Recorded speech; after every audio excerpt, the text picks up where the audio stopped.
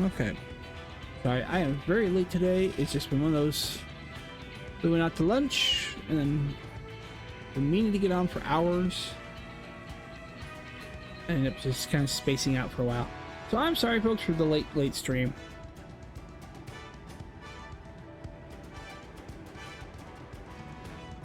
And then I had to figure out what kind of how strong I was mentally to play anything. This is really, I don't want to say mind-numbing, but it's not bad. Alright, so let's the MSQ. And then we have that. Alright. We have a dungeon to do. It goes to Stola.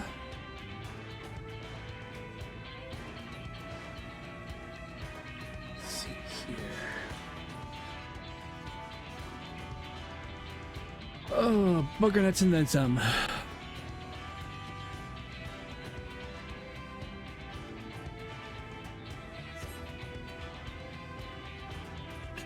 Hi folks, welcome in.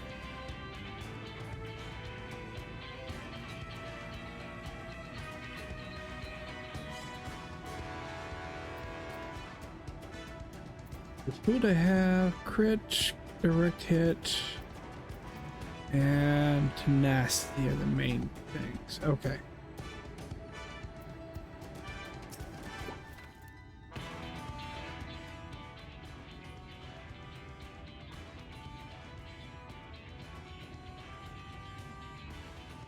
Everyone is here? Good.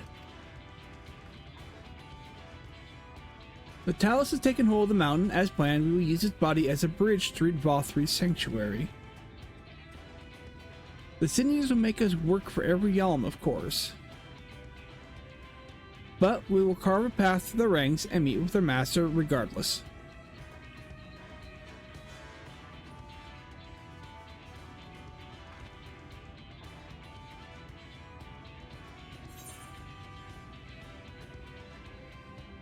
Alright, let's see. Let's be careful. Let's run this rotten egg for the first.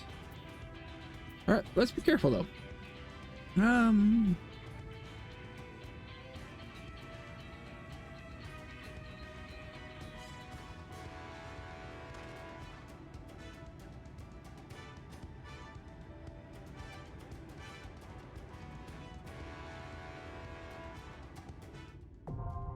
Gold is now available. Alright, we're going to do sports just because of DPS. I know it's a Saturday, but... Alright. Let's form a party. They're recommending Alphino, LSA, and Thancred. Well, Thancred's going to be the nonetheless. He's tank. So... Red Mage. Let's see. Okay. We'll go with what they suggest. We'll go from there.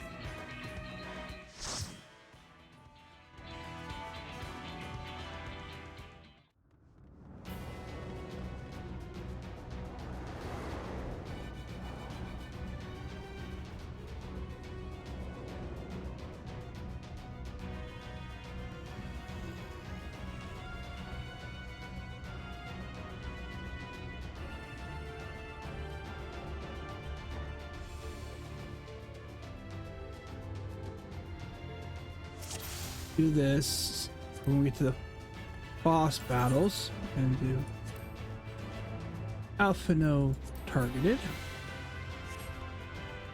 All right.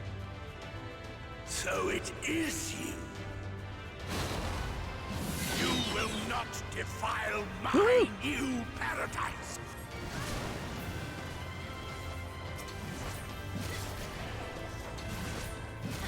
Get back here. You all need to be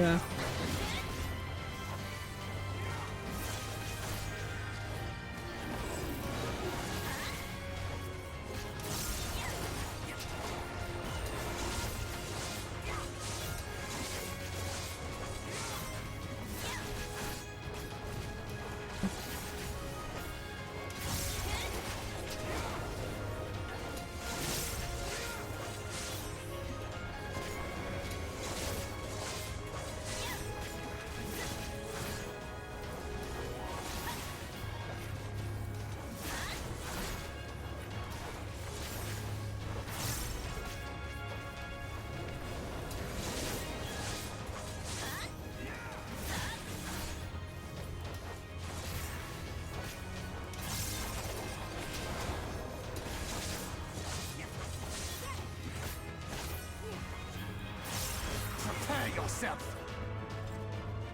Ba-ba-bum.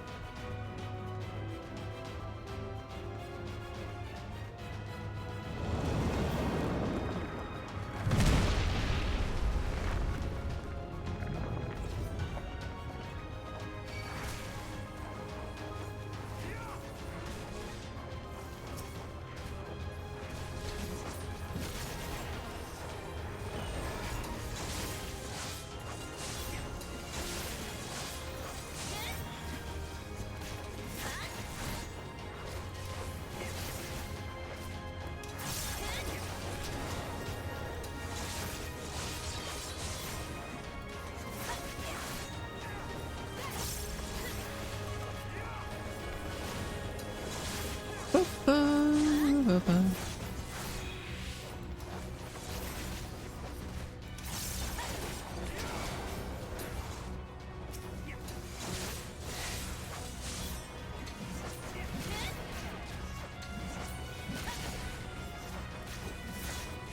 Ba-ba.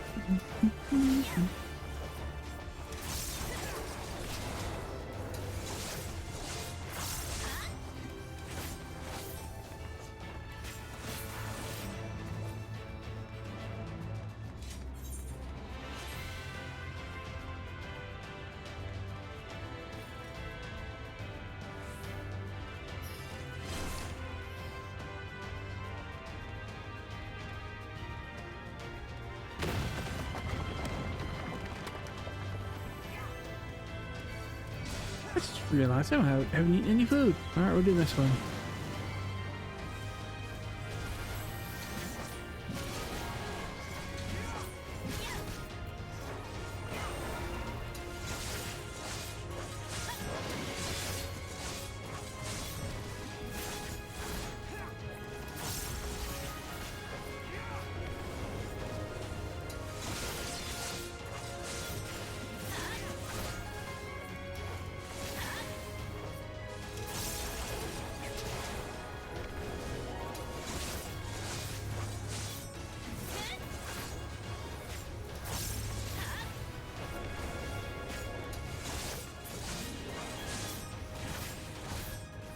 Ooh.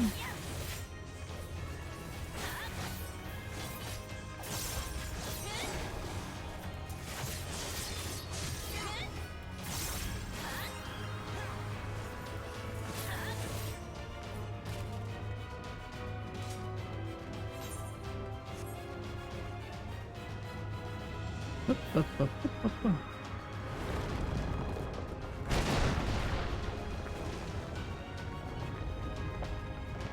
How many arms does this Talos have?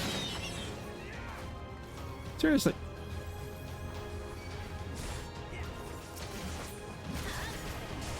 Are you all right? Doing okay. Doing okay.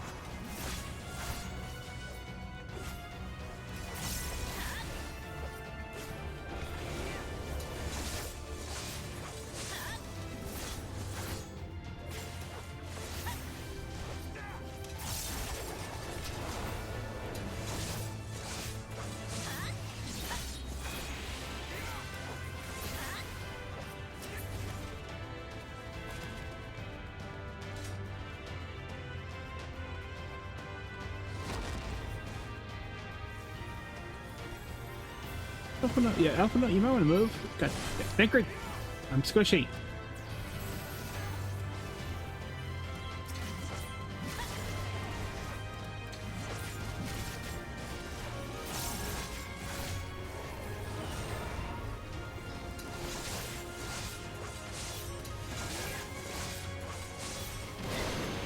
Ow.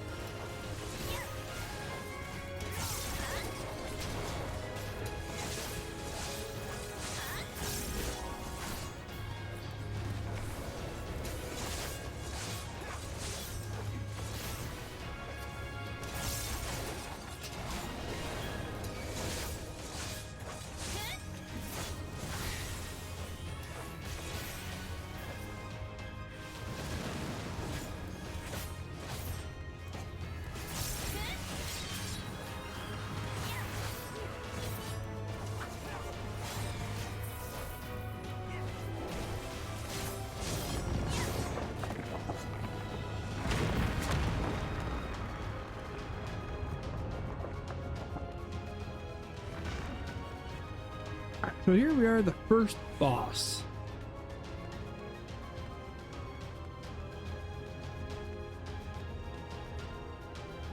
Ah, okay. Alright, I don't remember how this one works, so we'll just keep going with it.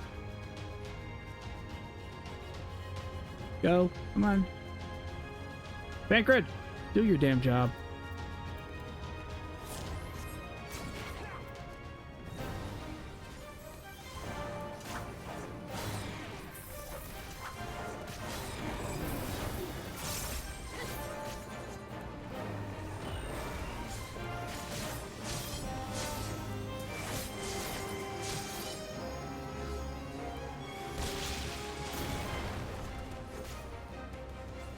That wasn't exactly what I wanted, but it worked.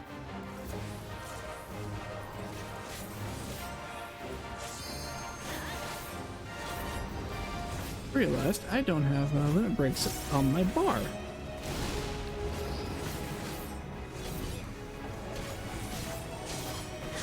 I'm gonna need to fix that before we get to the next boss. Let's give them a show.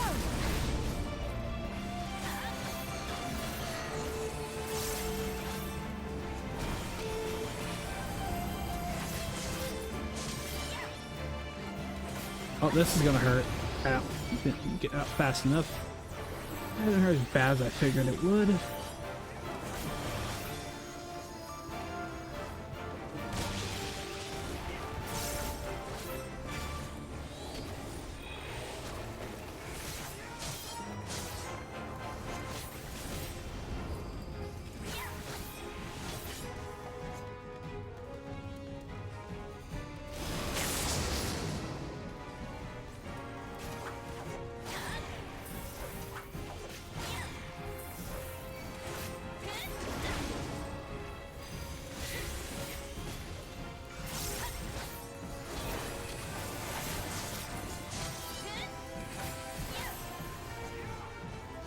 Leave the healing to me.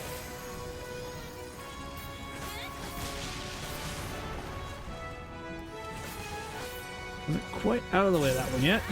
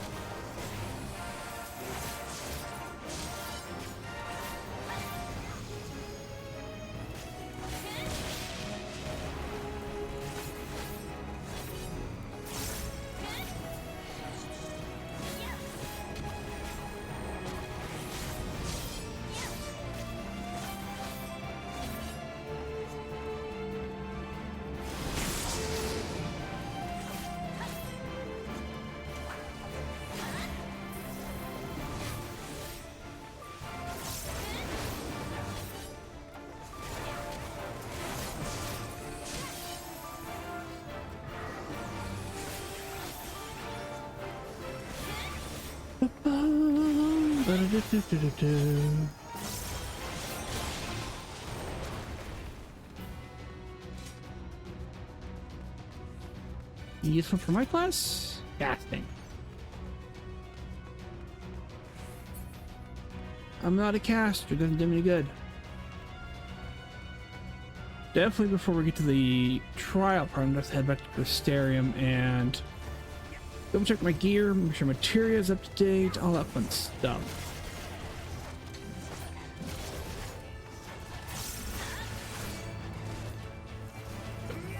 Oh, target window. Oh, ow, excuse me, sorry about that.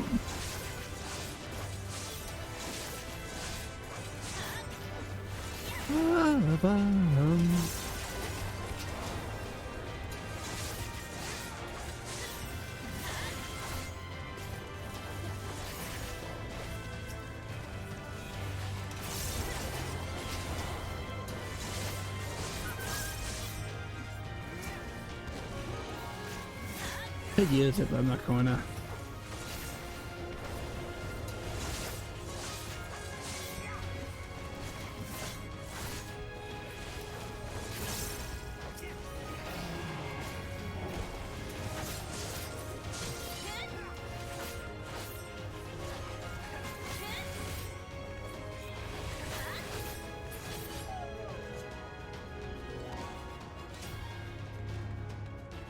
Doop, doop, doop, doop, doop.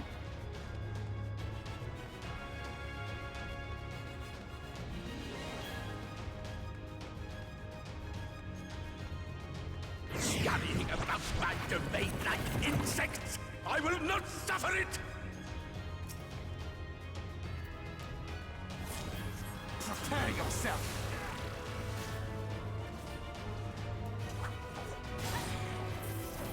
That a little bit. All right.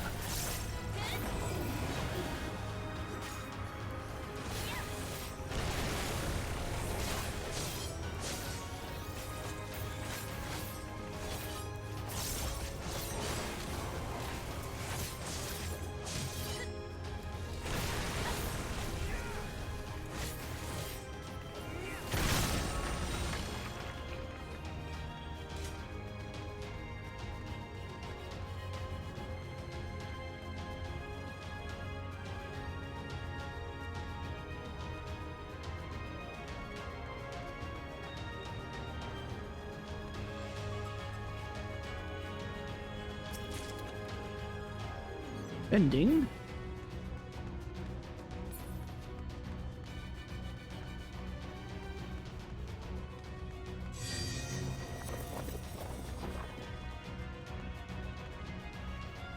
All right.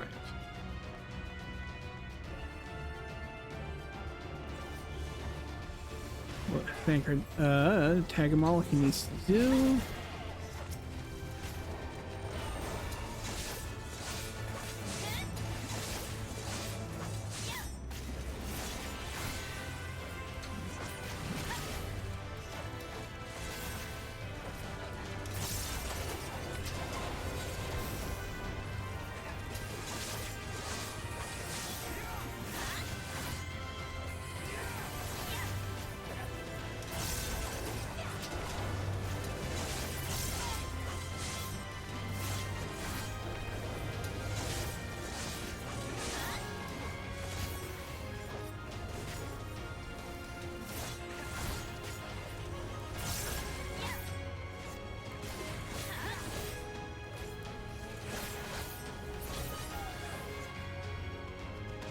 Mm-hmm.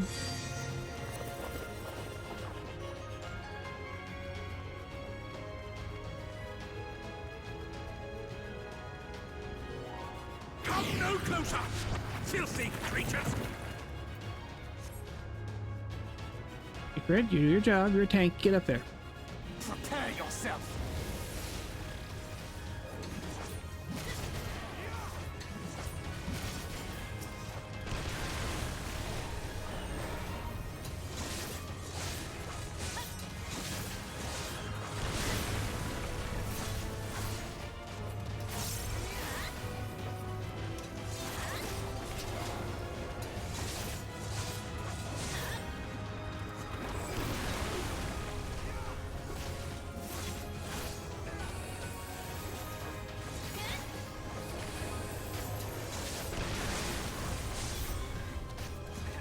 Free.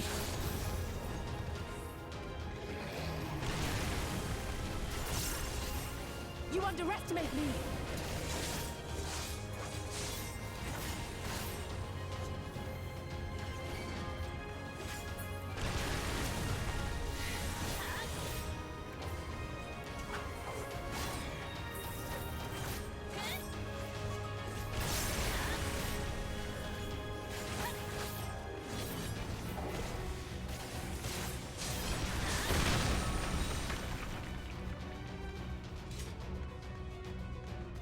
Treasure.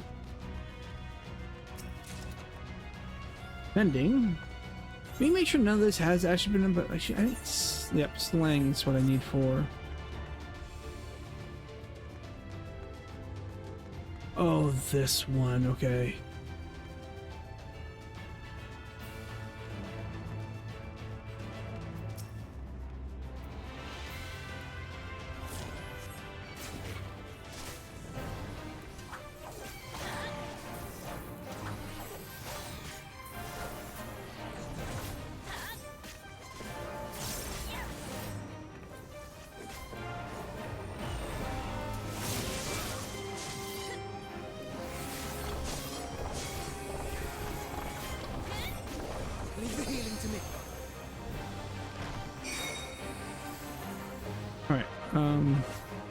Yeah.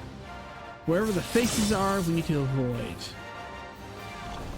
Focus. Release.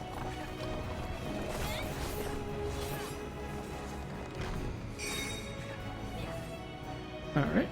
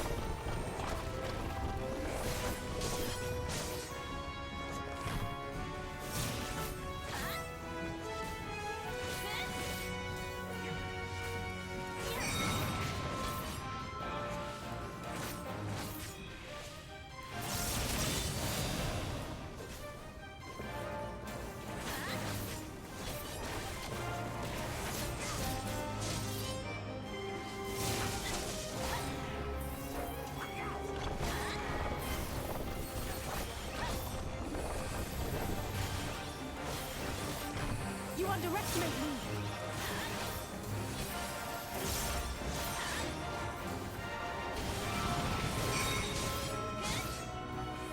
This is gonna hurt, but don't get. There we go.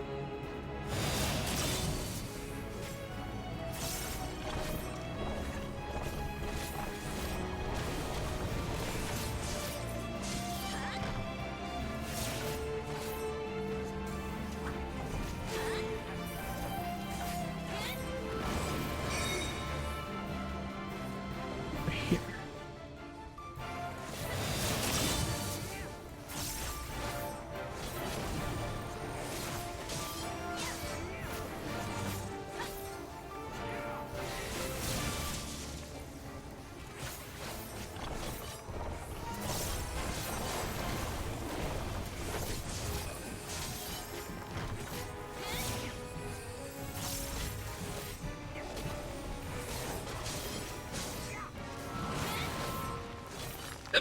There we go.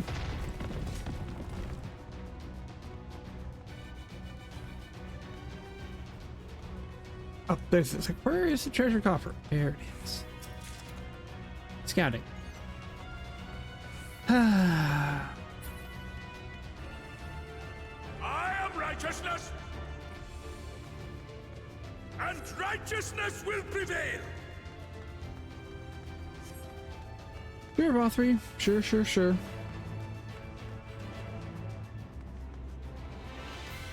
Alright, and Khalid. Can't you do anything by yourself?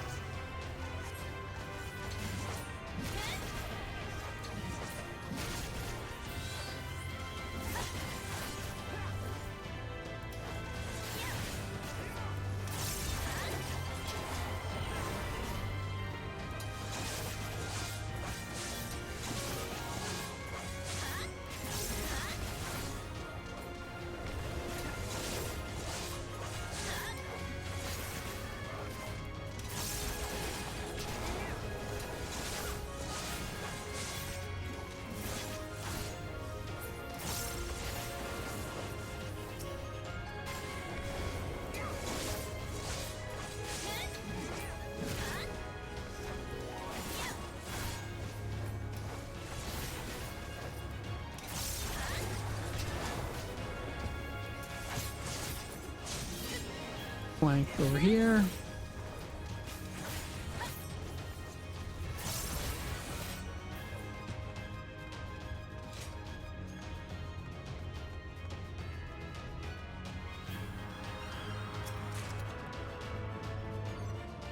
Okay, there's a ring that actually works for my character.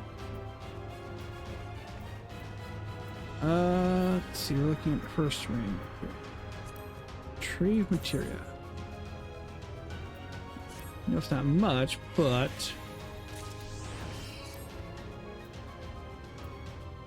assign my gear.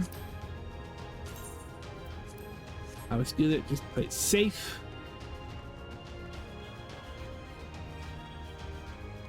That is the first piece of gear for Reaper I've gotten at all from any of the dungeons so far. What are we looking at here? Okay. And Greek, get up there. You gotta go say hi to them. Thank you.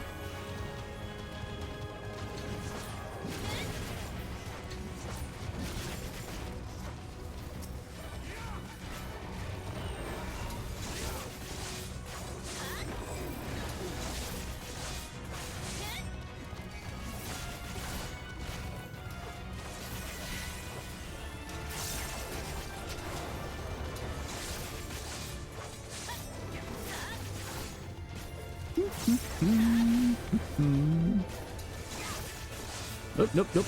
Out of that.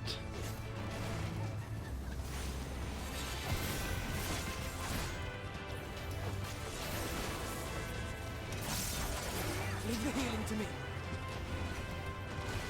Oh, I gotta find someone else.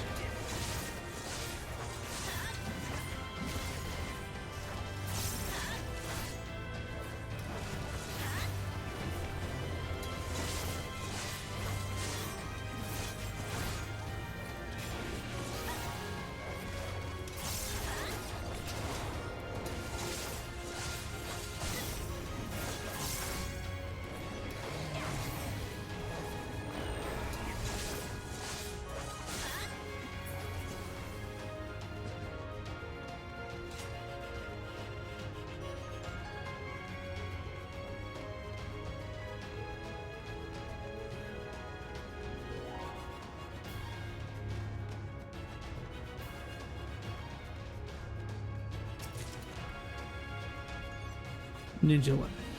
Tancred.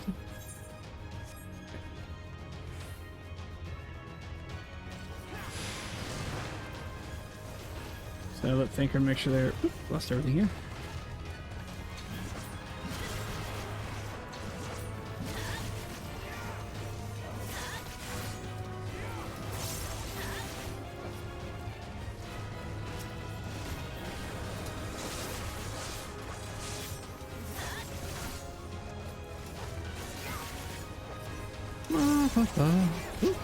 Nope.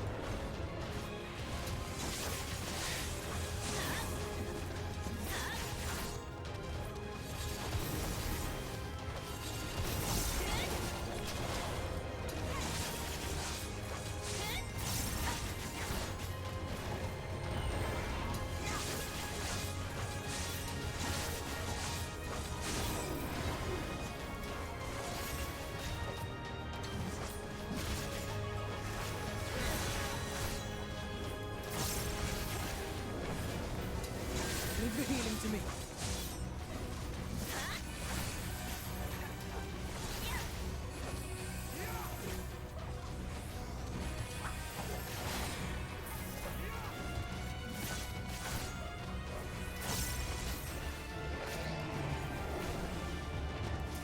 Very well. If you will not be discouraged.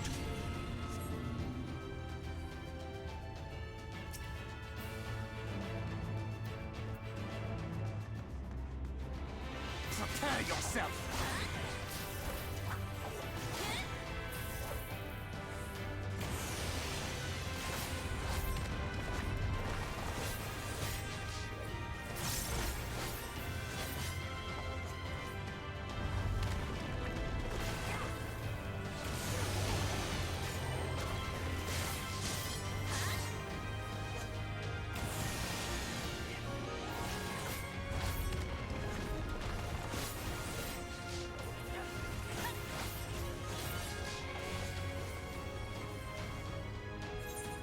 Oh, that wasn't what I wanted to press. Focus. Release.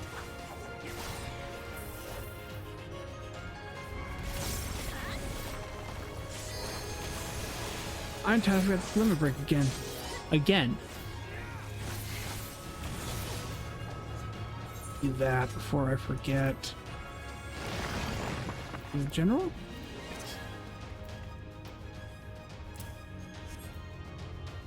I have it. I forgot to have it, and I don't use it. How's my food? I'm still looking good. Yeah. Oh.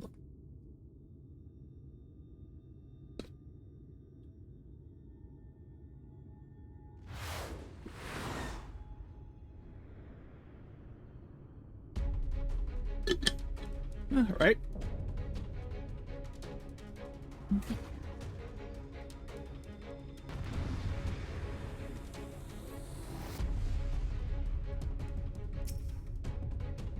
Concert of Sin.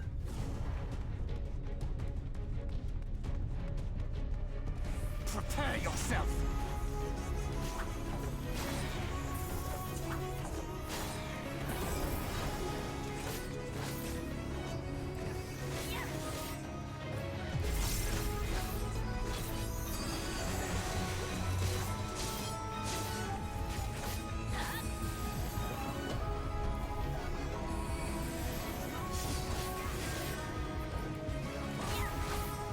Stop them, damn you! I don't care what it takes!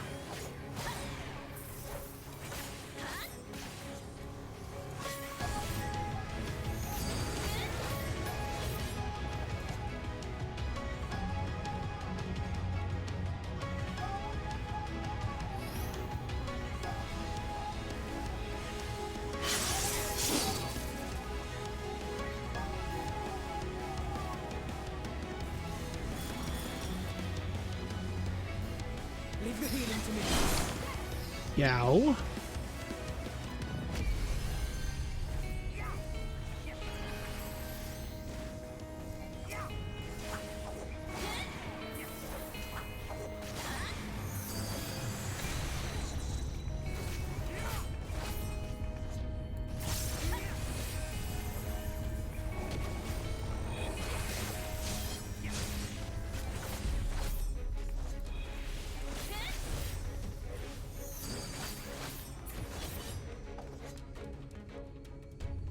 Keep your guard up.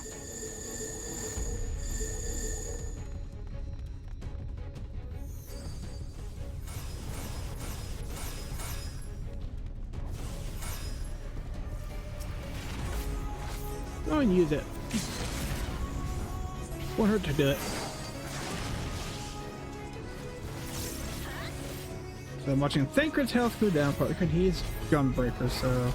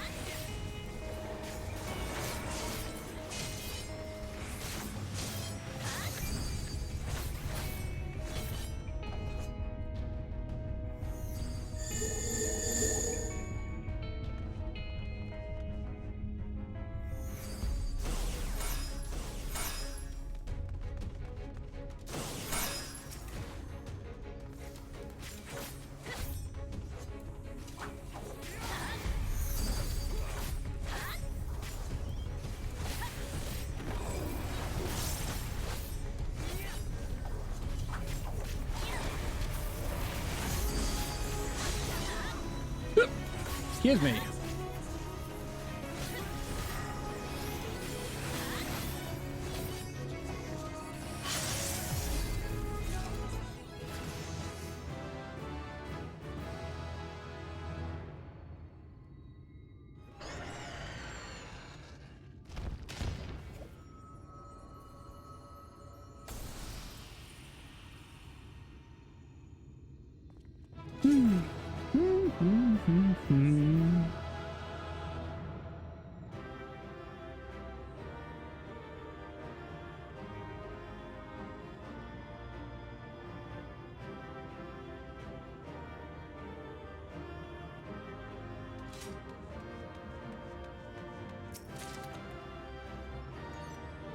With it. All right, fine.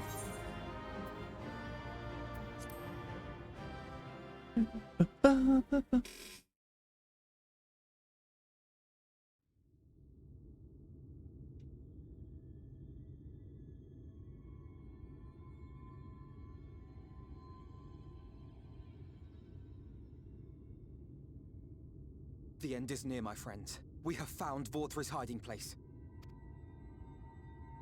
Unrepentant villains! Will you not be satisfied until you have brought disaster down on your own heads? By your wickedness, you stand to gain naught but ceaseless conflict. Had you only trusted fate to me, there would have been peace for all. You could have lived bliss in my eternal paradise, free from the burdens of conscience and purpose. Peace assumes many forms, and I do not doubt that you considered yours well worth the cost. I was even prepared to believe that the end might justify the means. Ignorant as I was, I had hoped that you might mend your ways and join hands with us. That we might strive together for the happiness of all. But no more. Your actions cannot be reconciled with your words. Peace for all, you say? Yet when you were threatened, your first act was to sacrifice your own people in order to save yourself. If your paradise can be rebuilt so long as you alone survive, it exists not for the people. It exists solely for your twisted pleasure. Hear me, Vorthri. The people won't submit to your will, for we each have our own. I made a promise to a noble soul, a woman who saw fit to entrust me with her legacy, and I mean to keep it. Everyone who stands with us has something precious, something that they cherish and would die to protect. They know their own hearts. They know what they want for this world. And by lending their strength to our cause, they have spoken. No matter how hard you may try to bend the world to your will, we will never yield! Silence! Not another word! You presume to lecture me. Insolent worms. You will learn your place. With my true powers awakened, I will expunge you like the filth you are. Your demise will serve as a reminder to all that I am the zenith of mankind and sin eater both. chosen to rule over creation by right of transcendence. My very existence is virtuous. I am perfect, immaculate. He seems disinclined to grant us an audience. Find Vorthree. We will hold the Eaters here. Come! Let's finish this!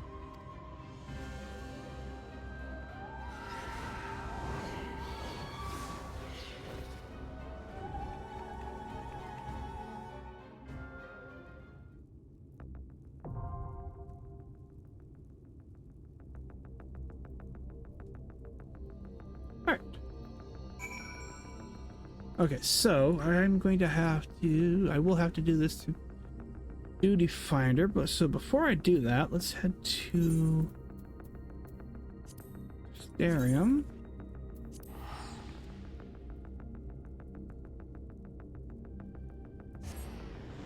If there's any gear, then I gotta reapply my materia.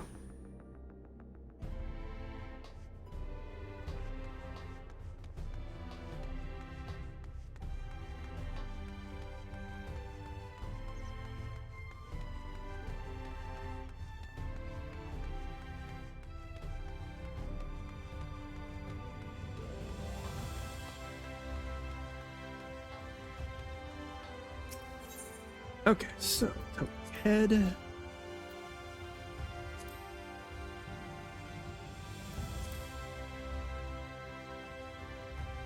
What you're asking for 110, 120.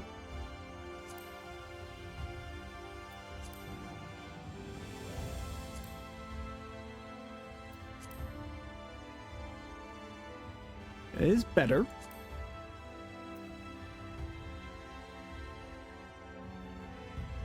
I want to spend the money on... What does that actually look like? If I want to transmog it or not. I don't know.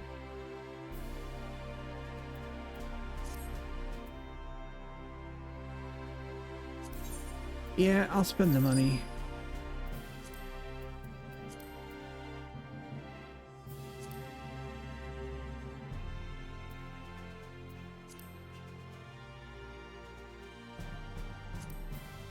$39,000 for that.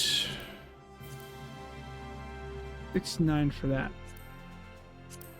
I am character looks like. Okay. That's Dryfish, but this one.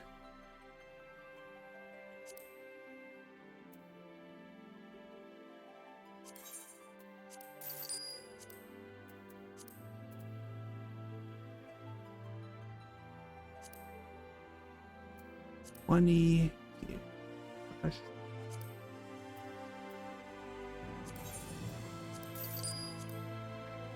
Spending some money, but I haven't really got any really good gear.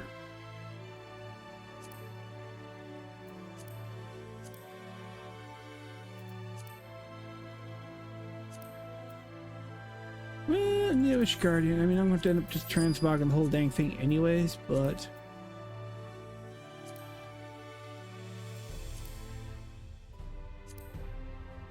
$25,000 for a newish Guardian, which gives me 45 versus 69.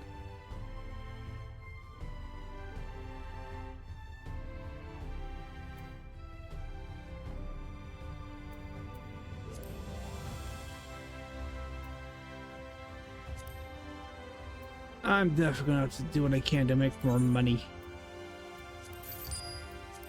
Already got a ring, necklace. Where's my necklace? Or earring at? I think what I've got, yeah. Necklace.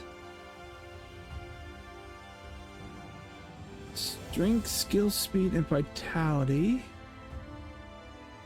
Strength, determination, vitality, and skill speed there.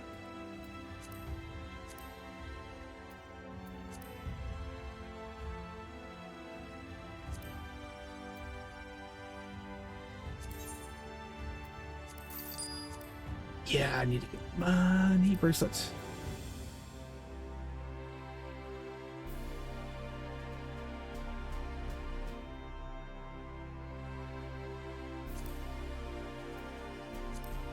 25 for that. 29 for that. Item level 515, 510. I'll take the higher item, low item. And I'm gonna need back more money, and then one of the rings.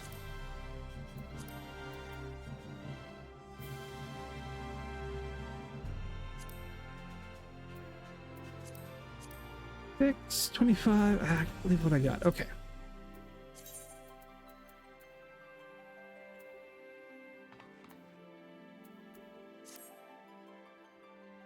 Alright. Let's get into light. I want to look at this smorgasbord of armor.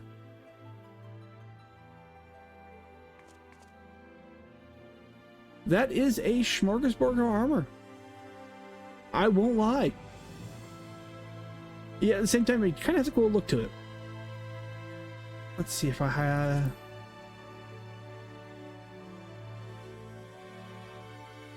That is a smorgasbord of armor. That really is. Oh my goodness. Do I want to go with or without helmet on? We'll go without. Oh my, well, we'll deal with it. Reassign that gear.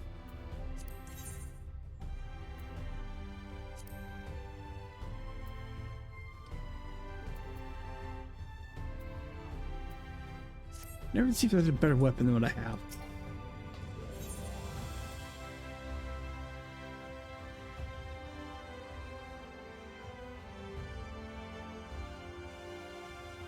Let's see here. Where are you, Reaper? Not really? Nothing. Okay. Not surprised.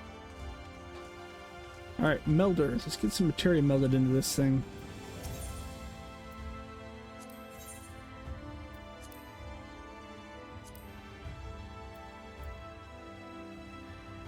Alright, what we're looking at. It has almost max crit, and it does have max that speed.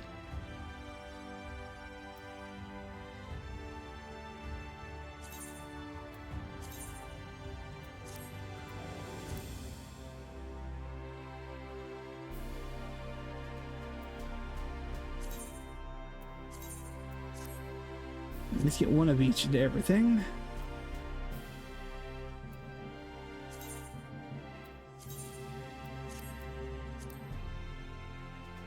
Crits max, so...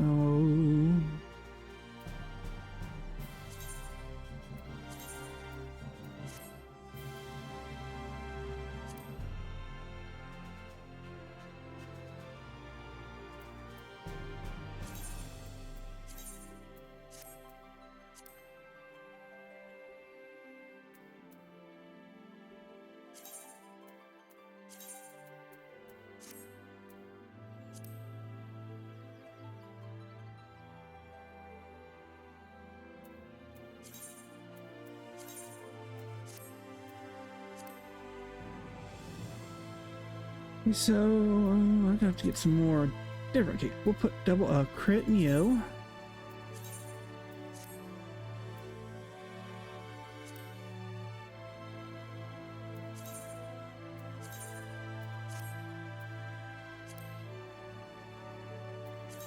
Crit and you.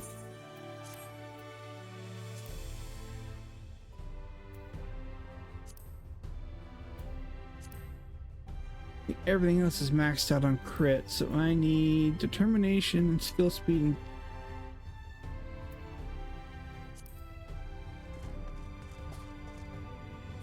my gear score for about everything 510. We'll assume 510 for everything.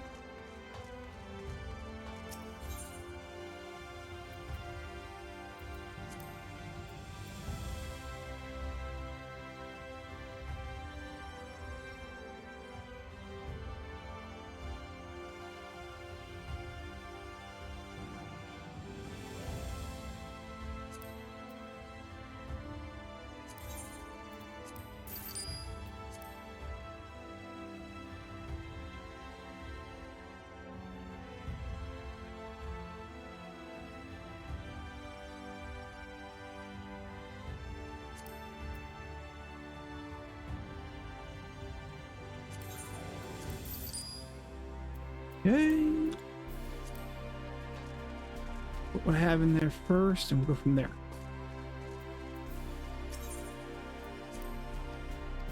wasn't what I wanted. I wanted to do this.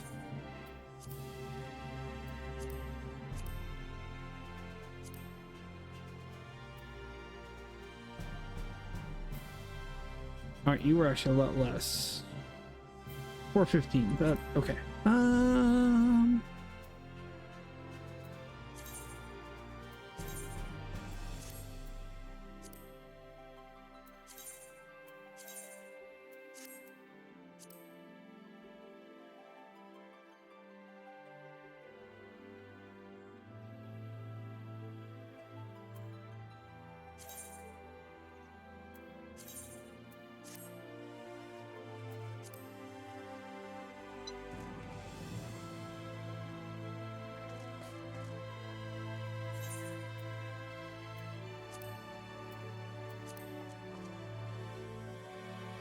Okay, let's see how long it takes me to get into the Crown of the Mac. If it's too long, we'll do something else for the night. About a 10-minute wait.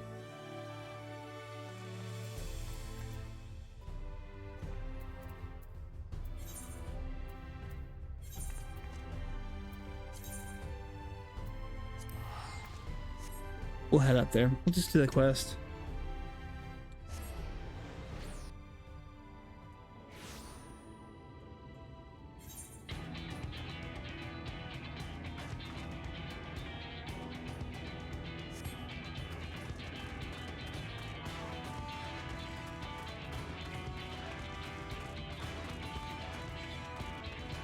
Three-minute ad warning.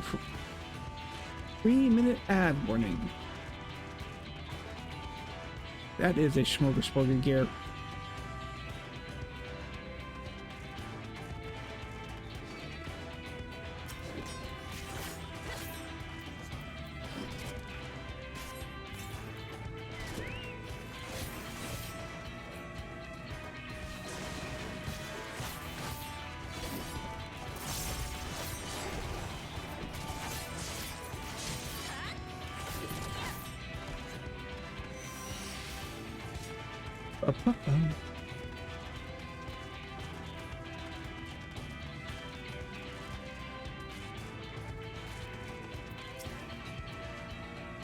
Let's see, I'll never be a proper dwarf. So I need to rally him.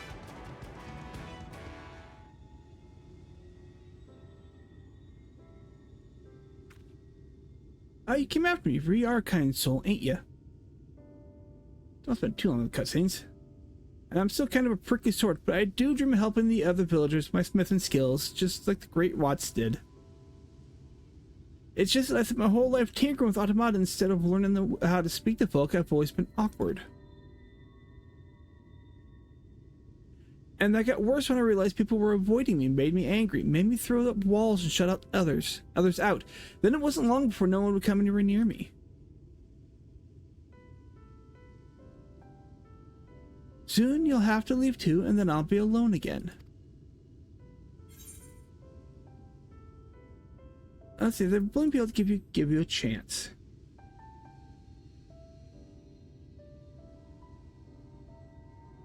You're still trying to help me, yeah?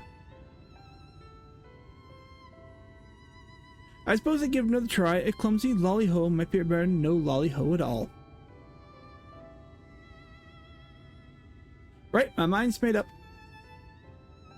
I can do this, be the dwarf I need to be. You'll be there with me though, right? Sure.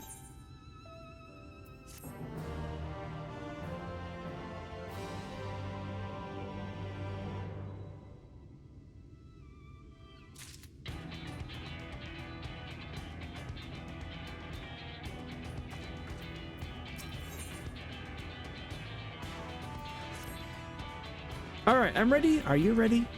I'm going back to the village to give them my best lolly-ho. You are coming, ain't you? Good, I'll start with one of my friendlier folks. Here we go.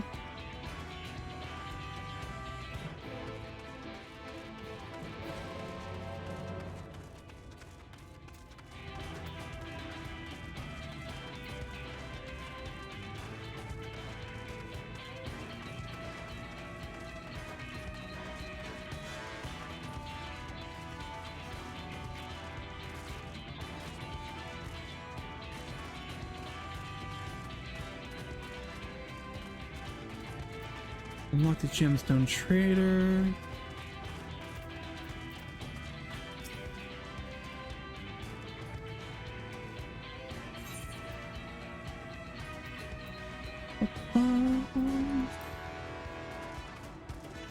Well, I'm curious. Hold on here. Anybody doing MSQ? Other than the howling I experienced. Okay, well, that doesn't do me any good.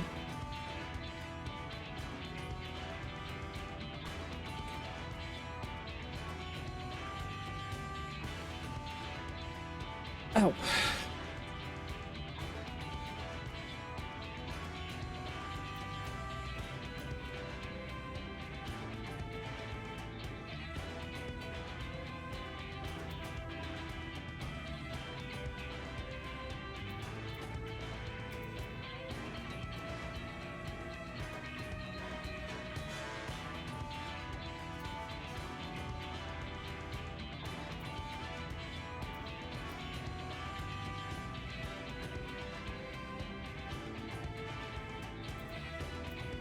Let's see here.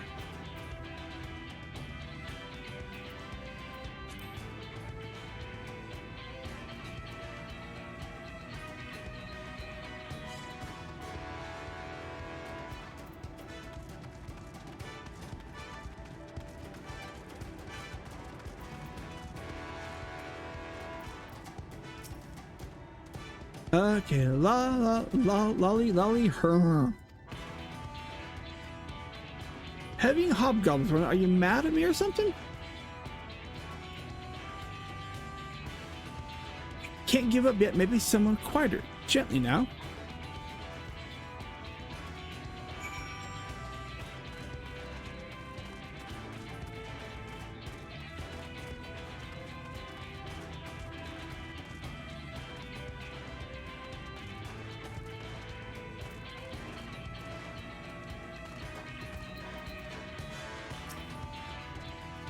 What do you want with me?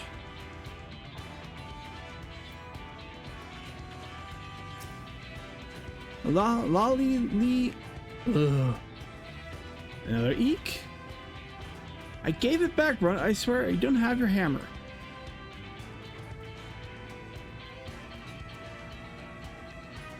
My nerves keep getting the best of me. Maybe I should just stick to the automata. No, I can do this. I'll not let you down after all you've done for me.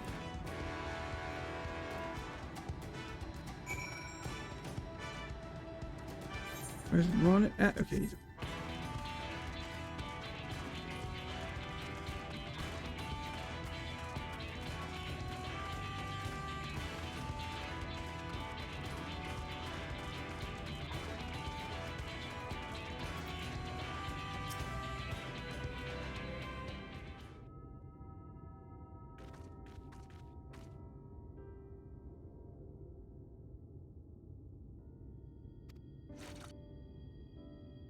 Hello, young Ron. Is there something you needed?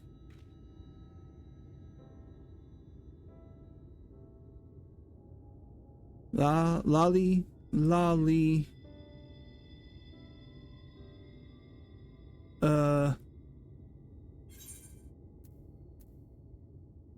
Be the dwarf you want to be.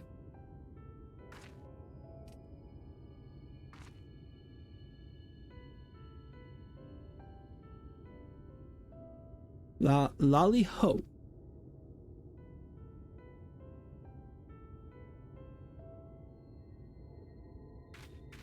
Inhale. I'm not going to be screaming out lolly ho. I'm not screaming it out. My room's not soundproof enough for that.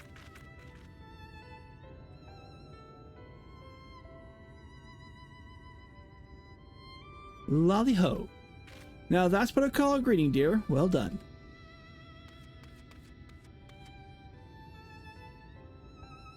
I've never heard a lolly-ho like that before, Ronnet. You damn near knocked me off my feet. I almost thought you were going to strike old Zimmit here. How ridiculous. Our Ronnet would never do such a thing. He's a bit excitable, I'll grant you, but those angry words don't speak for his sweetheart. Who do you think dreamed up and built my helpful automata here? Even if it's strong enough to carry me, should I need it. Now, run it. You've shown what you can do. How about you give a nice greeting to these folks as well? Lolly ho.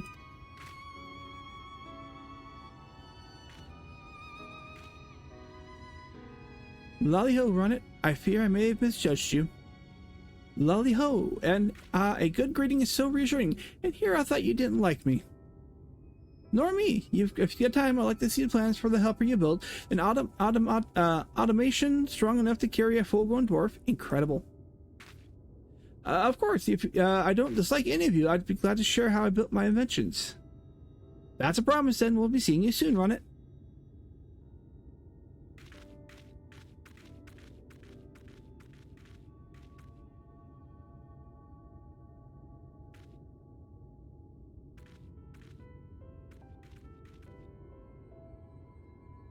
I can't believe it. Good for you, dear. Now, I think a little gratitude towards your friend here might be in order, Now, if you'll excuse me, this old lady has things to do and nary enough time to do them in.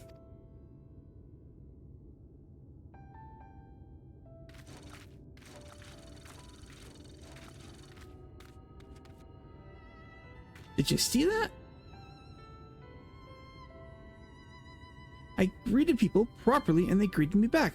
Folk want to talk to me for the first time in my life, and it's all thanks to you. Oh, if you have to come meet my mother again so I can introduce her to my friend. I can't talk. Oh my goodness gracious.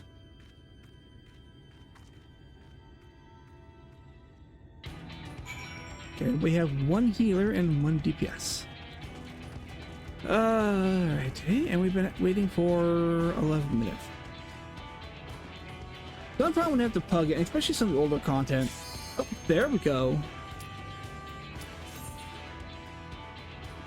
Never mind, we're here. Okay, watch me flail and die.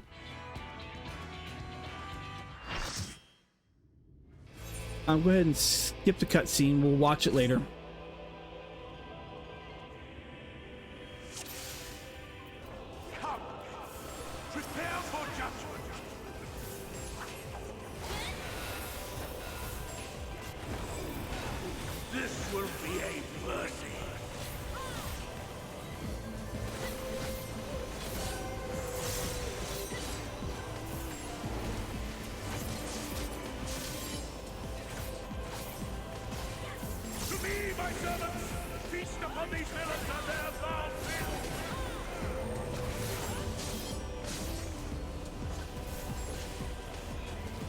Alright, let's see here.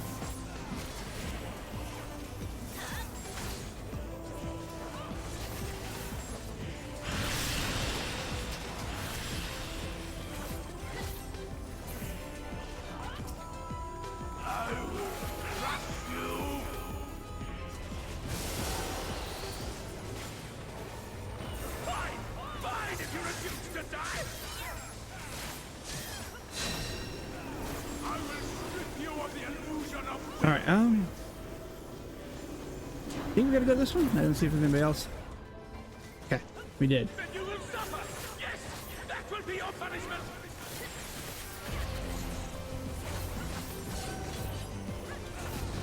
Receive of me my blessing and rise higher!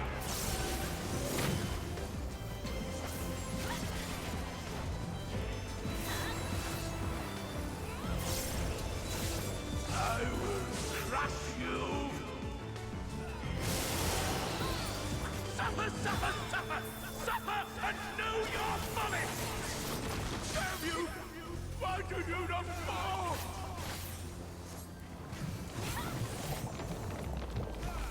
Why? Why? It burns! It burns! Okay, this is part one almost done.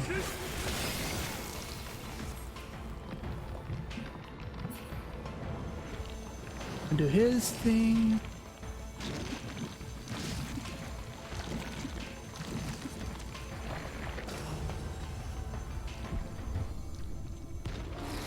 The light surges within me. I'm gonna do it all again. Phase 2. I see now. This is the passion of my ascension. Very well. I shall Excuse me? embrace this trial.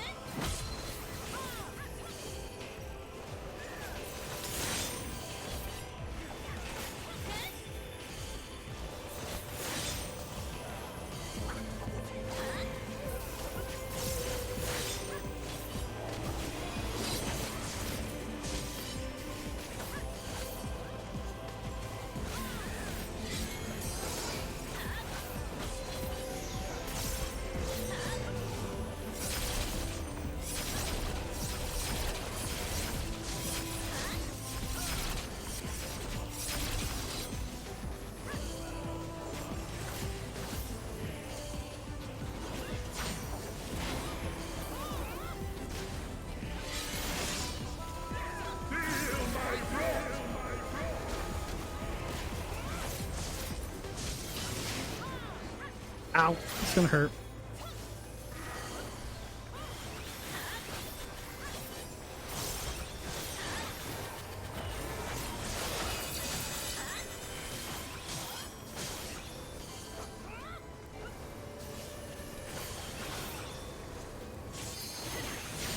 Your reckoning comes.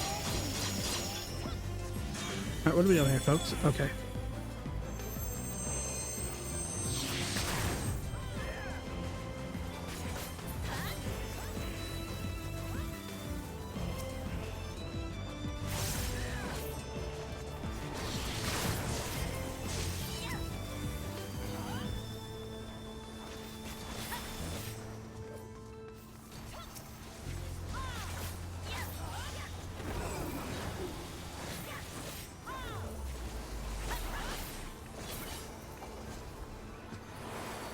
I shall excite the sin of your existence.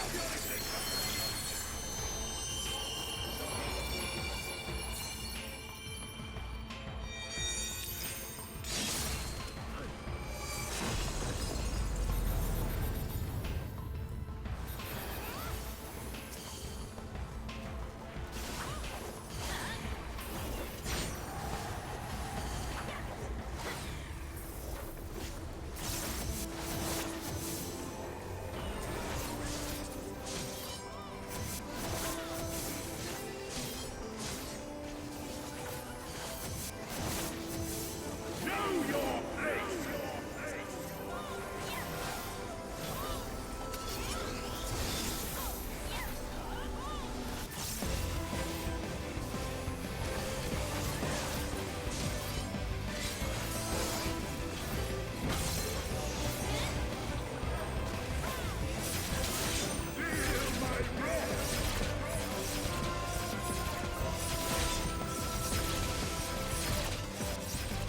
Ah, damn it. I tabbed down my game. Hate when that happens. Atone with your life.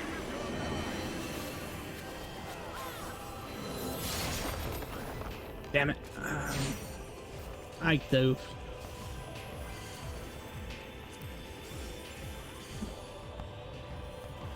That's delicious. Shall we?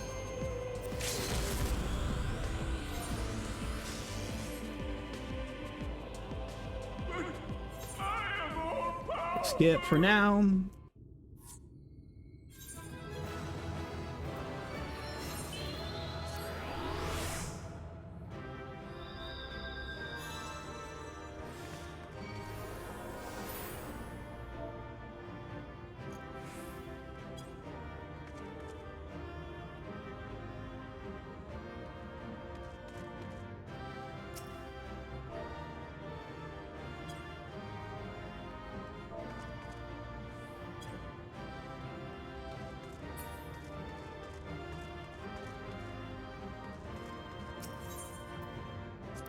Oh, I didn't give her accommodation. Damn it! Well, if you see this, I'm sorry. I forgot to give you your accommodation. I feel bad. She was supposed to have her accommodation. I don't like not doing that. They work hard for that. Is that Vothri? Well, yeah, technically. No. If you're watching this later, I am sorry I missed your accommodation. I did not mean to forget that. I'm so sorry. I see, it's finally over then. Now, Night will return to Norvrent, bringing salvation to both our two worlds. While speaking of the reading, several cutscenes will play in sequence. I recommend you set aside sufficient time to view these scenes in their entirety. We have time. Should you leave the area, you may return here by speaking to the sentry posted at the entrance to Mount Gulg.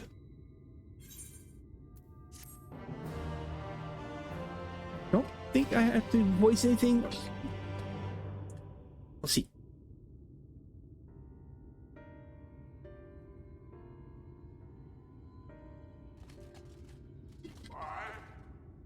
Am I cast down?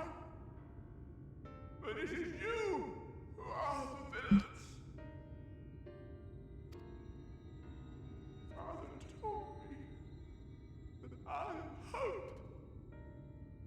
I am righteousness. That I am a god. That is why I was born. As man and sin eater both. I kept the people safe. They respected me.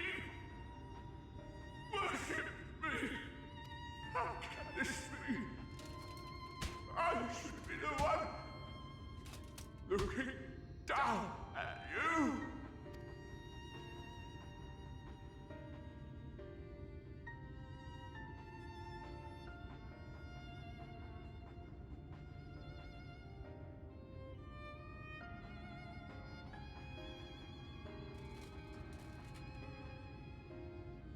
Help me.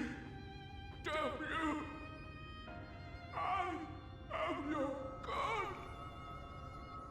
I'm kind of known as a god killer, so...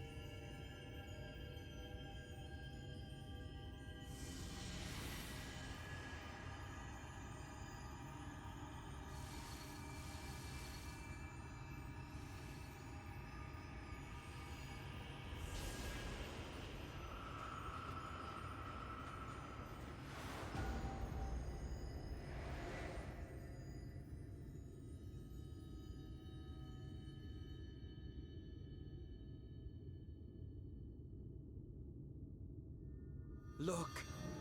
The sky!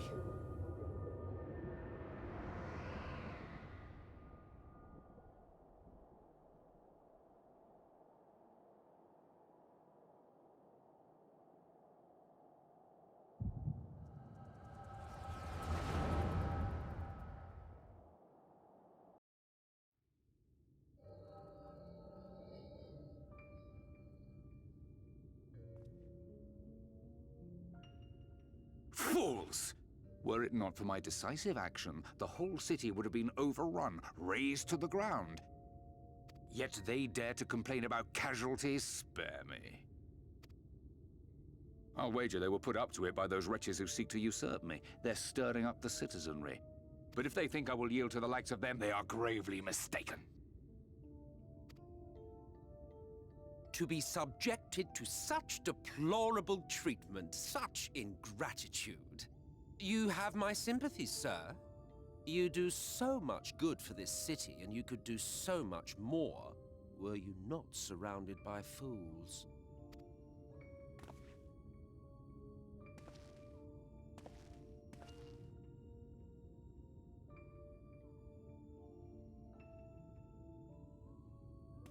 you? You're not supposed to be in here. My apologies for the intrusion, but I come bearing a proposal. One that will ensure the longevity of your reign.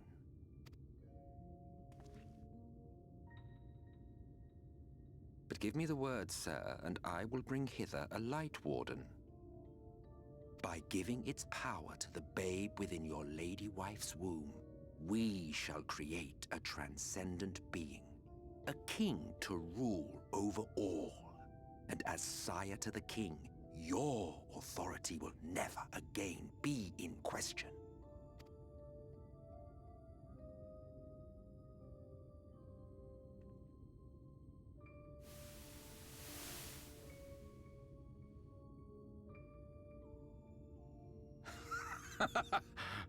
Amazing. Before my Vorthri, they behave as docile pets. With this gift, my line shall be guaranteed power for perpetuity. We shall rule the whole world. By all means, sir. United under Yulmor's banner, men will cease fighting and abandon their ambitions. Thus, they will grow fat and complacent, and in their sloth, seal your supremacy.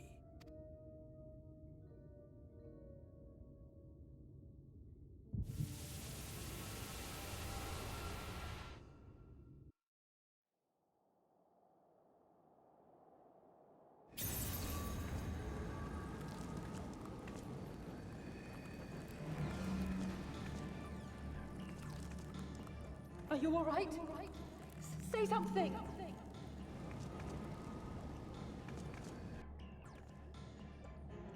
Twelve Forfend. She cannot contain the light. She's beginning to turn. Urianger, if you've aught up your sleeve, now is the time.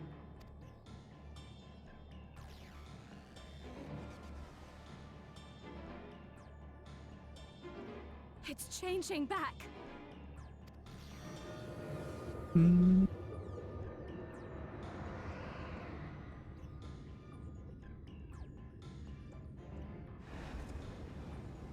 The Light Warden of Light Wardens. The combined power of every Light Warden is too terrible a burden for any one soul to bear. Hard bird, where are you? We need you, man. And so I shall relieve you of it.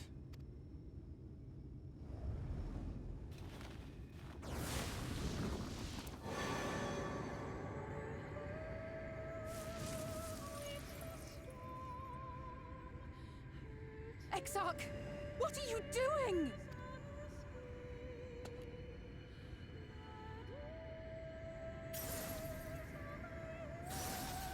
I will channel this profusion of power to the Crystal Tower and use it to travel to other worlds.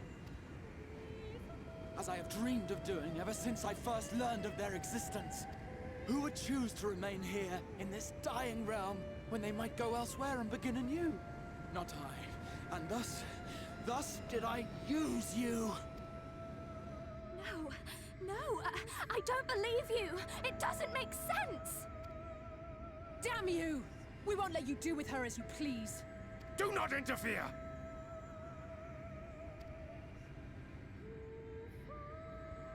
Please, I beseech you all, let him go!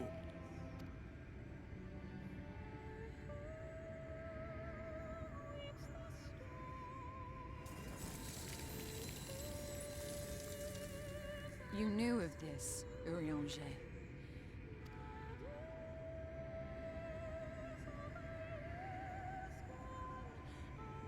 'Tis all a fiction. Such vaguely defined acts of teleportation stand no chance of success. The Exarch will never live to see another world, as he knows only too well. Then, what does he mean to do?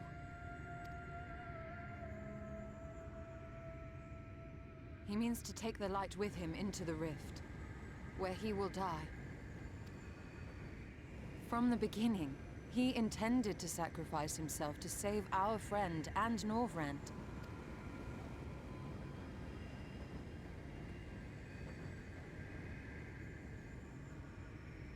At journey's end, an opportunistic thief makes off with the hero's prize.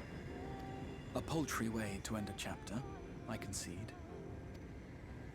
Yet your tale will continue, and my role in it will scarcely be remembered.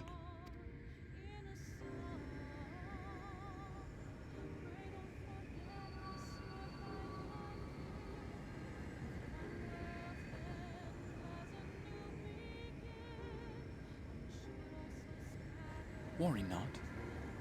Whatever should become of me, I will be happy and free, safe in the knowledge that I have played my part.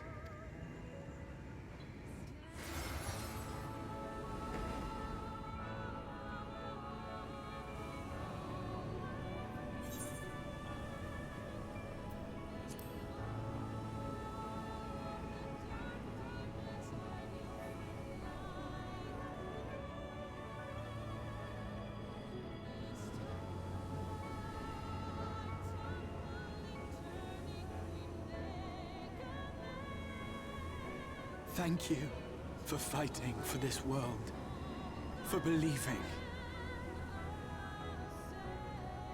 Fare you well, my friend, my inspiration.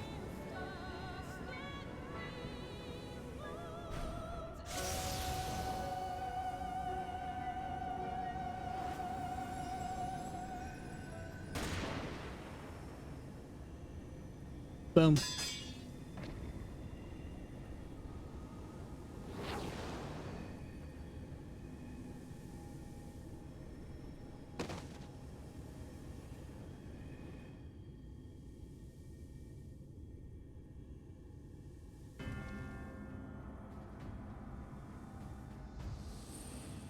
Only those who possess the royal eye of the Allagan Imperial line are capable of controlling the Crystal Tower.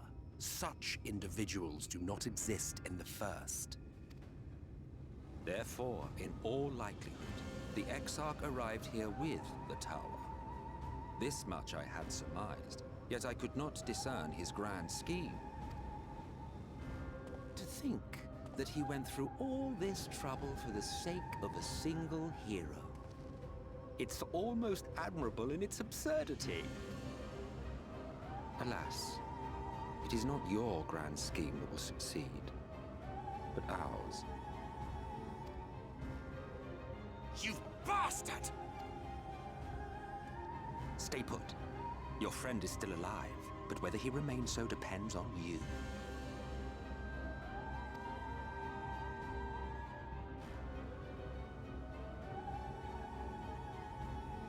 What a disappointment you turned out to be. I placed my faith in you, let myself believe that you could contain the light. But look at you now, halfway to becoming a monster. You are unworthy of my patronage.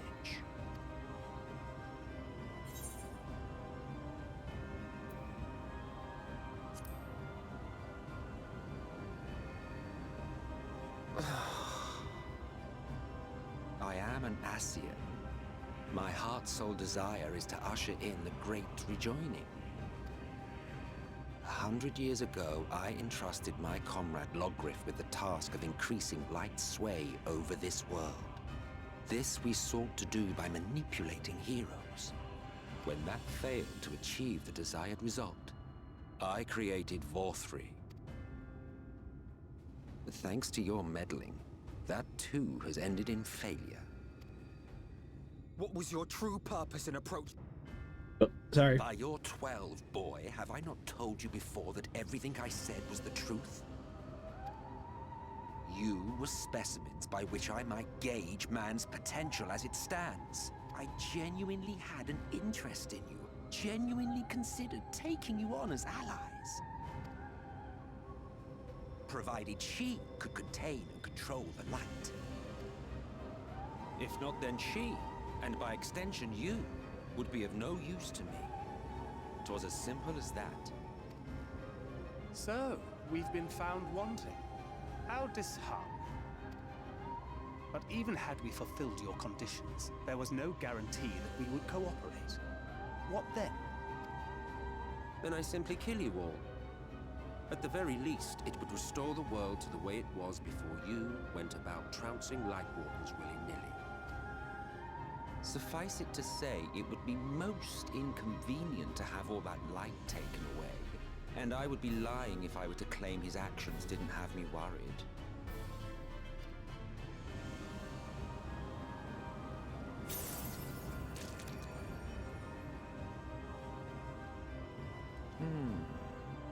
You still retain your form and your senses.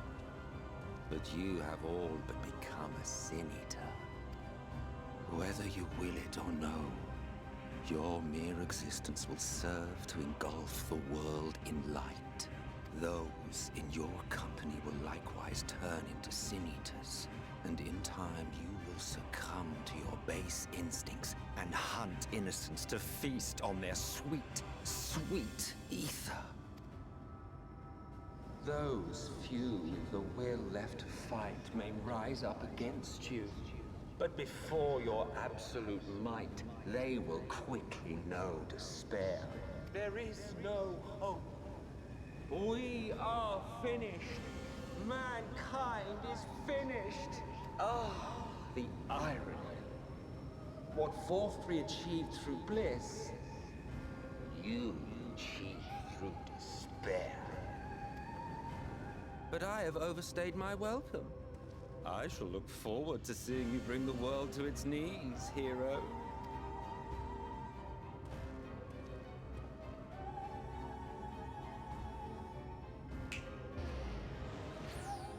Exarch!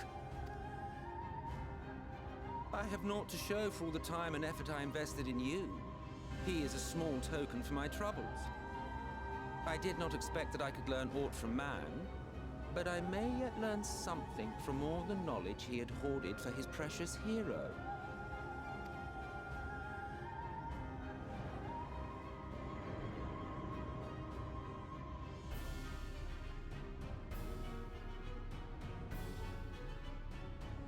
I pity you, I do. Your friends are now your foes. If you do not kill them, they will kill you. When it all becomes too much to bear, seek me out at my abode in the dark depths of the Tempest. There, you may complete your descent into madness with some dignity, far from prying eyes.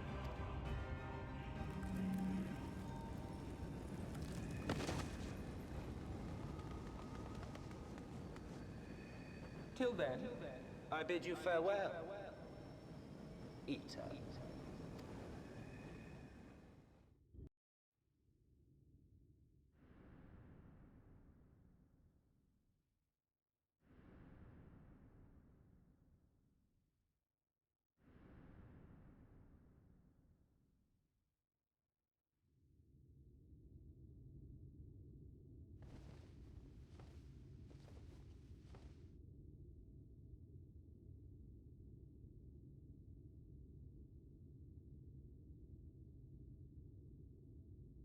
Ah, finally.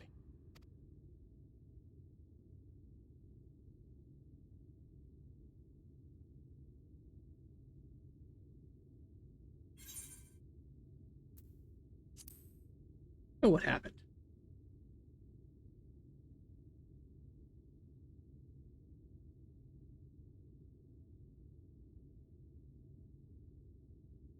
After you collapsed, Emmet's self vanished. Then Reen did what she could to stay the raging of the light within your body. Thanks to her, you're still you, but she's only delayed the inevitable.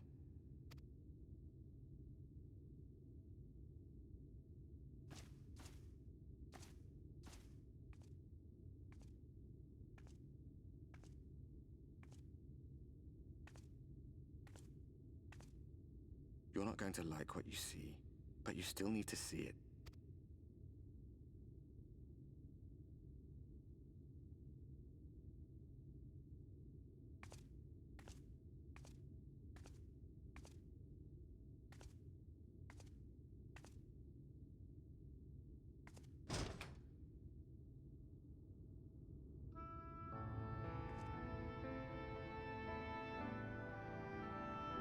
Not quite as prevalent, though. Still see the stars.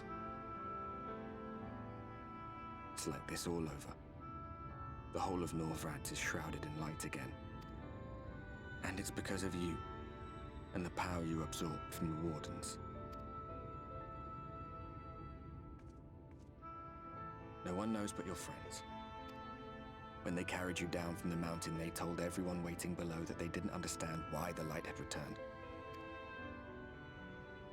And now they're out there trying to allay the people's fears, while searching for a way to save you.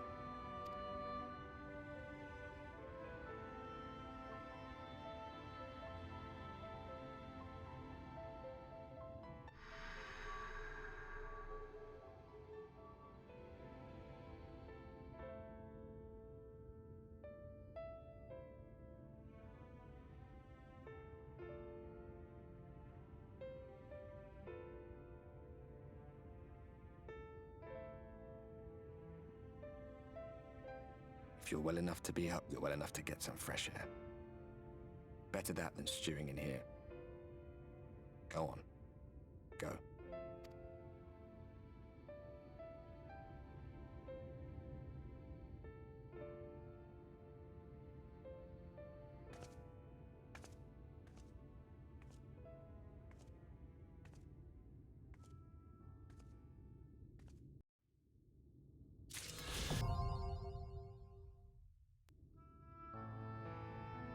Alright.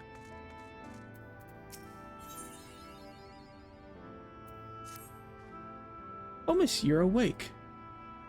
You were injured during the foray from Mount Gold, yes? I was here at my station, as always, when they carried you in a makeshift stretcher looking disturbingly bereft of vigor. And to compound my worry, the sky has, well, I'm sure you've seen it. It has everyone rather concerned, to say the least. Seeing you up and about is the first good news we've had in a while. Assuming you feel strong enough, would you mayhap consider a stroll around the city to reassure our anxious citizens? Braggy was one of those who helped convey you to your chambers, and he has visited several times since to inquire after your condition. Where is he at? He's over there. Okay.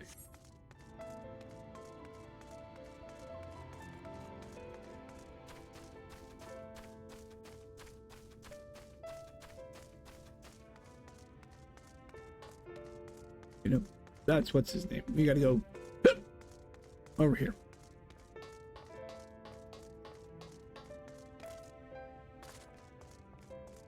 Where's he at? Out there he is.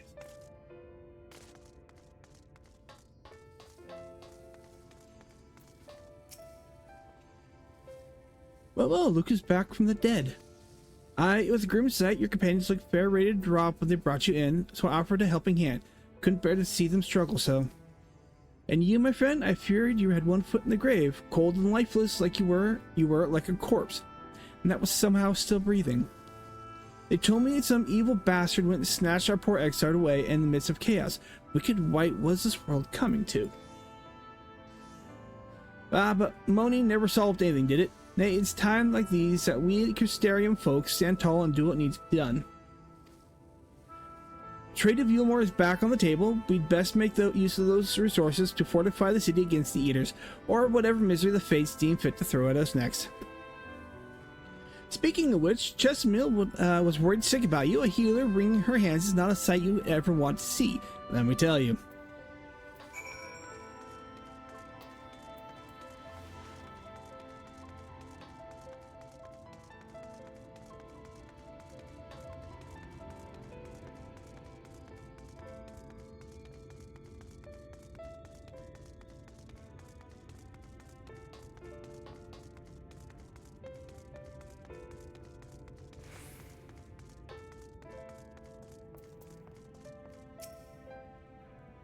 Oh, sweetie, you're alive. No one's been allowed to see you. Even Spragrix Chirurgans were forbidden from making visits. Reen was kind enough to tell me you were showing symptoms similar to Eater corruption, so I suppose there was a little any of us could have done for you in any case. As for your companions, they've been rushing hither and yon, seeking a cure for your conditions. I worry to see their faces had grown ever more haggard as time passed through the Castarium. I shall let them know you're awake, and when they come to see you, sweetie, please do convince them to rest a bit. They won't be helping anyone if they all collapse from exhaustion. And our own Morin has been a little better, I'm afraid. He hasn't left the cabinet, too busy with his nose buried in one dusty tomb or another. Where is he at? He is... Okay, he's down there.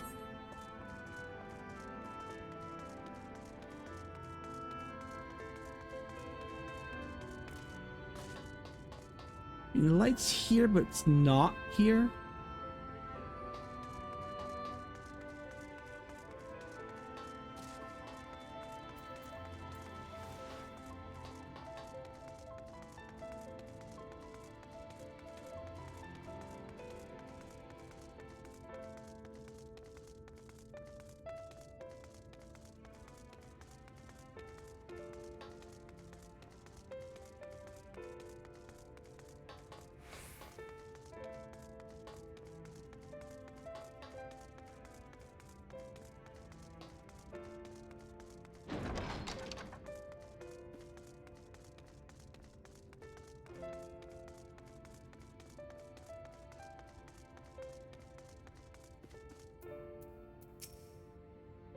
Found it. This says the same thing as last. Mayhap I should approach the problem from a different perspective. It truly is you and not some figment of my imagination. Oh, but this is wonderful. It would seem our prayers have been answered. Feeling otherwise helpless, I have been scouring our shelves for wisdom to explain why this worrisome conundrum. Why, with all the light once defeated, has the light returned to obscure the sky? I must have poured over 100 tomes, but no definitive conclusion seems forthcoming. So many questions I would pose to the Exarch, and thus do I feel his absence all the more keenly. Now that you are awake, however, I am hopeful the search for a stolen steward might begin in earnest. Catelys, meanwhile, leader of the crystalline mean in preparation for battle, though against what foe we are yet uncertain. Why not pay her a visit? I expect seeing you upright would be much welcome relief.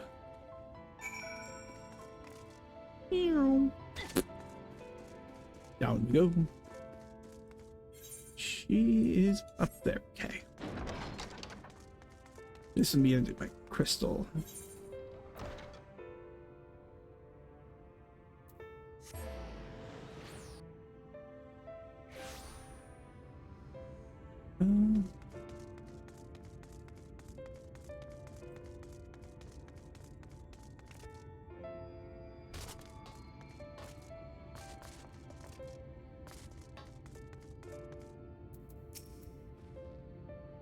Ninda, alive and well, I see. Well, sort of.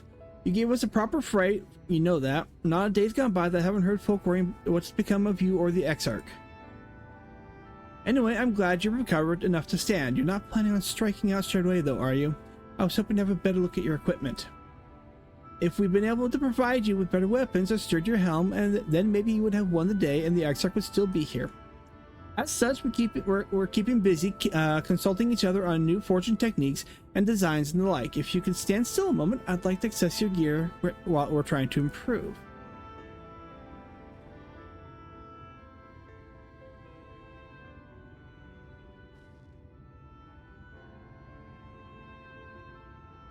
Aye, well, that's some fine work, I must admit. It wouldn't be impossible to make something better, but we need to experiment with different patterns and materials, and I'm not sure we have that kind of time.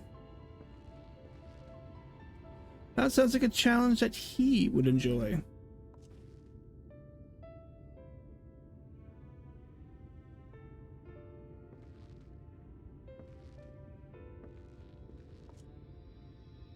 Greetings, Glenard. The master of the stairs is running his own errands now, is he? Aye, well, my servers are distraught enough as it is, and I didn't want to crack the whip too hard. Never mind that, but I'm thinking our absent genius and his epiphanies are the perfect answer to this predicament of yours. And by genius you mean old Grenold? He is a man of unrivaled gifts, I won't argue with you there. But what good does his talents do us if we can't bloody find him? No one's seen hide nor hair of Grenold since he wandered off some years ago. You know what he's like once he latches onto an idea. He's probably cloistered himself in some forgotten cave, completely absorbed in his latest creation, I wouldn't even know where to start looking. That does make things difficult. Still, if that eccentric is someone you're destined to meet, I wish he'll show up soon enough. In my time at the bar, many's a tale I've heard of strangers' fated encounters. Even a few of them might be stretching the truth a bit. Well, we'll keep our nose to the grindstone for the time being, but on the off chance you do encounter Grinold, you'd be wise to take advantage of his brilliance rather than wait for our slow and steady progress. This is all talk from when you have fully recovered, of course. I'll let you get back to your convalescing, eh? Before you do that, you're actually the reason I came over here in the first place. I don't suggest partaking in my stock until you're properly well, but if you're passing near the stairs, then I have a regular who's eager to see you.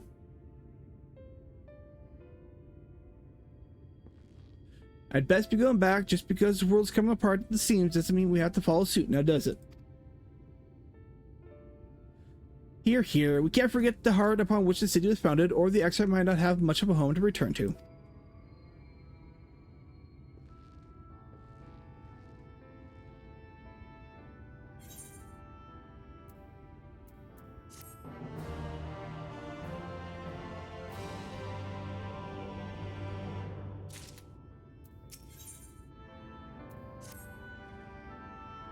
Are you alright? I think a return to your sickbed might be in order. Or you might consider resting at the top of the watchtower next to the rookery. This damnable sky doesn't make for the most soothing scenery, but the exotic often like to stand there and feel the wind on his face. Where am I going? Okay, over there.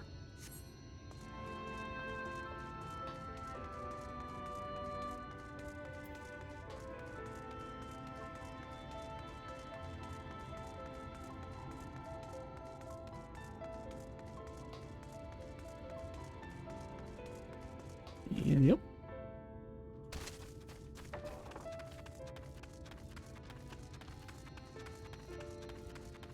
Oh, that's gonna be fun to try and get onto.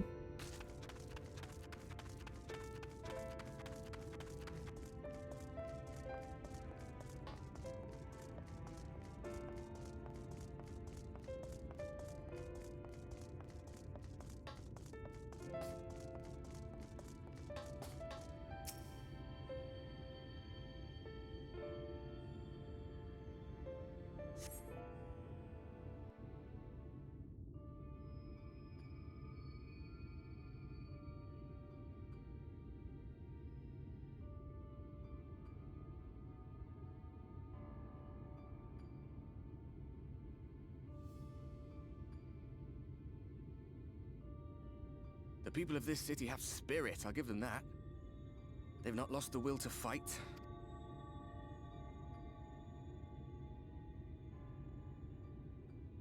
I can imagine how torn you must feel, looking at that sky. Knowing what it means to everyone. And that you're responsible.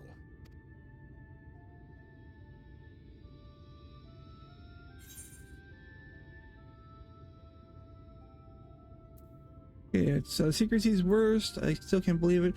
It's all such a mess. It's all such a mess.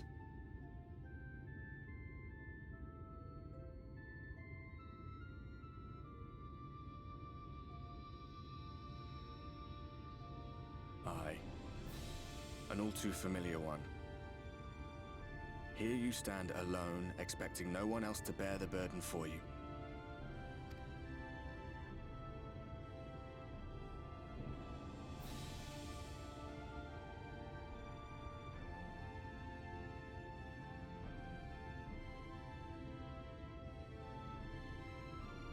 You're in a corner, and there doesn't seem to be any obvious way out. But that doesn't mean it's over. However hopeless it seems, you haven't lost yet.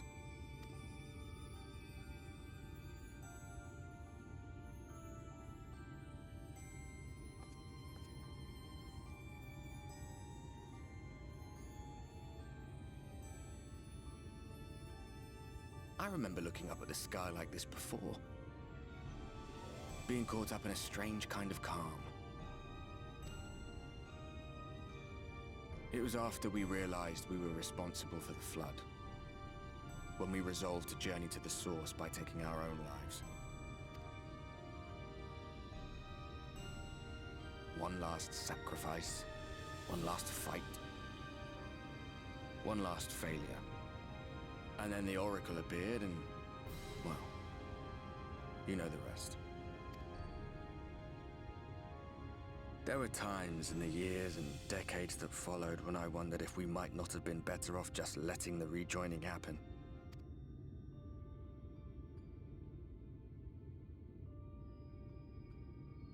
That we'd made one last mistake.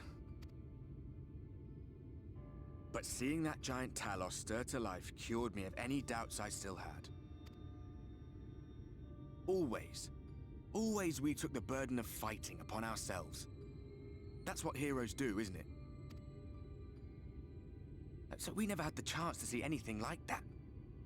Our people coming together as one.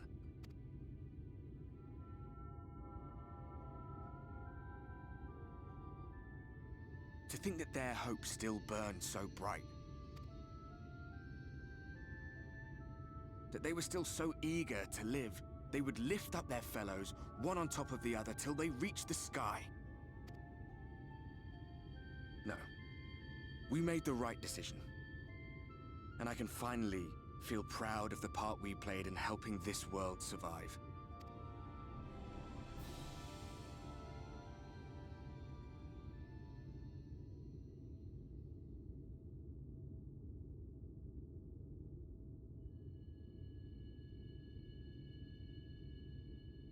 Well, come on then.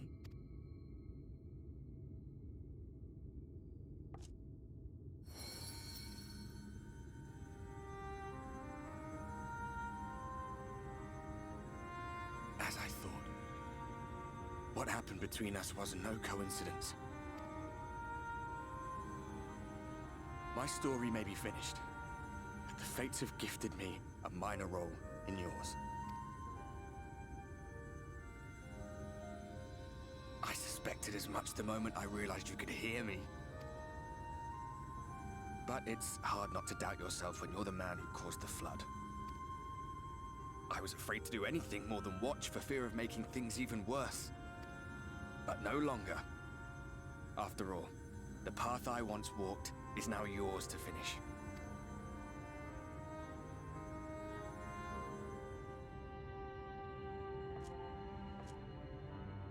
For what it's worth, I cast my lot with yours. If you need a push, I'll be right there behind you. If you lose control, I'll do my best to stop you. So, let us be about it, hero.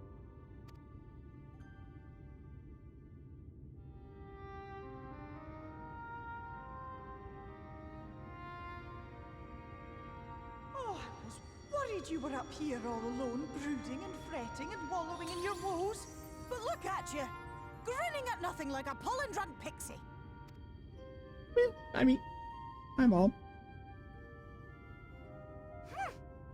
Look at what you've done to your ether. It's a mess. And you have cracks running all through that pretty soul of yours. My poor little sapling. Whatever am I to do with you?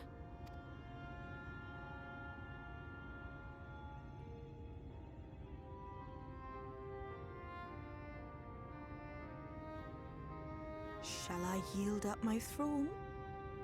You could claim it. Cut ties with the mortal world? Hide away in the castle?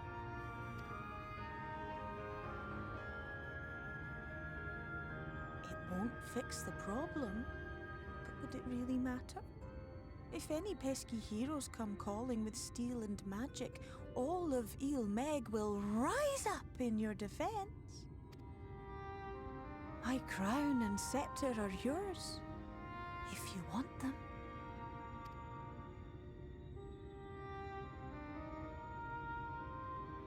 What? Don't give me that look. Of course I knew before I asked that you'd never ever heed such a wicked suggestion. And besides, what would become of my precious and ephemeral flower?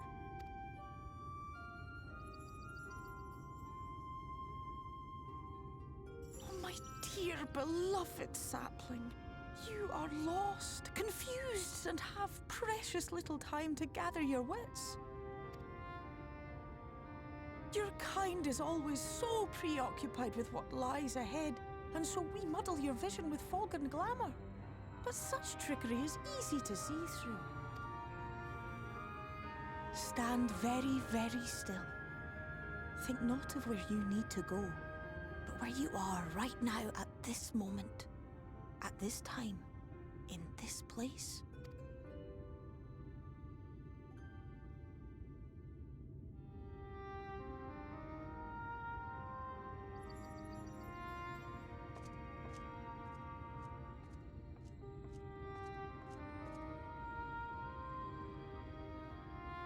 Our cairn of crystal.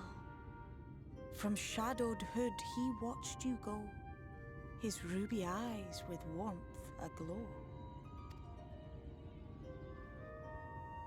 See yourself as he saw you, and that shall be the clearest clue.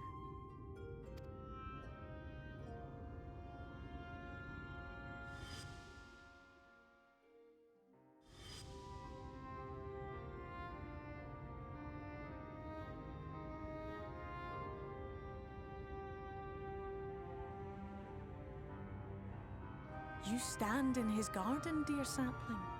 Ask his flowers what they know, and you will surely find an answer. But what will you do with it, I wonder? I'll be watching and waiting. Waiting and watching.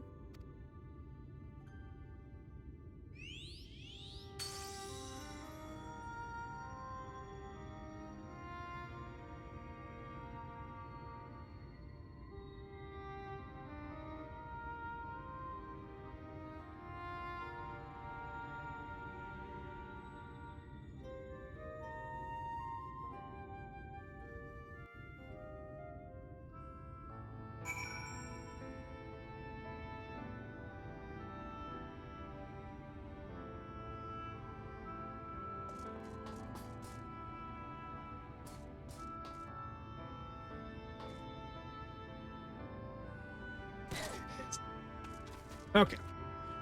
Before we get going and continue on, I need the restroom. So, quick break for everybody. Get up, get something to drink, get something to eat, go use the restroom, stretch your legs. We'll be back in a few minutes. See if this thing's still.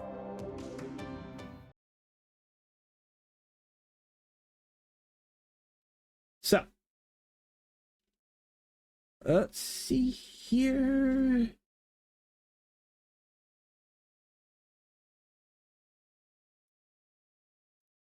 Let me get the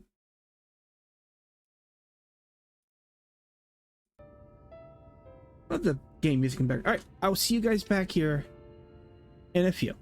See you soon.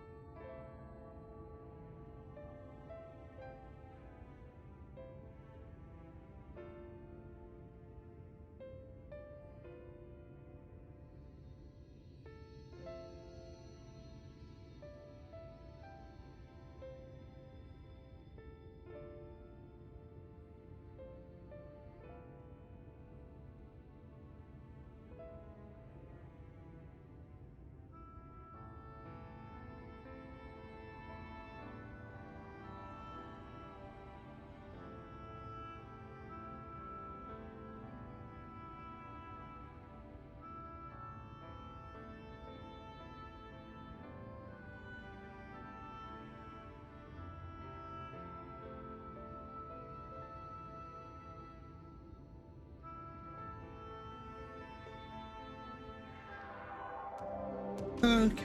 Alright, we're back. Oh, we're finished eating. Bathroom. I was like, still hungry. Excuse me. Just want to grab 2 more slices of pizza. Munch on those. Oh, I did not expect to see you on your feet so soon. Wait, hold on. Forgot to bring the mic actually towards me. Shay, you have not come and surf on Amaro. Info. What do I know of the Crystal Exarch?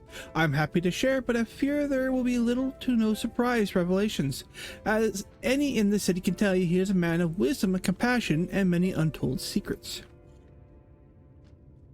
But none could doubt his generosity. When the Crystarium was being constructed, he even allowed folk to plunder the tower for resources. He has imposed no restrictions upon us but one. No one except the Exarch is permitted to dwell within the spire.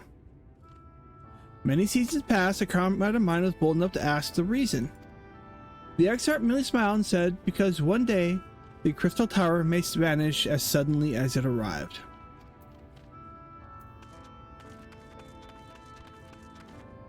Where are the next ones?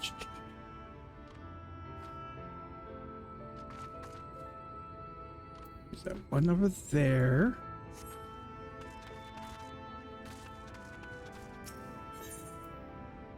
And one up there. Okay.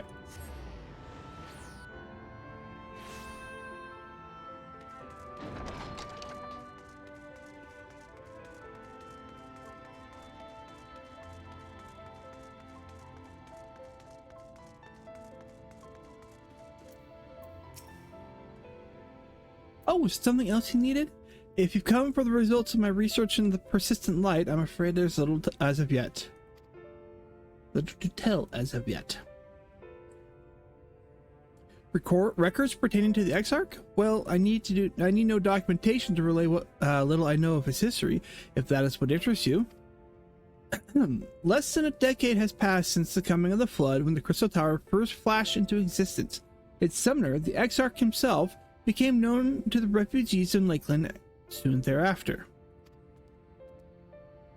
He welcomed all who sought out the spire, be they locals who lost their homes in Vobert, fleeing the ruined kingdom, and together did they found the city which would become the Crystarium. Some thought to call him king, for he refused to share his name, but the summoner did not deem himself worthy of royal address. Thus did the people consider his scintillating skin so alike to the tower he had summoned, and bestowed upon him the title of Crystal Exarch. As for his true name, well, it would seem that is a mystery that remains unsolved to this day. Yeah, I already know it.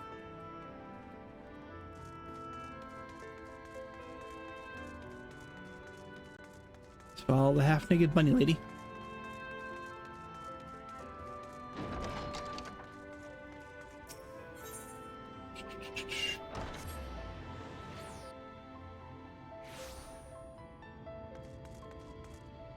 There you are.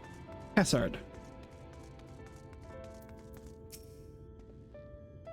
Ah, Nita, it's good to see you awake and alert, my friend. What's this about? You're not writing the Exarch's memoirs, are you? I'm not sure how much I can tell you, considering we avoid asking too many questions, unspoken rule, and all that. Maybe. If anyone has fresh insights to share, it'd be Captain Lena, I'd say. She lost her parents to an eater attack not long after she was born, and the Exarch saw it to her upbringing. Outward appearance aside, these two are like grandfather and granddaughter. I imagine the news of his predicament hit her doubly hard. Not that our proud captain would ever let it show. If you do decide to talk to Lena, she'll be at her usual spot at the Ancestor Gate.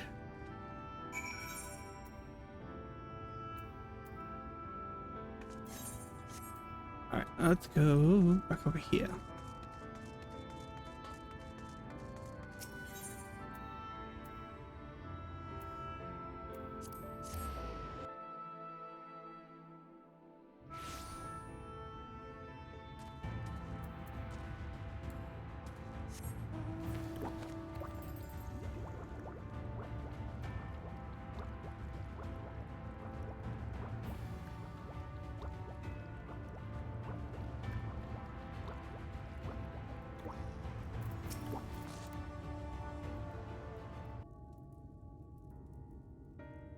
I was not told you had awoken. Bad dream. A welcome surprise. Now, if only the exarch was returned to us. He was taken by this rival of yours, was he not? Your companions mentioned they had an idea where to find him. And so I bristled when they asked for patience. I did not understand their hesitation until I saw that you had fallen. Only then did I realize that I had no business rushing ahead. It is. Even so, the delay has been no less agonizing. In the moments before he left to join you in Calusia, the Exarch entrusted me with a key. It opens a door in the ocular to the chamber known as the Umbilicus. This room is the heart of the tower, into which only the Exarch himself is permitted to enter. He bid me to allow none into the tower once he had departed.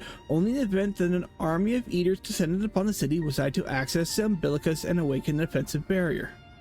Never before had he left me with such instructions, but the battle with Vothri loomed near, and at the time I accepted the key without much thought. Since then, however, that moment is all that occupies my mind. When I recall the look upon his face, he knew that some terrible fate awaited him.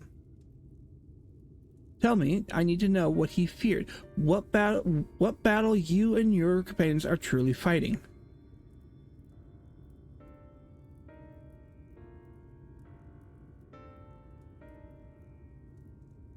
Forgive me, I trust in the Exarch and I should not be voicing such doubts when he is not here to respond to them personally.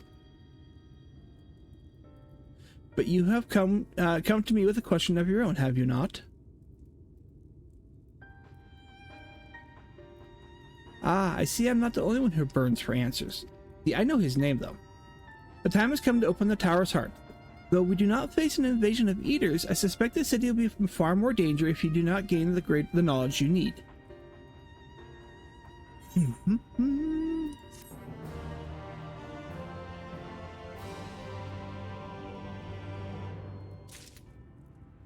See, I have one up. I mean, I know his name and where he came from.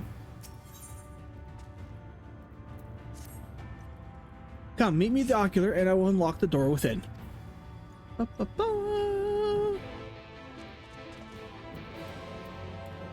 And match tech.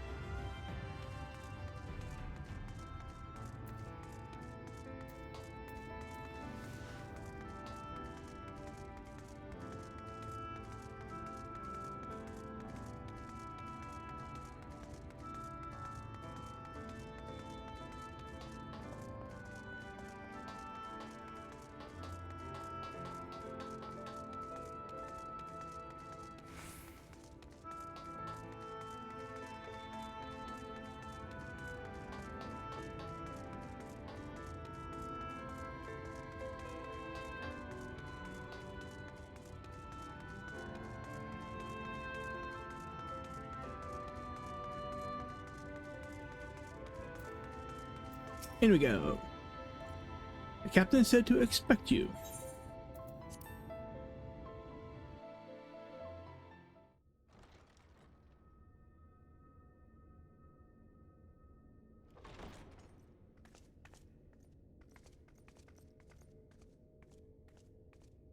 I have unlocked the door to the Umbilicus. You are free to enter.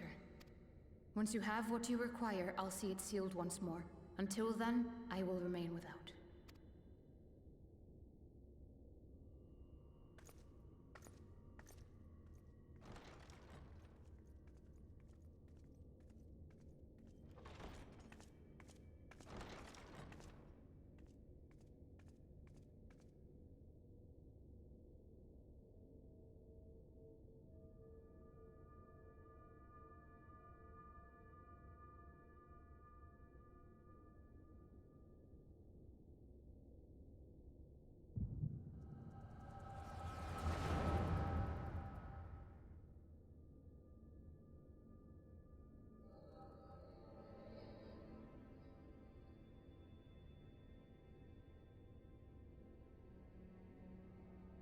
moment to collect my thoughts, I prithee.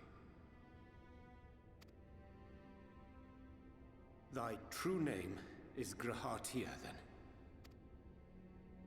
By thy claims, thou too art a native of the Source, though from an age beyond our own, when the 8th umbral calamity hath visited devastation upon our star. Thou hast, by subtle means, reached across the boundaries of time and space to unsow the seeds of catastrophe, ere its creeping vines drag our champion unto an early grave. In essence, yes. A difficult story to swallow, I am sure.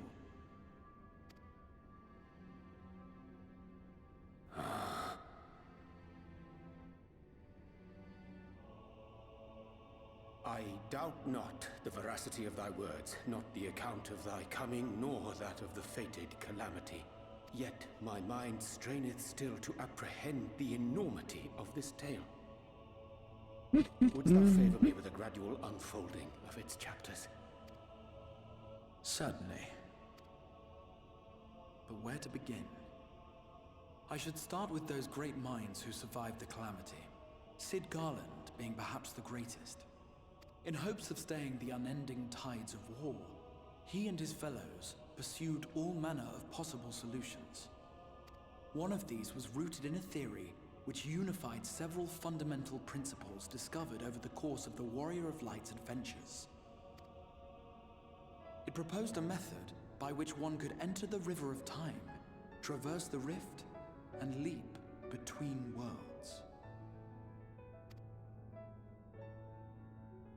Perfecting that idea, however, was a work which consumed their lifetimes, and thus was it left to future generations to decide whether theory would be put into practice.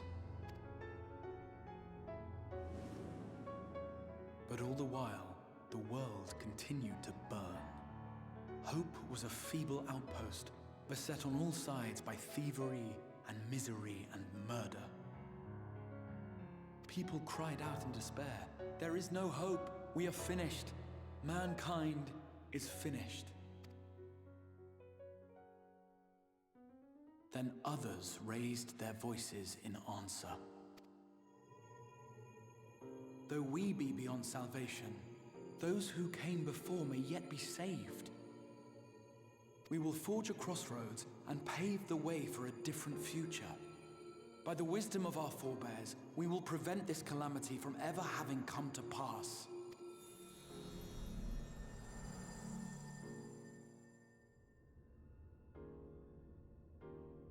The fighting went on unabated, but some few took up Sid's research and labored to realize those impossible ideas. After 2 centuries of labor, their descendants finally succeeded in awakening the Crystal Tower, an integral part of the process, and, in doing so, roused its caretaker, me.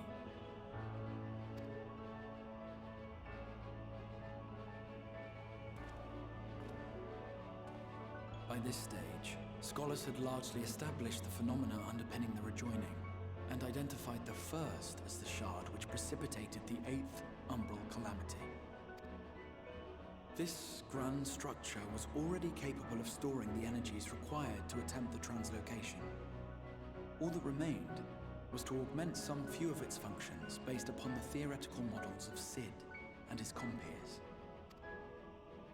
And by means of such technologies didst thou effect thine arrival in the first, to an age before this star had joined with the Source.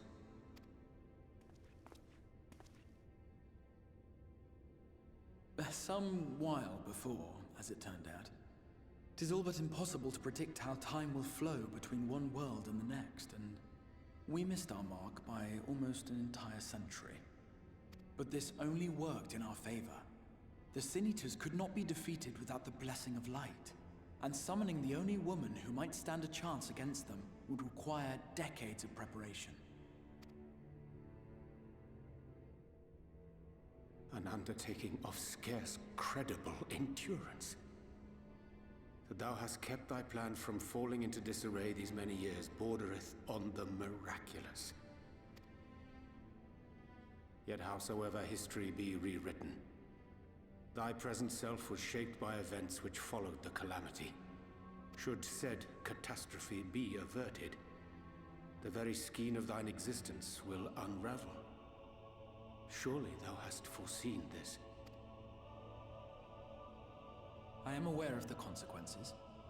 'Tis for that very reason Sid and his colleagues bequeathed their legacy as an offering, and not an edict.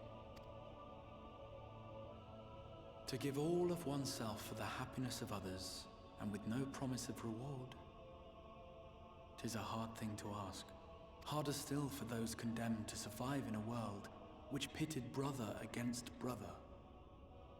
Indeed, you are right to call the execution of this plan miraculous, though the force which held it together was nothing so inexplicable. It was her. The warrior of light has been our unbroken thread.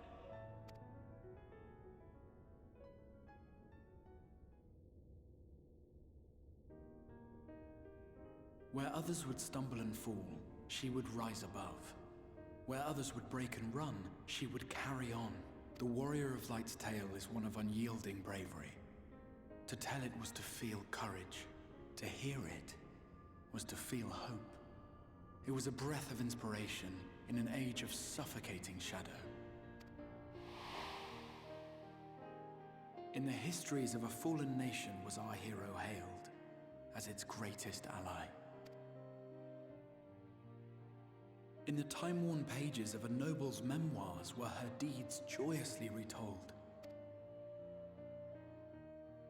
For many, these stories were the flame which warmed them through the coldest of nights.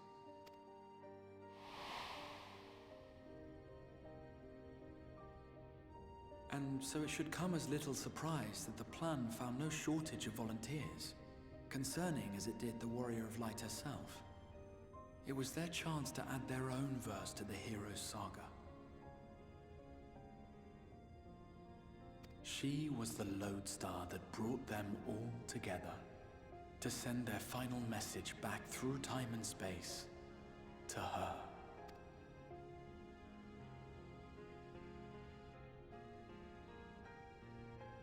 The light of your legacy was our torch in the darkness.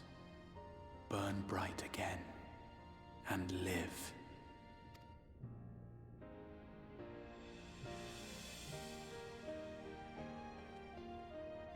I am merely the bearer of that wish, come to ensure it is safely delivered.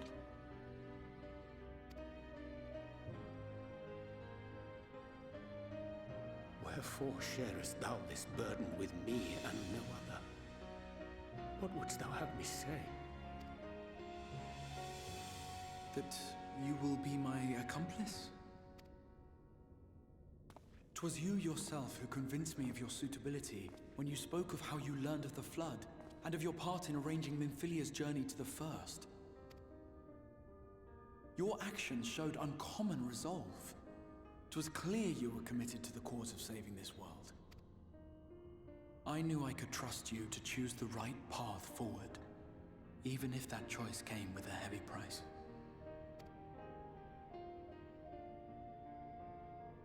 What price?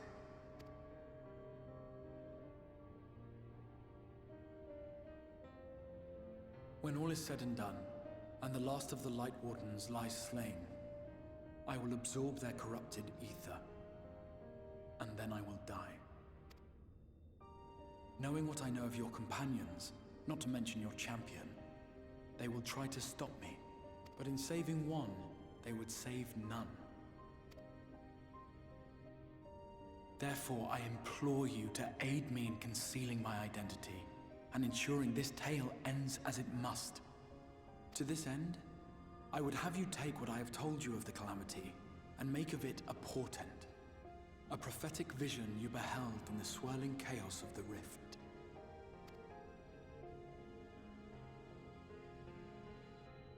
Is this truly thy wish?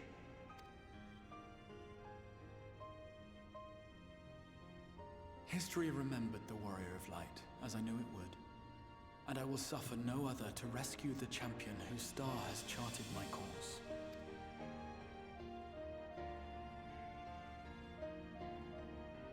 I will see this tale to a happy end, my friend. There has been enough tragedy.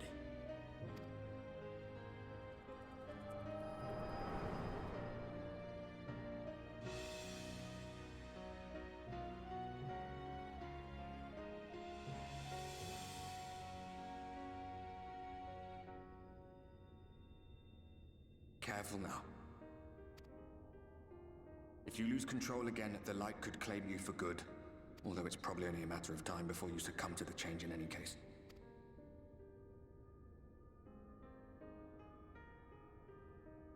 What do you mean to do?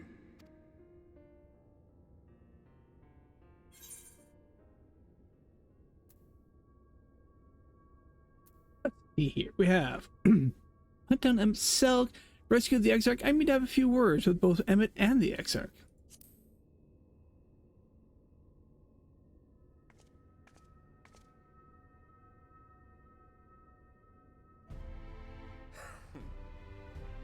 We should be on our way. Dacian mentioned the Tempest, did he not? That's the stormy seas around Calusia to you. His lair must be down there somewhere, hidden beneath the waves.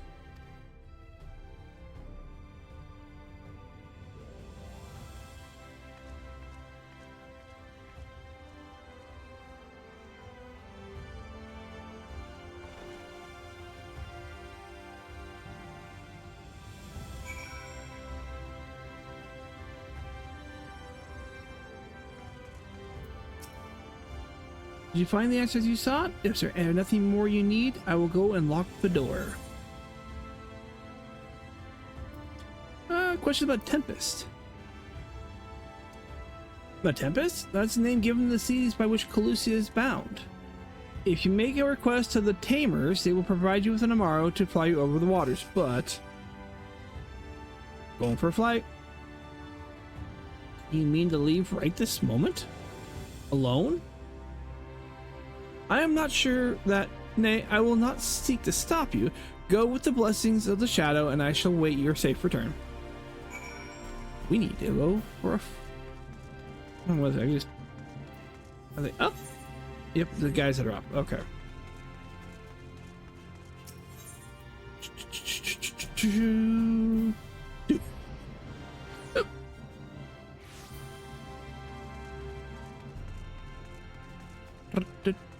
Okay, right.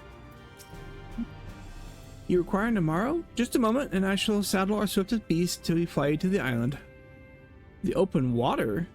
To the depth of the Tempest? Our Amaro can swim, yes, but to reach the ocean floor...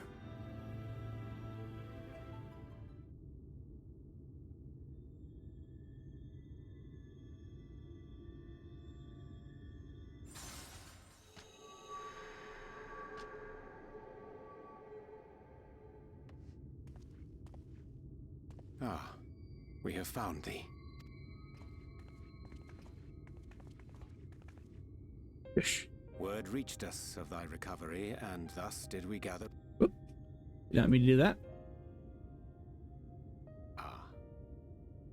By thy looks, I gather thou hast gleaned that which I came to tell thee. Urianger has shared everything with us. The Exarch's true identity and purpose.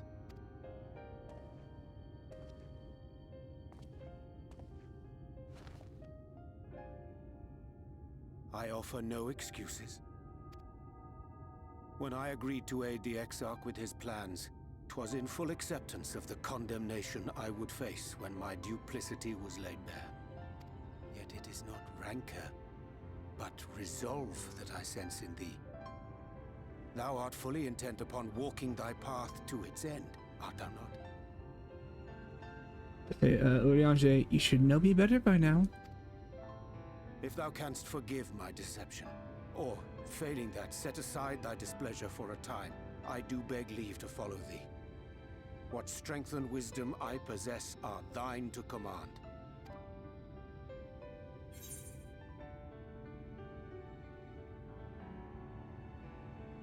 Let's see, I forgive you, let's go. I'm a danger to those around me. No more lies. Honestly, in this situation, yeah, I forgive you, let's go.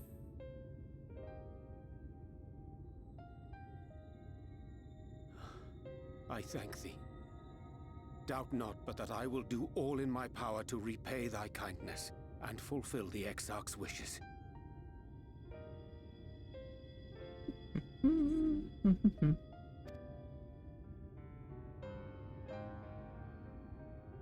sorry, but I don't think this is a good idea. Yeah, I know. It isn't, but we gotta do it. Leaving the Gotta do it. Castarium, I mean, with or without Urianche. What I did for you won't last forever. There's no telling when the light will break free again. Please, you must stay here. At least for a little while longer. We will find a way to cure this, I promise you. How can you make promises? We don't even know where to start. Alize, please. You know Reen was only trying to help. Of course I know! I know only too well! But making promises you have no way of keeping is not a kindness. It's a lie. Plain and simple. We've all searched high and low for an answer, and every one of us came back empty-handed. I am not about to stand in her way now. Not after failing her in her hour of need. No, the least we can do is...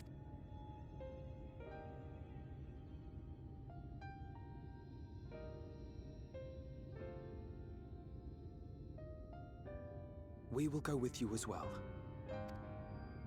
There is naught to be gained by standing still.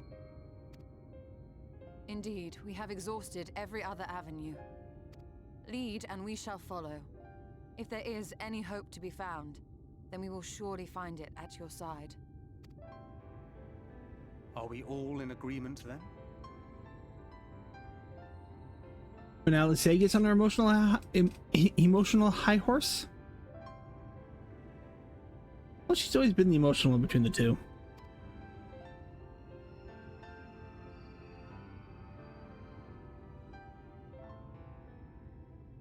Is there aught we can do to help?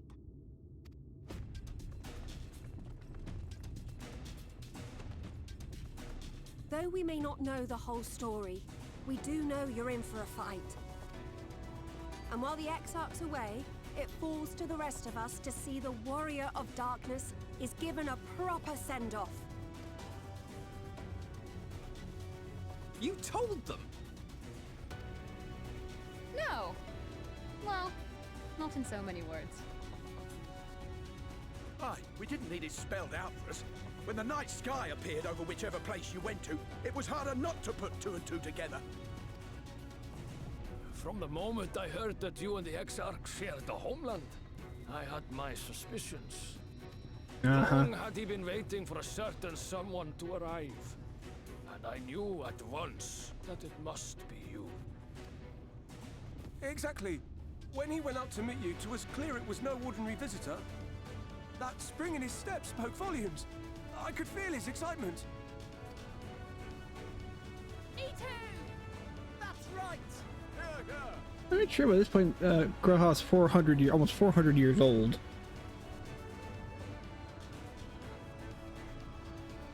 We do not fully understand where you or the Exarch hail from, or why you've all done so much to protect us. But we are deeply grateful nonetheless. So, if there is anything at all we might do to aid your journey, you need only name it. What would you have of us?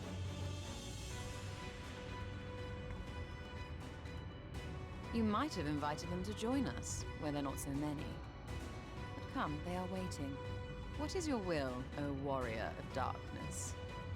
Ishtola. Fish.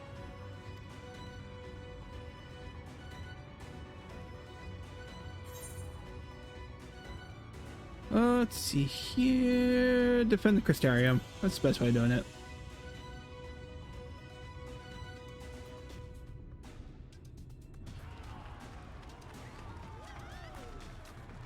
Because we're going for a swim.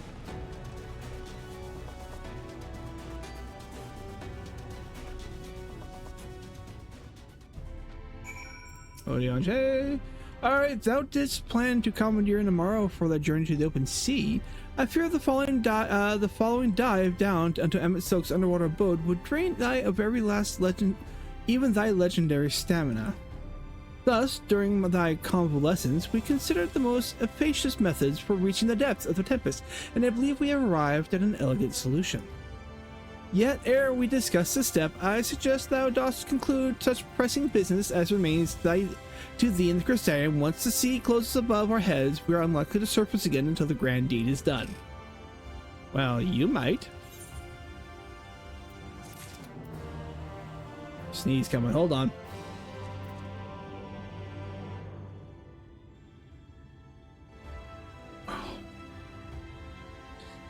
Oh, I hate that sneeze.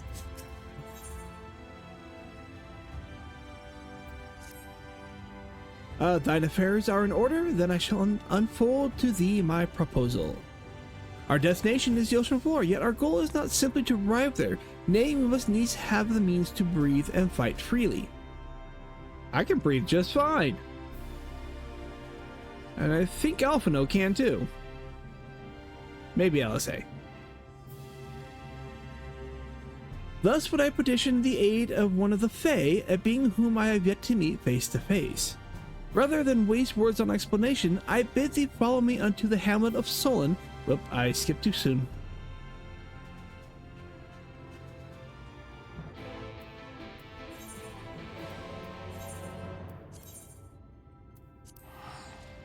Alright, here we go.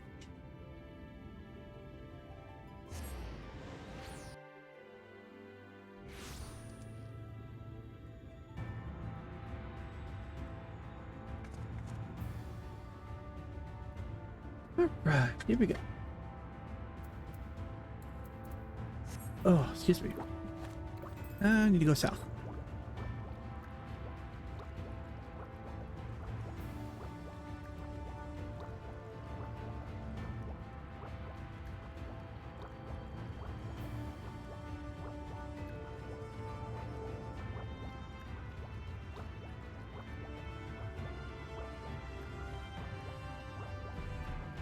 There's the Fae we need to talk to.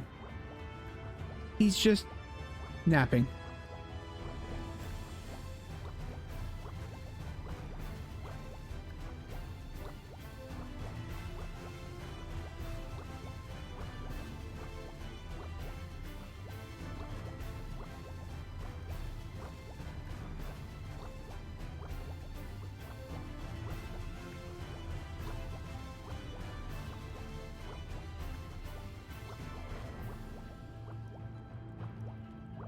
Aren't you, big man? You're just kind of napping out there.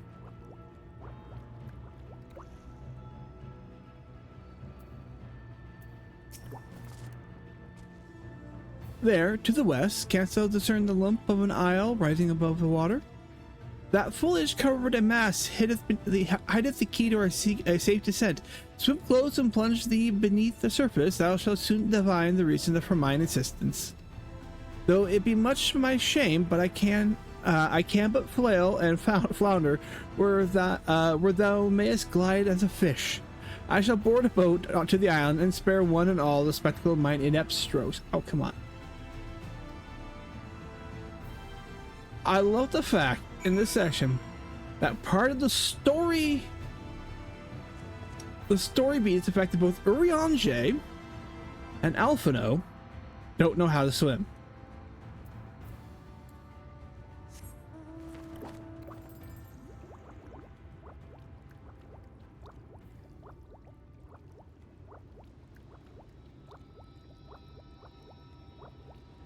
Wake up, big boy. I mean, I know it's the thing we gotta do to wake him up, but wake up.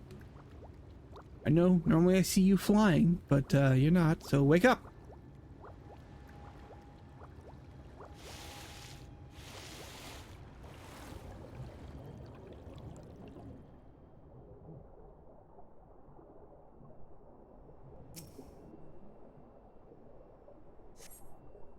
Two curved slabs of rock seem squeezed together here, giving the impression of a giant stone eyelids.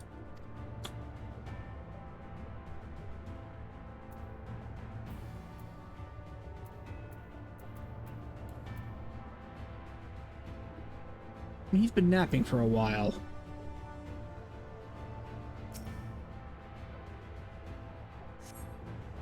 Though it appears solid enough, the rock yields slightly under your touch. Was the surface gently shifting, or was it just your imagination?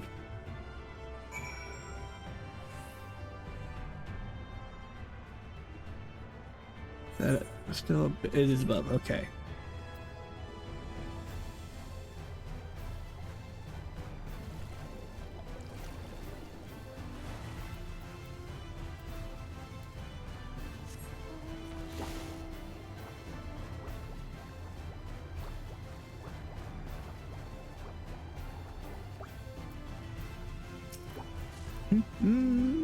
Well, what hast thou discerned?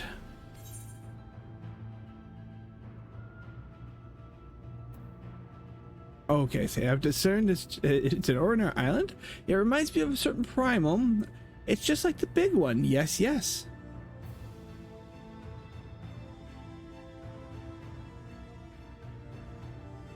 Oh, I know. Which one I want to go? 2 or 3? It's just like the big one. Yes, yes. Huh. Thine impression is not inaccurate. According to the lore of the Pixies, we are, even now, perched upon the back of an ancient Fey entity. Its name is Bismarck, the selfsame title for which, by which the one we know, the great feathered whale, revered by the Vanu Vanu of the Source. I would enlist its aid to bear us into the deep, and thence banish the water within the airy sphere, alike in form to the dome from which to shelter the hamlets near the Ruby Sea. Within his compass we may move unencumbered and defend ourselves when the hour of battle commences, as it most surely shall. Now I must needs ask for silence while I make my supplication.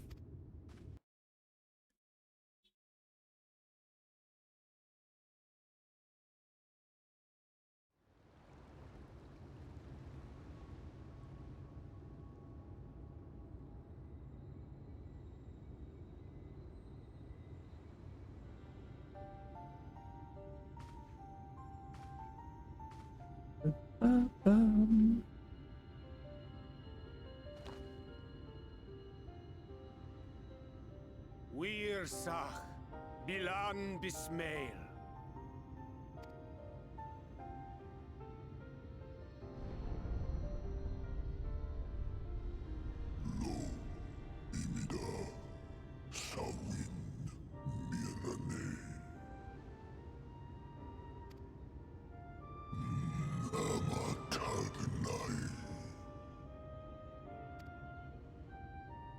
Fallen si lor wislan. Adas si alinal.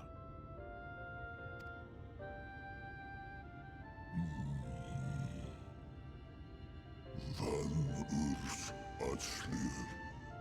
Olfod thim. Iri guath thi.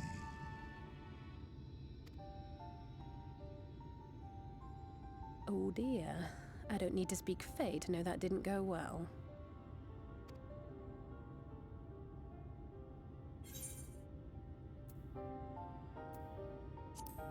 Yeah, fail.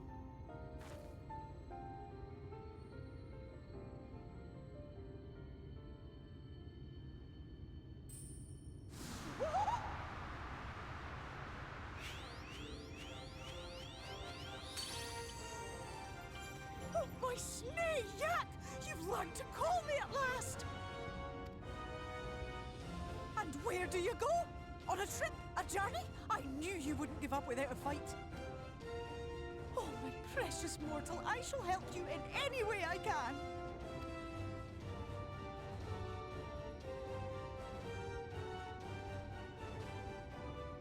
Gers Bismail win picked. Van dromi drom jakom.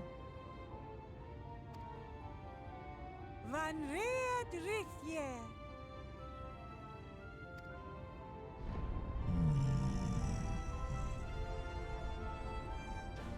Ahai una.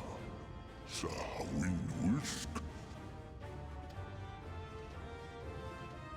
Isnerim. Sor vierno.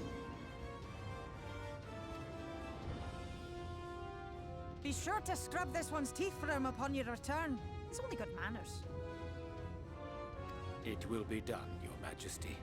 Our deepest thanks for your timely intervention. An agreement is reached and your departure is at hand. You wingless ones best hold on tight. May the blessings of the Fae keep you safe, Inba.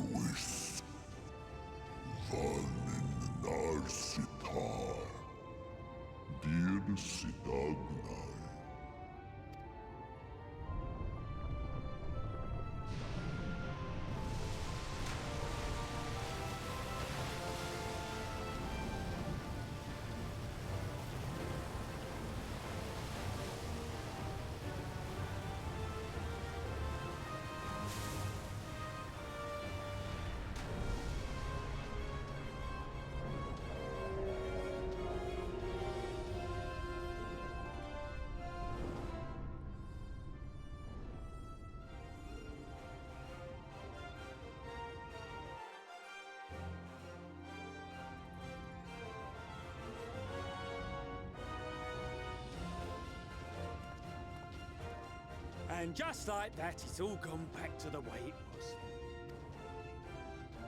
What was you expecting? 100 years of honey and rainbows? Seeing them Yulmore types wake up and smell the ashes was miracle enough for me. Ah, but the magic in the air when that ladder started moving. And when that great hulking Talos rose up. Gods. I could live 1,000 years and never behold anything so amazing. Guess what?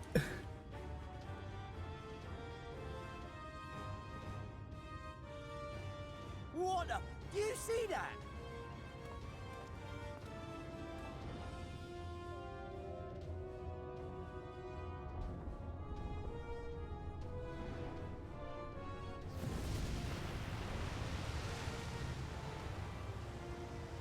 What a monster! Where did it even come from?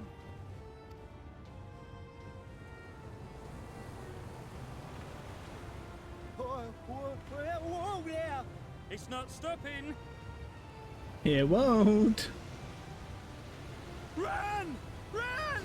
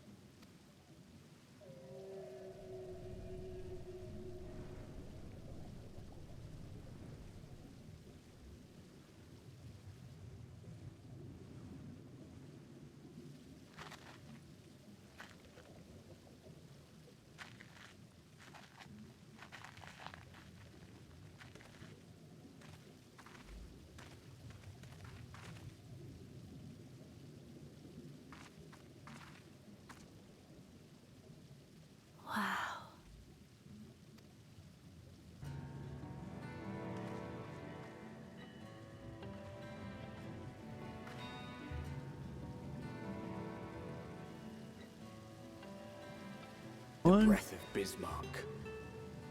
See how it swells to form a dome beneath the waves? The waters recede. The tempest's floor is laid bare. In defiance of the blinding sky, this place holds fast to its gloom. The last refuge of he who denies the light with every fiber of his being.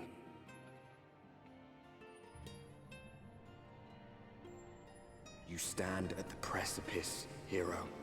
Journey unto the heart of darkness. Finish it.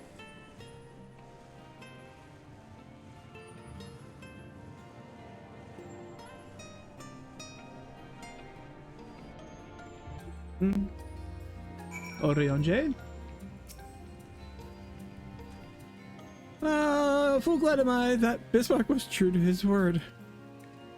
We arrived in the Tempest safe and dry. 'Tis here that we shall find the lair of Selk and, I believe, the imprisoned Exarch as well. For an Ascian alone, it is, of course, a trifling matter to flee into the rift, yet I suspect such travel is nigh impossible with a mortal in one's custody. Nay, he would not sooner risk his prize when the Exarch body serveth as a key to the Crystal Tower, and as powers of temporal transportation. Thus am I all but certain that this underwater realm harboreth our friend and enemy both. We have but to find them.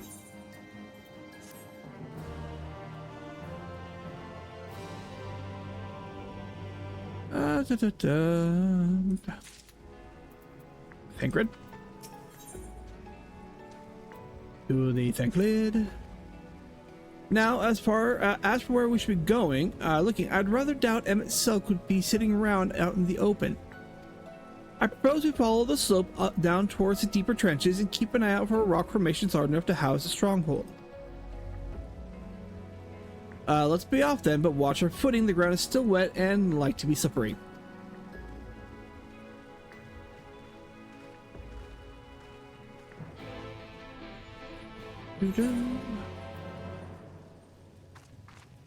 My southeast.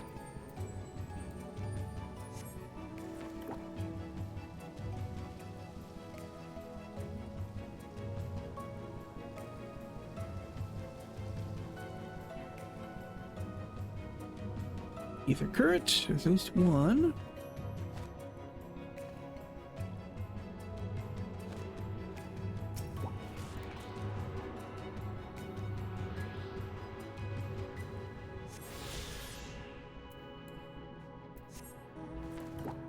Where's the next one? Southwest, maybe southeast first.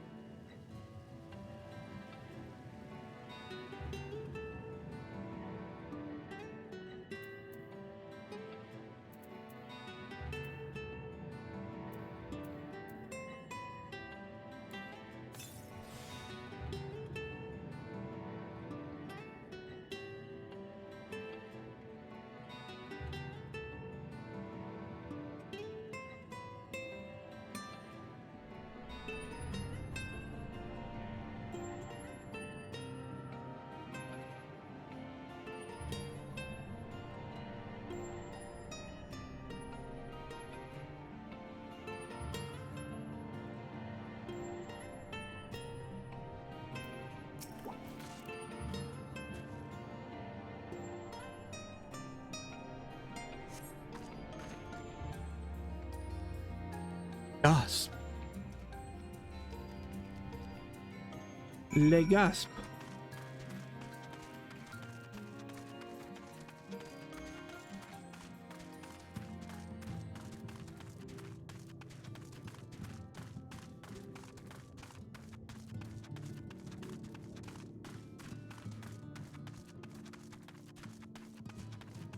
La di di di di da.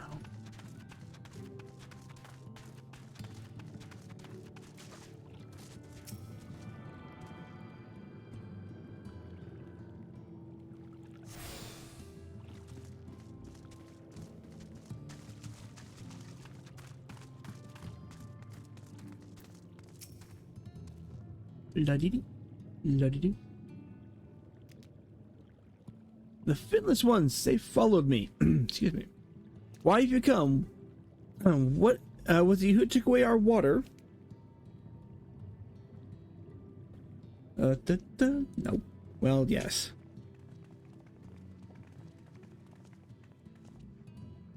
Ah, so this is where the Ondo make their home. I had wondered. Pray forgive us any inconvenience we have caused. We were not aware of your people lived here in the Tempest. We need this great dome of air that we might conduct a most urgent search, and thus beg you for your understanding. Chieftain, what are we to do?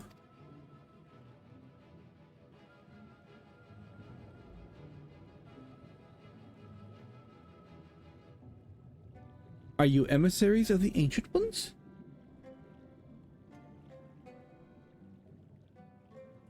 Not really, but we could. The mysteries have stirred. We have seen the illumination of the land shining through the gloom of the abyss. If you are the emissaries, the chosen, I bid you welcome. If you're not, I bid you leave. I'm not sure I understand. Would you be willing to elaborate?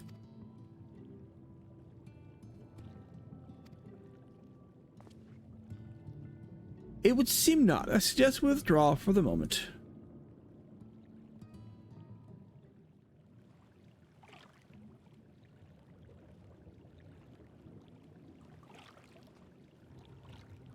So what's the plan? Given your condition, I'm reluctant to suggest lingering here.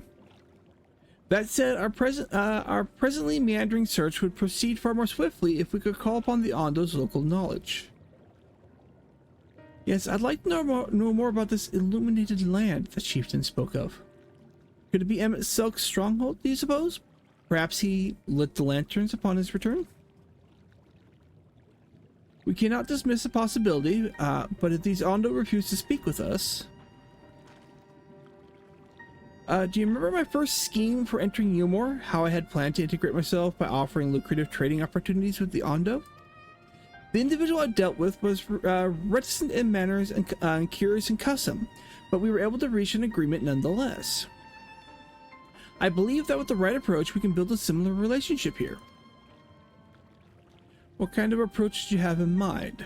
That chieftain fellow didn't leave us with many options. If we are to treat the swiftest course, we must needs locate its beginning. His plain our all too dramatic arrival hath thrown the settlement into confusion.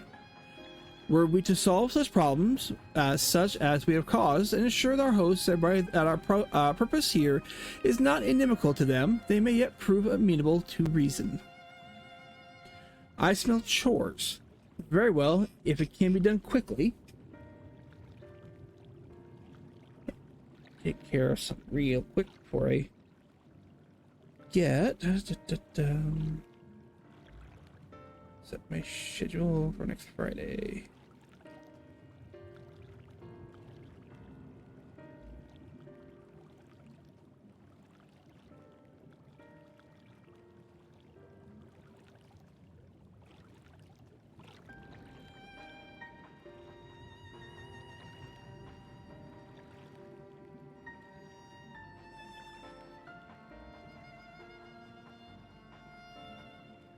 Okay, I'll take care of something real quick.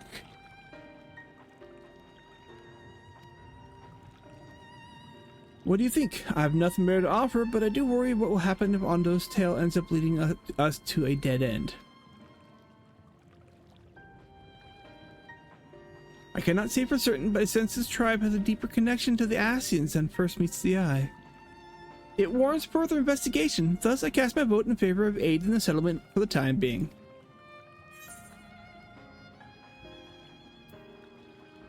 Let's do what we do. Let's do what we do best.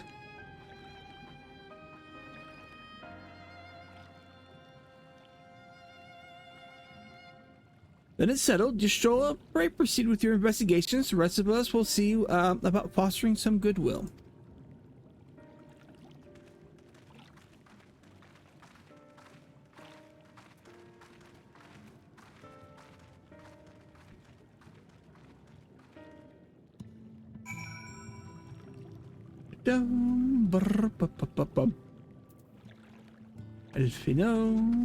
Alfino. You won't believe who I bumped into. This is Paush Unas,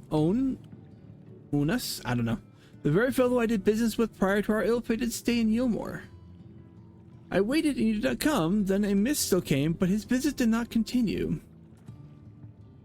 I am truly sorry, Paush. Things did not proceed as planned. Is there aught we can do for you by way of an apology? Perhaps. Where the dry return, a cave to the north is home to giant crabs. We do not fear the crab, for we are swifter swimmers. But now that there's no water, we run, and they scuttle close behind, snipping and snapping with their claws. There are too many of them. Too many. I believe I can be of assistance there. And what of you, Nida? If you've not found a task, you are most welcome to join me. Indeed, I should appreciate the company. Whereas the dry return has a rather ominous ring to it. Right, where are we going? Up there, okay.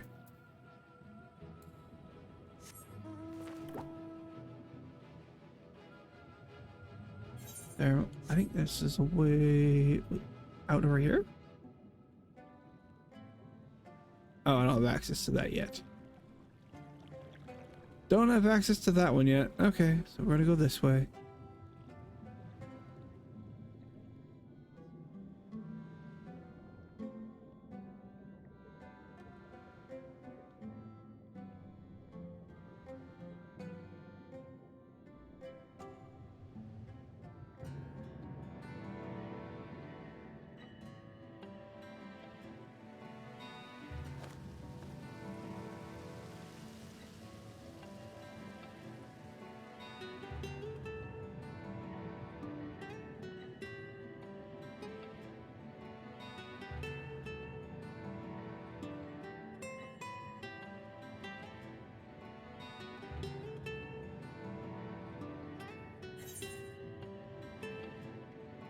In this cave this way.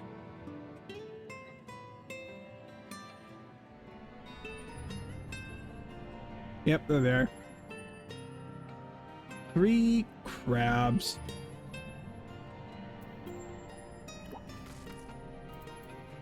Yala, come on out.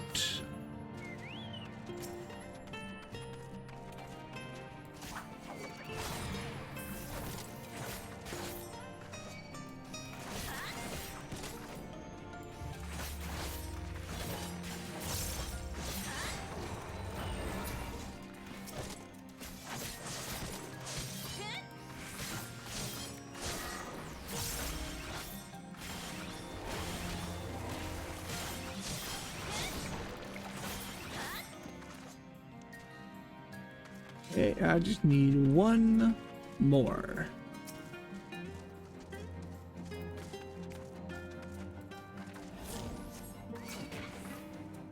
Oh, excuse me.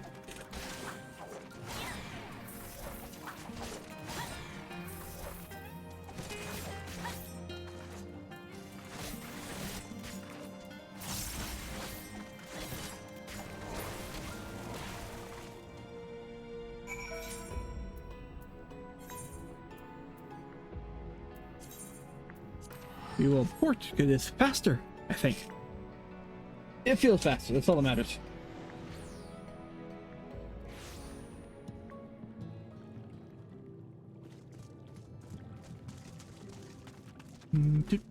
Bausch.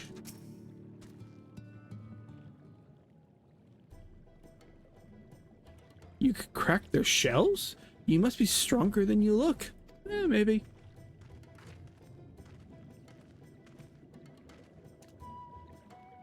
I see you've reached your quota first again. I shall never be your equal in such tasks.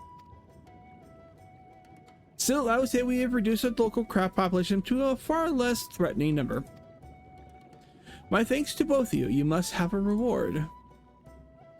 Nay, push on. This is to be part of my apology to you, remember?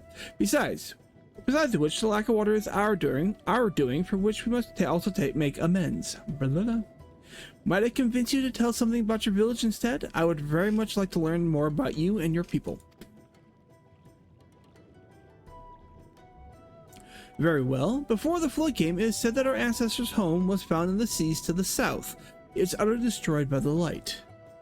Only those who were out hunting survived.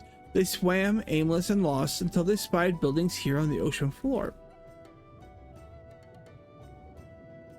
Strange buildings they were, and long had they stood under the water, yet somehow they had been spared the scars of time and current. These structures provided shelter for my people, protection from the tempest's turbulent waters and the predators which hunted within them. The very existence seemed a miracle. The first settlers pondered their good fortune. It was clear that the race who built such wonders had guided their course, and from this did they discern the truth. That the ancients who chosen us to serve as caretakers of their eternal sanctuary until such time as they returned. Thus, if it is judged that your coming and this great vanishing of water was by the ancients' design, you will find warm welcome here.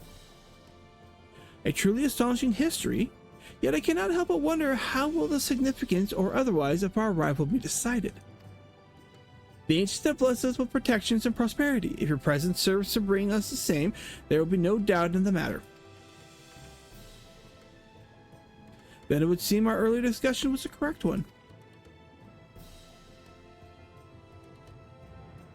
We thank you for the lesson, Pausch, and will continue to do all we can to assist your people. Should you desire our help with any other trouble, pray do not hesitate to ask.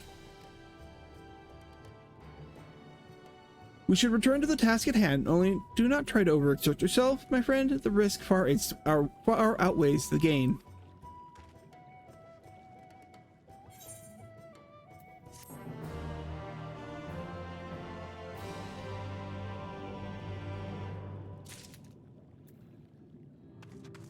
Du Yestola. Nana, do you have you learned aught of note? Fascinating, and precisely the sort of information I was hoping to hear. In fact, if you have a moment, I'd like to borrow your eyes to confirm a theory I've been working on. Come.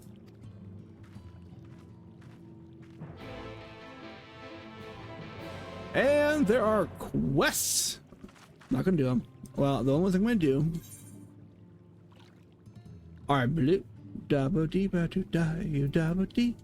That's probably gonna get the video copyrighted, but because they've been pretty persnickety about that. Oh well.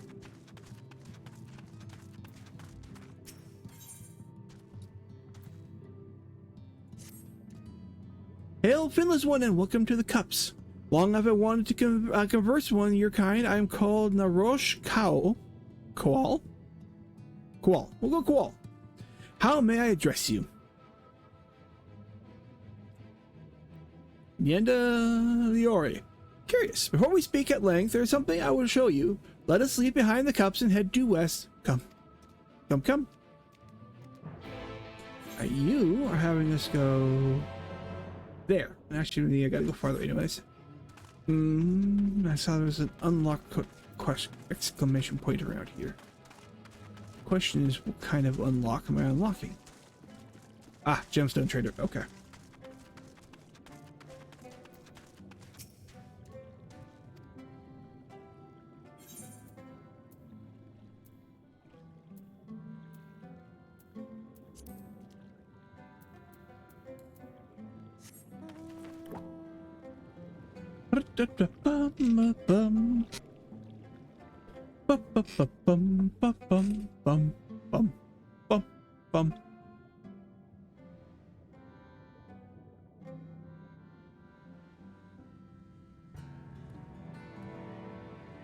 Going down. Is he down or up? I don't know.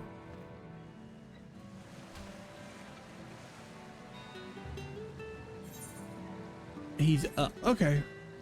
We're gonna go down anyways. No, not yet.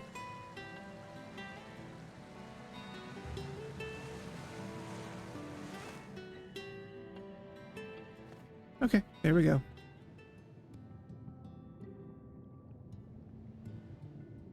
The Norvrant Slope.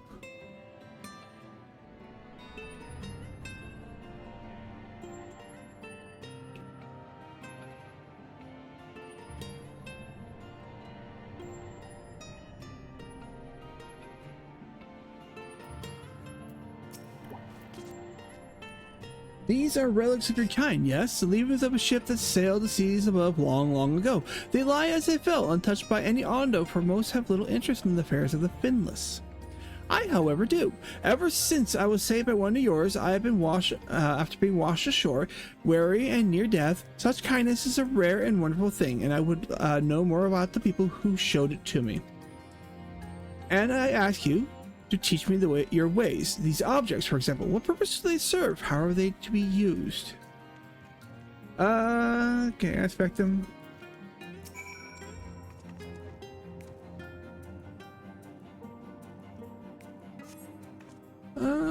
Remnants of several shattered bottles of wine. Such fragile containers they were. I suspect they once contained something of great value. What can you tell me of the purpose?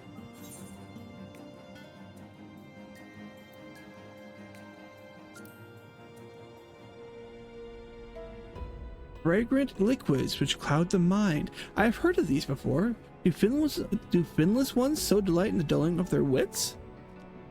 Some do. Some do. Would be a rotting ship's wheel. What was, that was carved from the wood from one of your many trees, yes? What's purpose does this particular contraption serve? Steer ship's sea fashion you were... I'm gonna be nice. The best of your kind you used to traverse our waters. Then, without a wheel, it is at the mercy of the winds and the currents, I see. What's lighting up?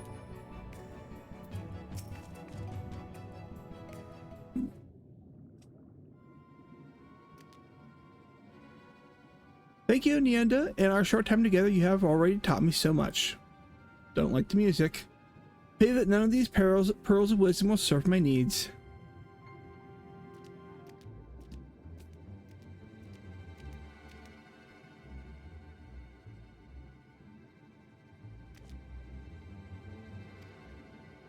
What are you thinking, wandering off on your own with this finless one? This is no time for you to fiddle with our leavings. The Clutch Mother is in terrible distress. No, you do not understand. I brought her here to... Pray forgive this child's impudence. I am Zarash Oan, and on behalf of the Clutch Mother, I come to entreat your assistance.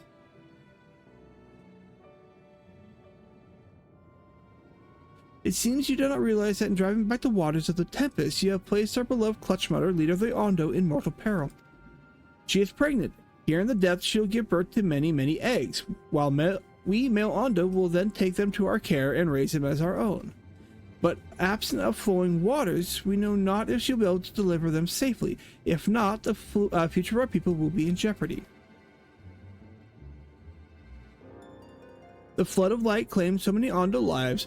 Though we have rebuilt our numbers somewhat in the decades since, it would be devastating to lose an entire generation, or worse, the Clutch Mother herself. She wishes to speak with you directly that we might find a solution to this dilemma. Will you return with me to the Cups?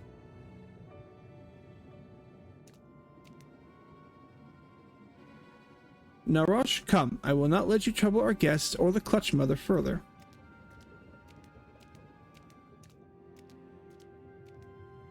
Everything I have done for her.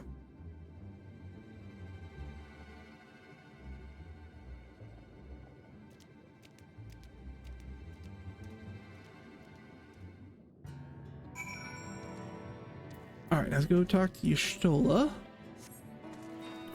And from here, where's the next Aether Current? South. Do that first. We'll get close to Amarat.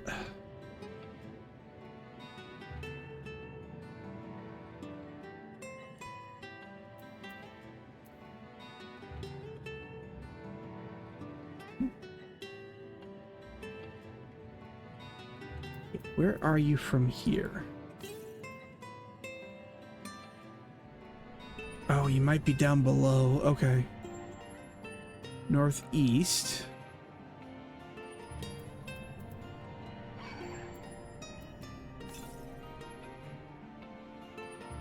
Yeah, okay, so that current is actually down below in the caves. Okay.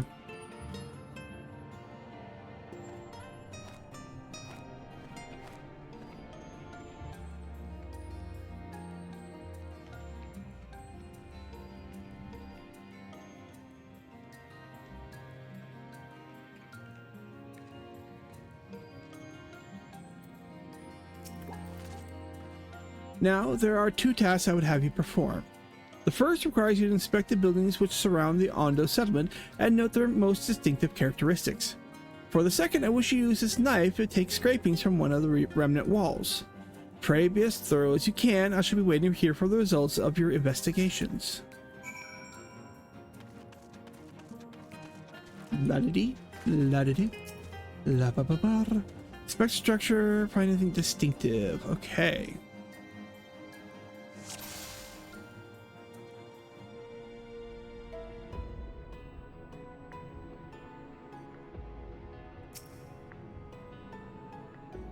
The tall slender towers feature many elaborate windows, the likes of which you have seen nowhere else.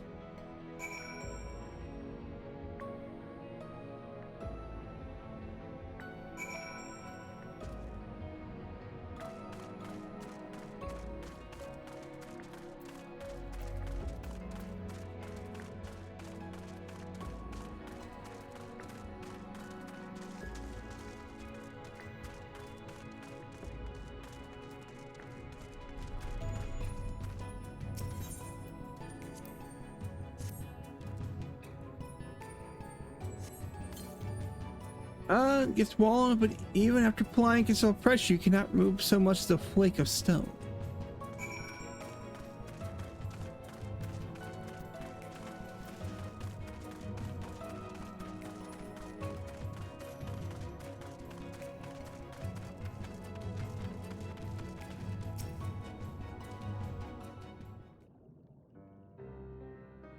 And what have you discovered?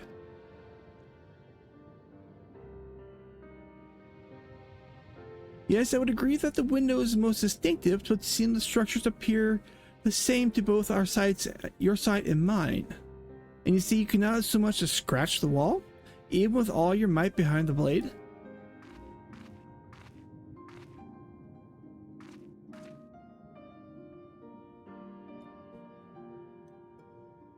Everywhere I turn in this place, my gaze is drawn to my peculiar materials for which I do not have a name. The buildings I had you investigate are prime examples. They may appear to be constructed of ordinary stone, but I assure you, it is nothing of the sort. If pressed, would describe the substance as more of a composite of several mineral properties, blended to create a material of unparalleled durability. Even the Ronkan Empire, once the greatest power in Orient, produced nothing which compares to this level of perfection. But if it's not the Ronkans, then who? Who were these ancients Ondo claimed as the architects of their sanctuary? I suspect our answer lies within the reason Emmett Silk withdrew here to the Tempest. He may simply have wished to retreat somewhere more where mere mortals would struggle to reach, but there are many such remote locations. Why here specifically? Emmett Silk is devoted to his role, and thus we might assume his choice of strongholds somehow serves the Ascian agenda. Or mayhap it is a place more dear to him than any other.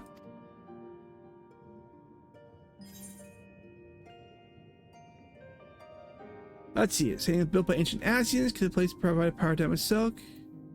I'm gonna say built by ancient Ascians. I know better.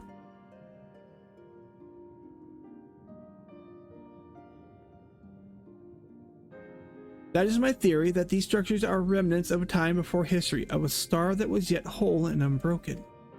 Such traces in the source would have been obliterated by a succession of umbral calamities, but here in the first it might have remained untouched for millennia.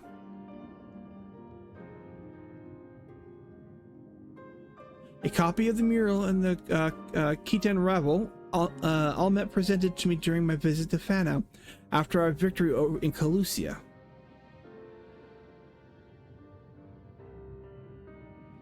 Here is the first scene. By Emmett Silk's own words, depicts a city of eons past and a disaster which befell it. A design in which simplified, of course, but do you see the similarities between the towers and those you have just inspected?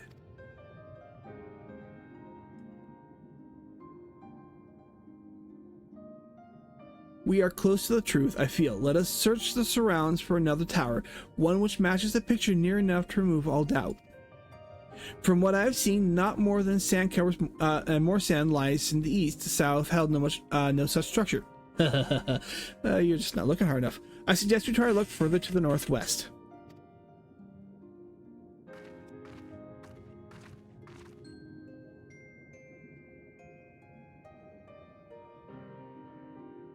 All right, during key items.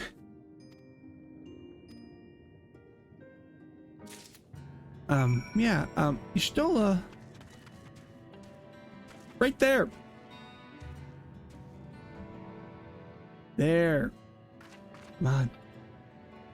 I know I'm jumping story there. Where did she go?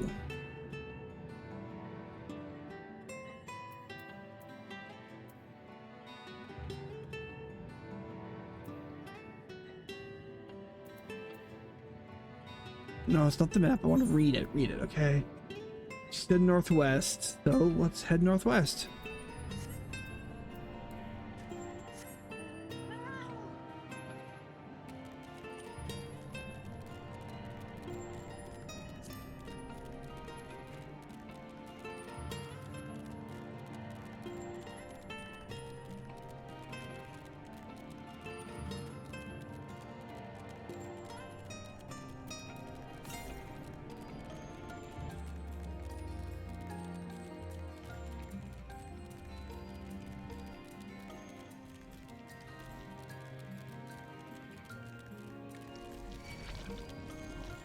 The giant snails.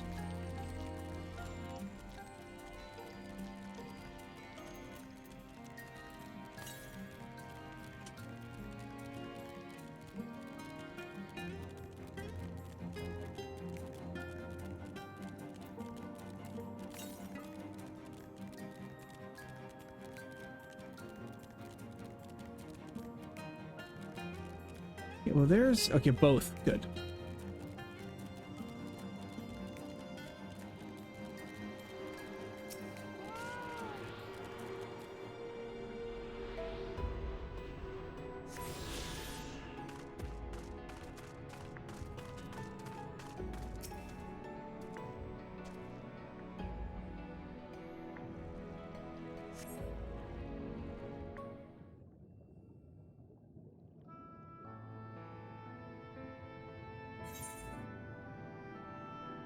Not really.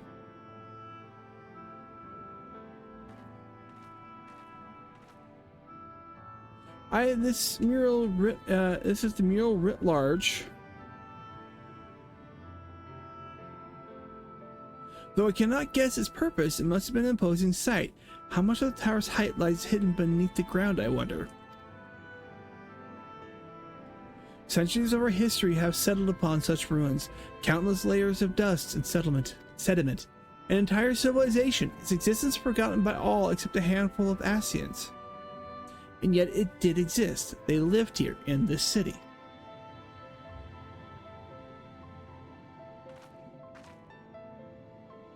But let's focus on what we've learned thus far. The Ondo chieftain spoke of mysterious stirrings of a land illuminated. Judging by his words, he believes this phenomenon related to the ancients' return. Thus can we surmise that while the Ondo saw shining in the abyss was, in all likelihood, yet another remnant of this age-old civilization. And who else would light the lanterns, as Reen put it, than Emmett Selk himself? 'Tis almost certain he is there.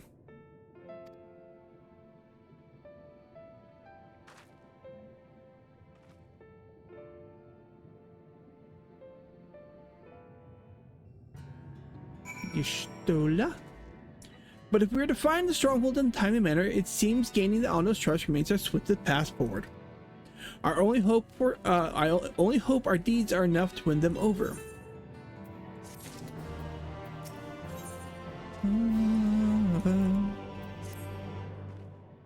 Thank you for assisting me with my investigation. I shall seek out our companions and share what we have learned.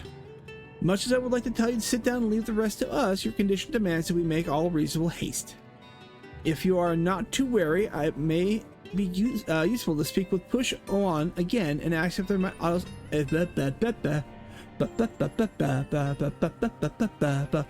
ask if there is aught else he is willing to divulge.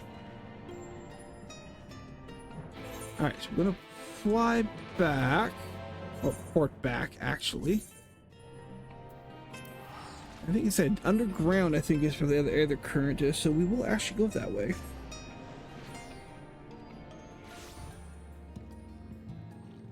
Come back to you in a minute. We're going on an adventure.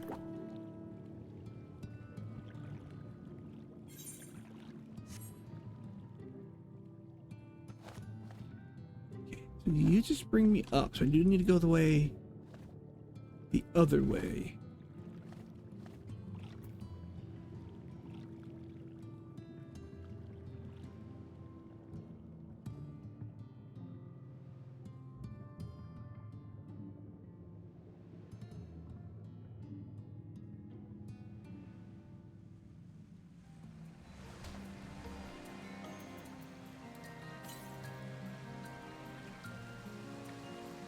Yep, there it is.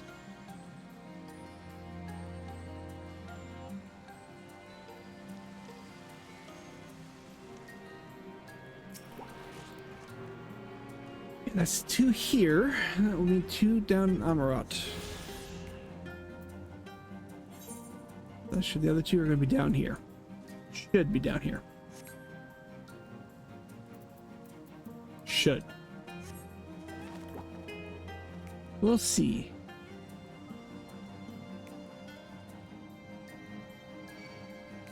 No, I don't want to talk with you.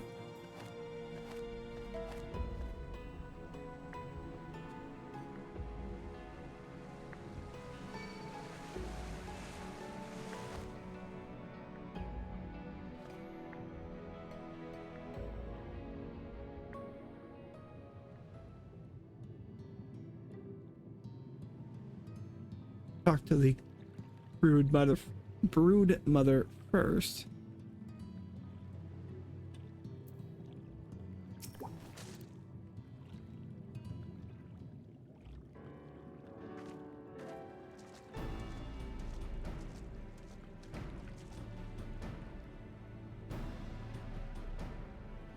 Beyond this gate resides the Clutch Mother. Approach and hearken to her words.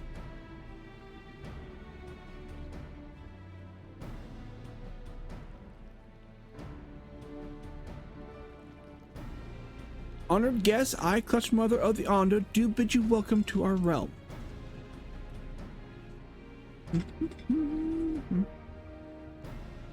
You will forgive me for receiving you in this fashion, but for the safety and well-being of my children unborn, I must remain within, away from the dangers without. As you know, under normal circumstances, this place will be filled with blessed water, from which I would draw strength and support to bring these eggs into this world. Alas, I am about half submerged now, and I fear for my ability to fulfill my sacred duty. I am given to understand that you and yours are the ones responsible for drawing back the water of our realm, with good reason, I am sure. However, it is my sincere hope that you will agree to aid us, given that you are responsible for this state of affairs. Fear not, I desire no direct assistance. Rather, I would beg a boon of your people's knowledge of childbirth and how the finless ones ease the burdens of their struggling mothers. Will be my agent in this matter. Heed his words and answer his question. This is all that I ask. Do you consent?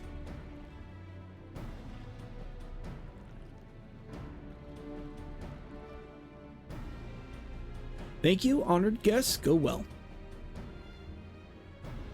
That is agreed. However, I must consult with her attendants before we speak further. For now, I bid you and Arash Cole to go to your business, but be ready if called upon. Tongue twisting. Oh, wait.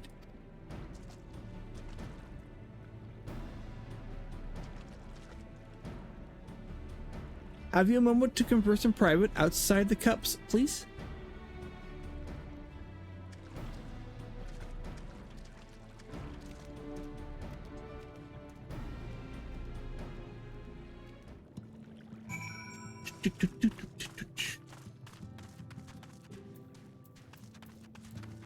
Take care of him, they'll come in and do the main quest.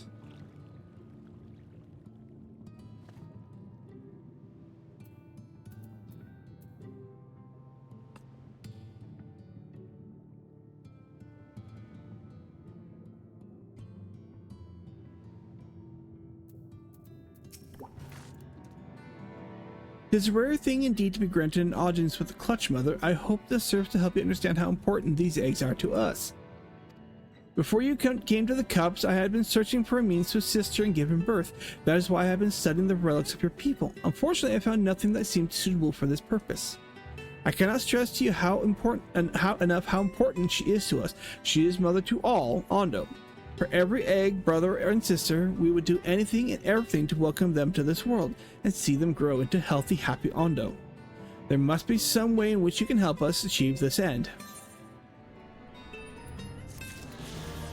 Okay.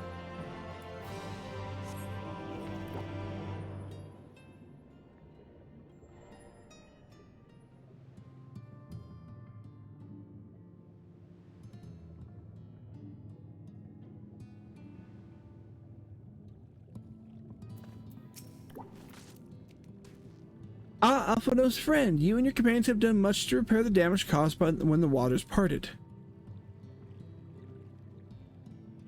Anything else we can do? Have you been to the Walls of the Forgotten?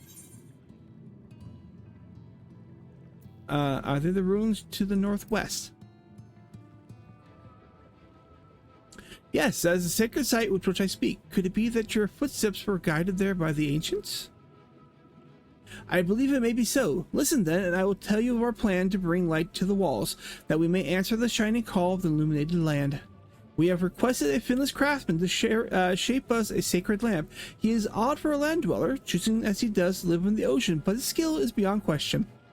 It is concerning, however, that we have heard nothing of his progress. If you are to visit the artisan and return with our long-awaited light, then any doubt of your purpose would be laid to rest. His name is Grenold, and you'll find his workshop in a metal structure in the south.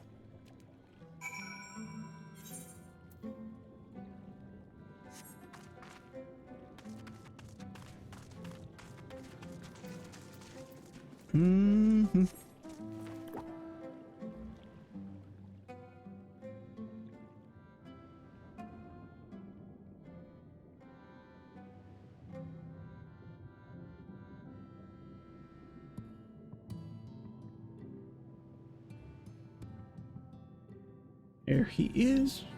Looks like he has an elevator.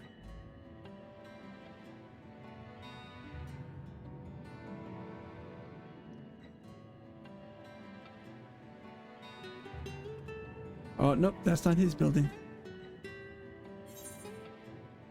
Oh, no, he's around the back. Okay.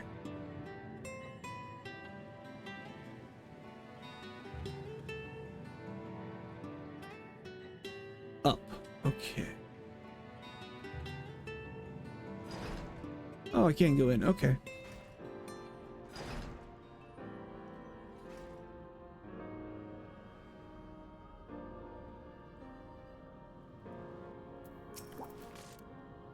Oh, that's just great, that is. Me mind's playing tricks on me now. Look, Grenold, someone came to visit you at the bottom of the bleeding ocean. Or might be as you're a ghost, eh? Go on, foul shades, feast yourself on me rotten soul. I've got no use for it. A craftsman that can't craft is more pointless than a sea slug with a Doman hammer, and what an insult to a bloody sea slug. It appears he's having self-doubt. Okay. Psych up. Yeah, you wouldn't be trying to raise me spirits now, would you? Not what you'd expect from a servant of the netherworld. Yeah, I send people.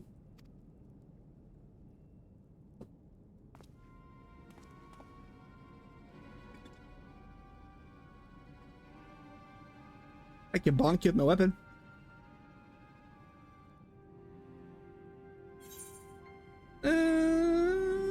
Are you Grenold then? Yes.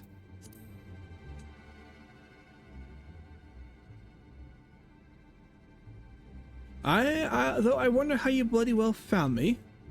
This here is meant to be my underwater sanctuary, a place where I can give myself over to my work, far from the distractions of the outside world.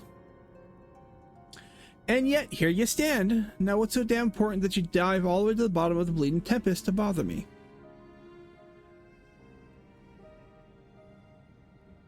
Ah, the Ondo's lamp.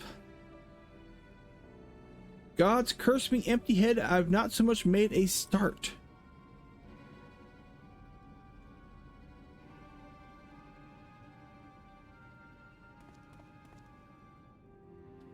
I'm worth less than the sea slug, nay, the slime left by the sea slug. Me delivering dates long past, me workbench untouched, and I call myself a bleeding artisan.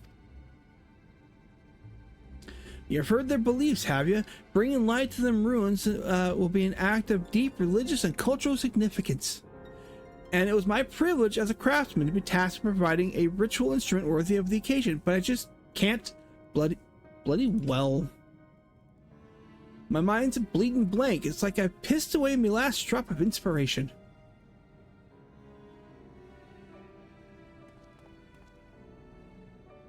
Tell me you got something to show me. Something that'll give me a muse, right? It's good kick up the arse.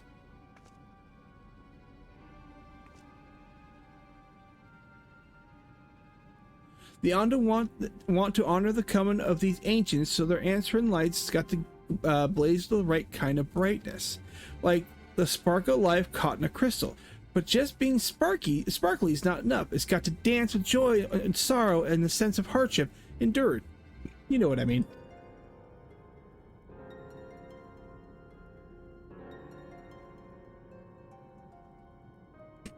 Renault seeks the particular kind of inspiration, the kind that only crystallizes only at the culmination of a long, tragic tale. Complete any of the role quests want to start. Okay, so I gotta do my role quests, and then I can do my main quests. Okay, back to the Crystarium.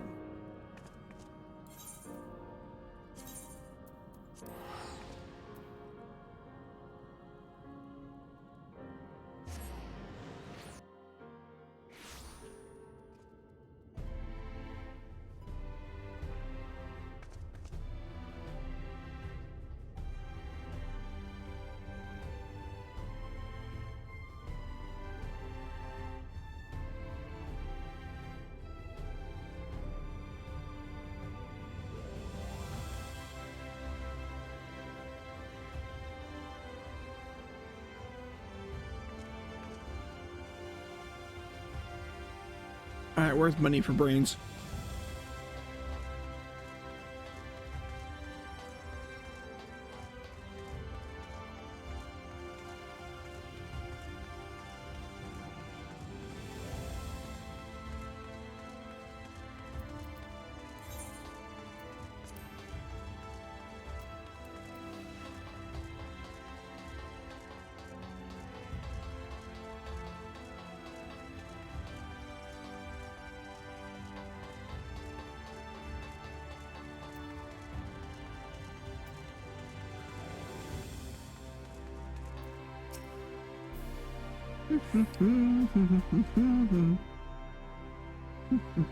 Sorry, I'm munching on M&M's. Hold on.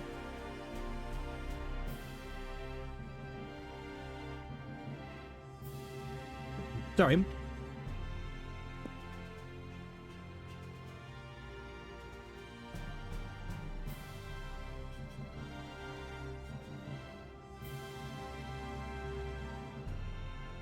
I thought they tried to choke on it. Oh, good grief. M&M chocolate trying to kill me.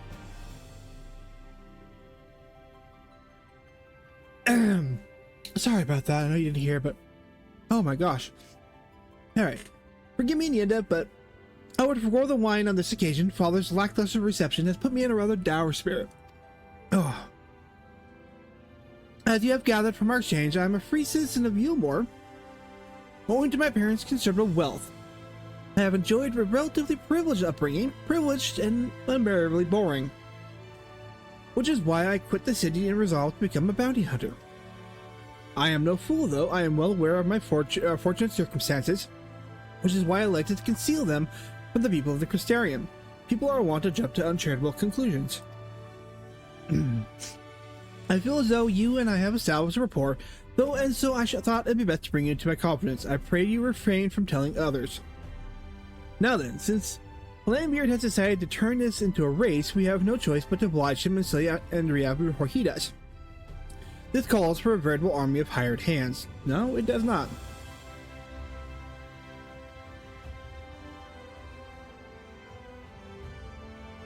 Alas, in a fit of frustration, I refuse Father's coin. Without additional resources, we have no choice but to conduct a search by ourselves. Moreover, I am rather embarrassed to admit that I can pay you only in token sum at this time, but I trust that will not deter you from joining me on. I was never in this for the guild. Really? I mean, of course you weren't. Perish a thought. Ha ha ha ha.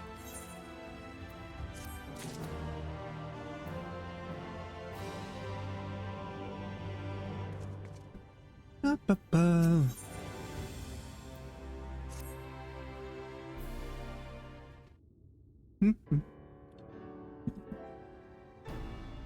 Ninda, my friend, thank the gods you're here.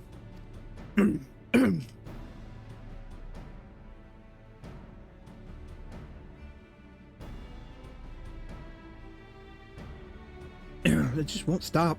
Oh my god.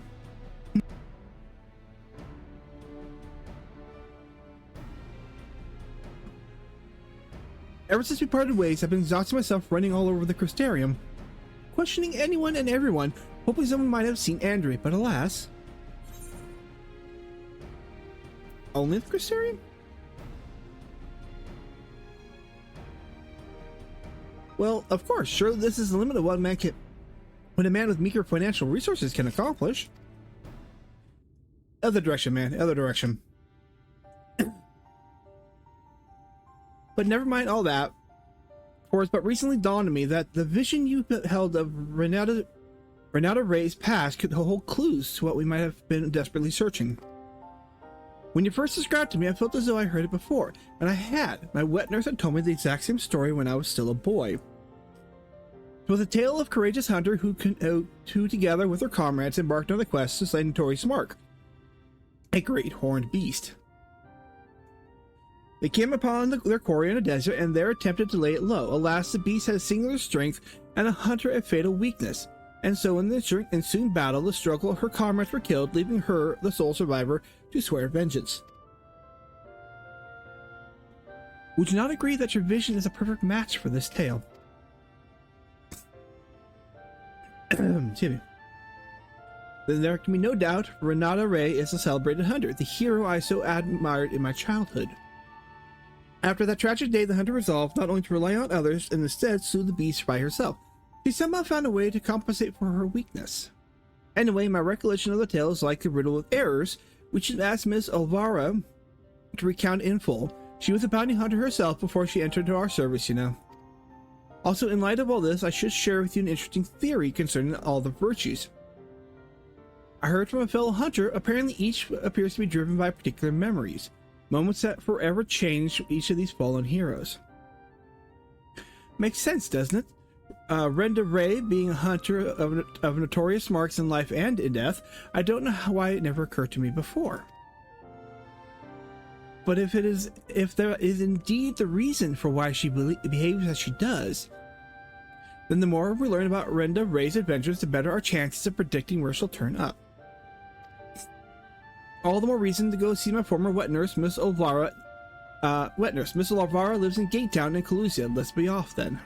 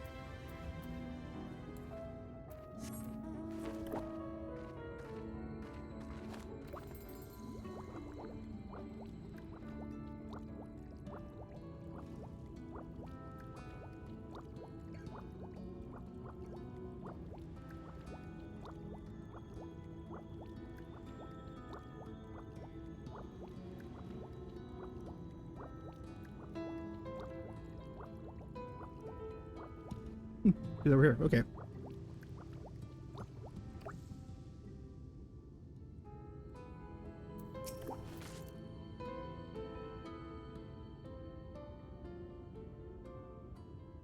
Nieta, this is Miss Olvara, the wet nurse who raised me for practically the entirety of my childhood. She was bonded to my family and lived with us in the city at the time, but when I came of age, she was forced to leave. My, you've grown into such a strapping young man, but I can't imagine you came to Gaytown just to pay me a visit, my little Reek. Not in front of her, if you please, but to answer your question, we did, in fact, come to see you. There were stories you told me as a child of a courageous hunter. Was that the hunter, perchance the warrior of light, the Renda Ray?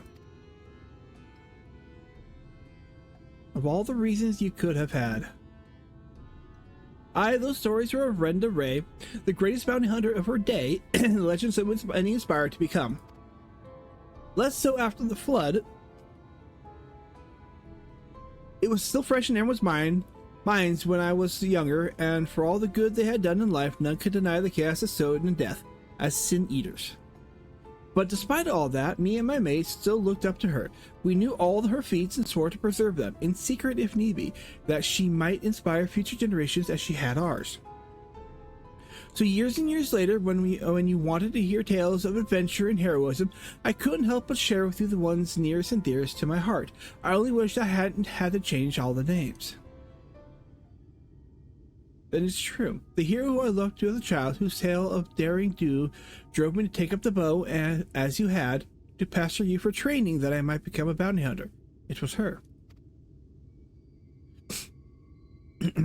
Miss Elvara, Nieta and I are hunting Andrea, and we believe that one of the stories you shared with me may help guide us in our search, namely the one about the great horned beast that killed her friends. Will you tell it to me again? Wicked White, is that... Oh, my little Reek. Very well. Even as a young hunter, Renda Ray's incredible hearing was unparalleled. She could track her quarry through a forest by the most minute sounds of their passing, from miles away, even by some accounts. Even the most subtle of stealthy beasts could never elude her for long. A misplaced foot, a snapped branch, eventually Renda Ray would know, and her aim was always good and true. As she grew older and honed her skills further, she set her eyes on bigger prizes. She became a hunter of notorious marks, and together with her comrades earned the fame and fortune.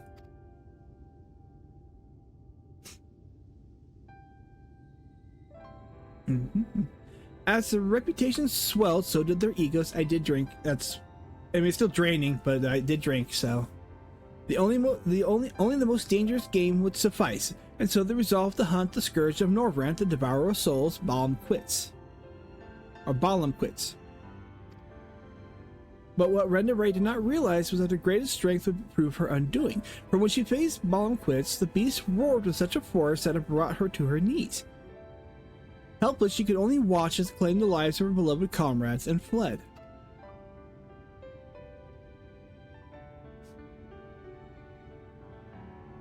After burying the hunters and vowing that she would one day avenge them, she took the road once more. She met Ardbert and his fellow warriors of light, and for a time she accompanied the fledgling heroes on their adventures.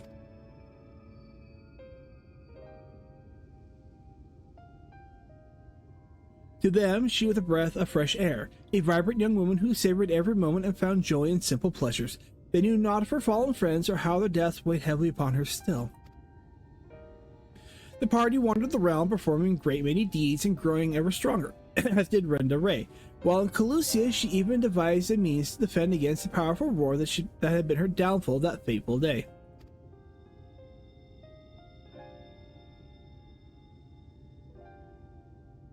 And then, while engaged in an adventure in Raktika, a rumor reached Renda Ray's ears.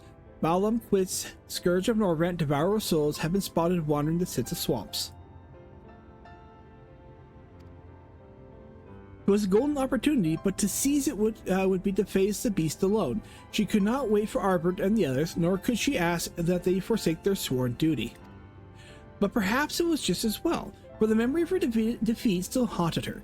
The courageous hunter had always a single fear to take root in her heart, the fear of losing her new companions as she did her old.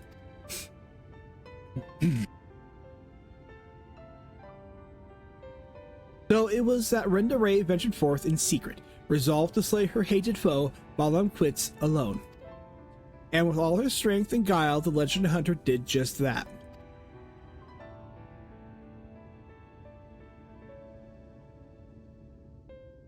Vengeance claimed she rejoined Arbert and the others, and never spoke of the terrible battle twixt her and the dread beast.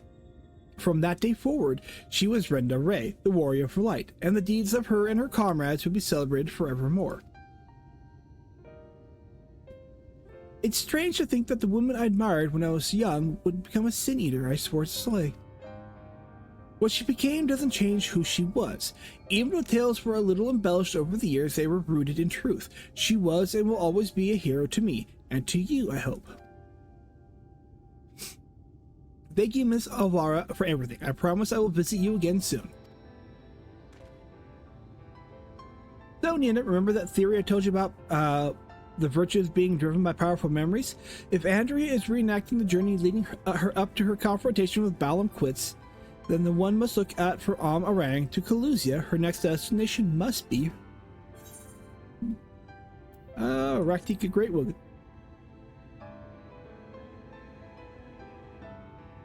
Right, that was where she laid low the beast at last, in Cydia Swamp to be precise. So that's where we shall go. Let us away.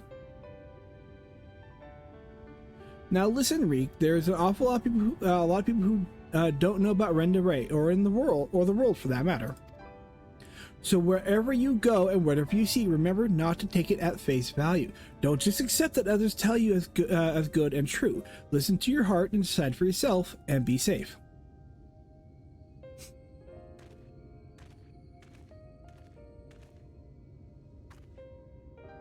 Yenda, was it? Such a pleasure to meet a friend of Reek's.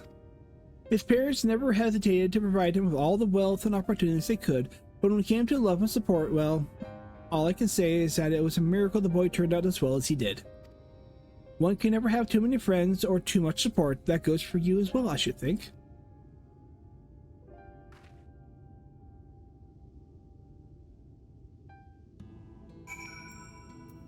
Alright, to Raktika.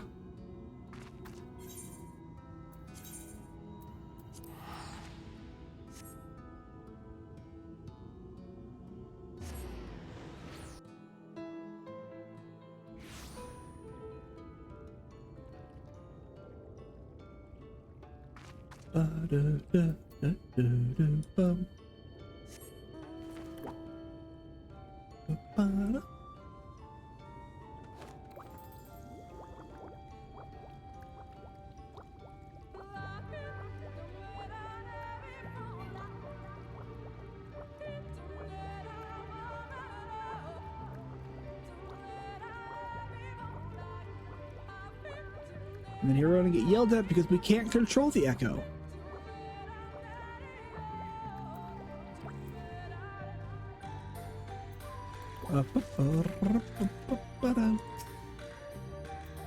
When I was little, Ms. Olvara seemed to be so much bigger and stronger than me, though, to be perfectly honest, the way she carries herself now even bespeaks a confidence I cannot help but envy. But never mind that, we have virtue to hunt. Let's commence our search at once, and keep your weapons at the ready, my friend.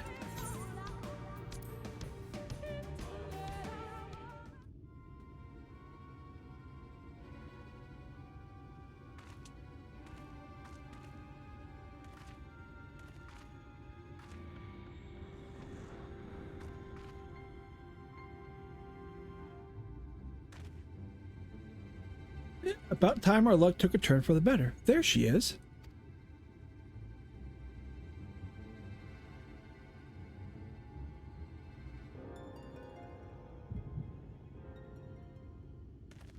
What? Now? Oh, you've got to be kidding me.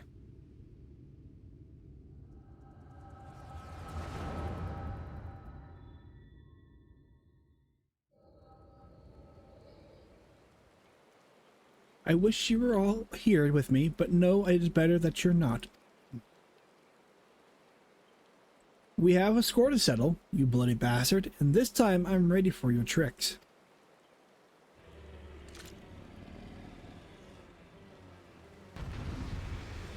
Except on me. I can't remember if I'm fighting.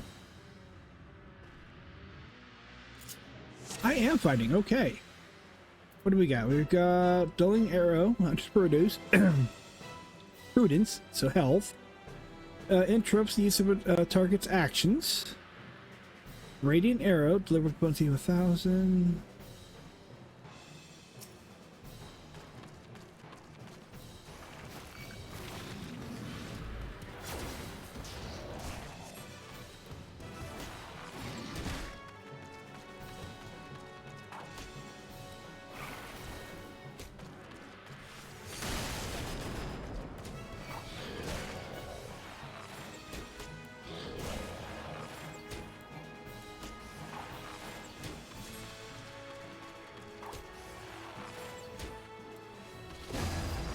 Okay, so that's the one I need to use the dulling arrow.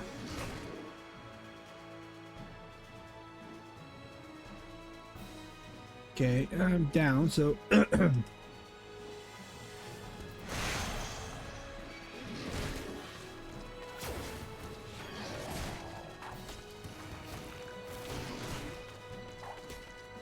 let's see here. Yeah, so that's what I needed.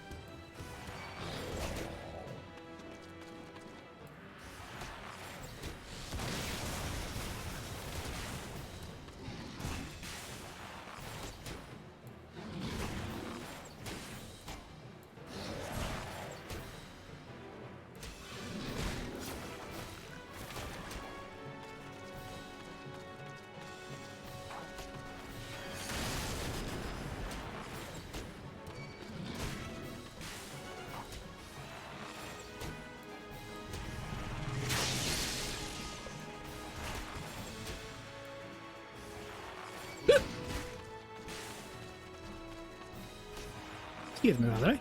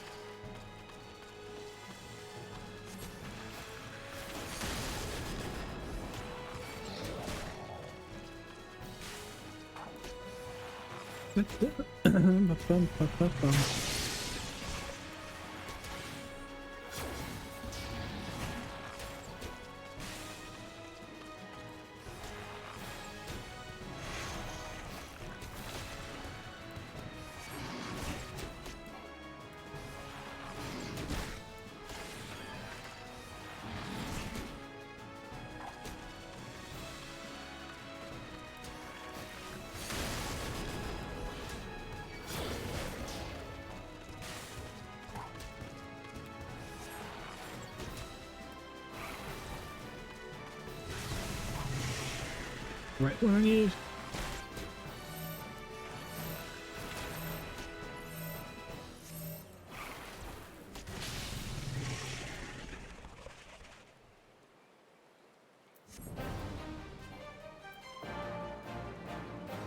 Let me out.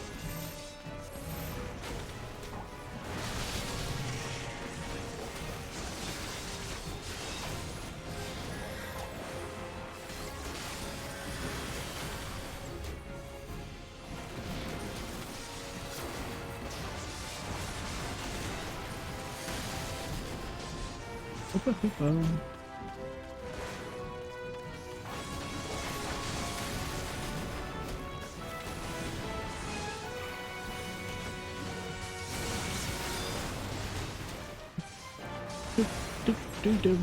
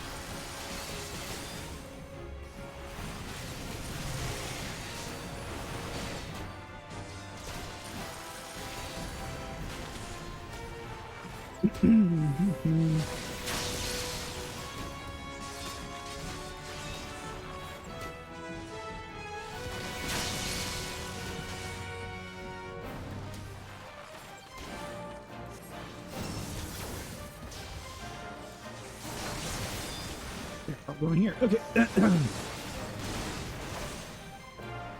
I don't need that.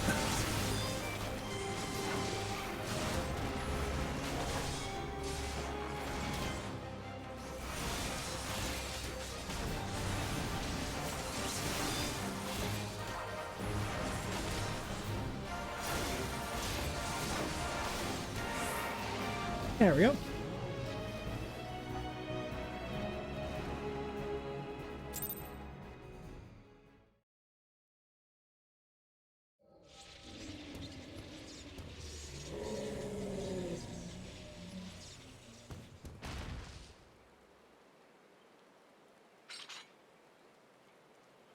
Yeah, tough old bugger. Everyone all right? Albert, I don't know what to say. Thank you, everyone, and I'm sorry for I'm sorry for trying to go it alone. And why, pray tell, did you even try to do something so foolish? If we'd been here from the first, it wouldn't have been it wouldn't have been anything even approaching a challenge. Back in the day, I was a bounty hunter. I told you that much, but I haven't told you about my old partners. Together, we tracked and claimed countless notorious marks throughout the Norvrant, and we were best in the business. Everyone knew our names and our reputation. They called us legends, and somewhere along the line, we started to believe it too. And then we set our sights on Balam quits. I survived. They didn't. I swore vengeance, but I had no idea how to go about pursuing it. Then I met you lot and thought that maybe, with your help, I might just have a fighting chance. So you see, I never intended to keep it all secret. It's just you never asked. And since I'd rather not talk about it, easier to live in the moment, you know? The next town, the next job, the weeks flew by, and after a time, I started having second thoughts. I lost those closest to me before. I didn't want to live through that again.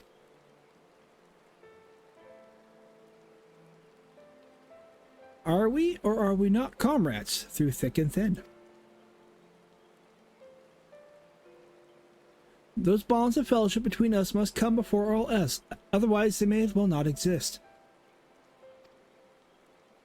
You say you thought of losing us pained you. What of our feelings? What of our loss? What if we had not arrived when we did? You saved our lives more than I can count. How dare you refuse to let us do the same? And without those keen ears of yours, I'll never know what bollocks Brandon and Nilibert are whispering about me behind my back. And ignorance is not bliss, let me tell you.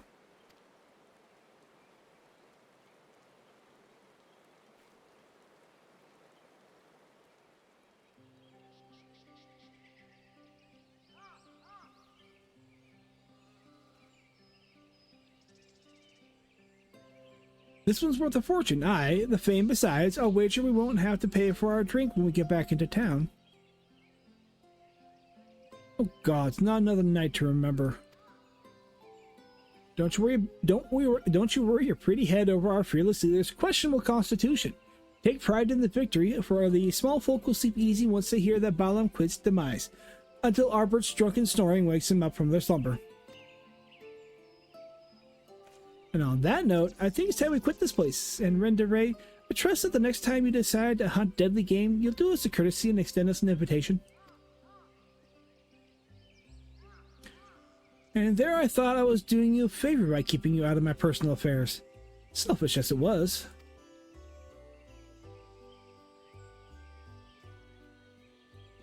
Oh, fine, but if you go and die on me, I'll pay a necromancer to raise you from the dead so I can kill you out of spite.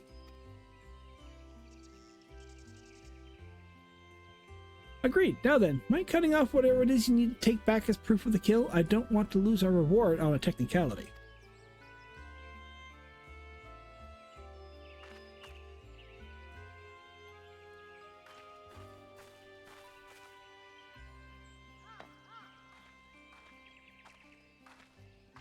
Such a fine crystal. Why not hold on to his memento of this occasion?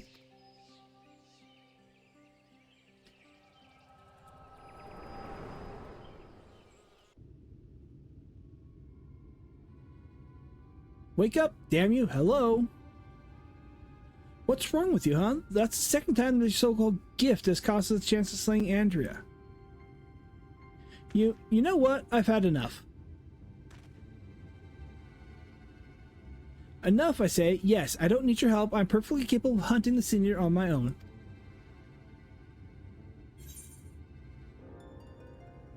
Good luck with that.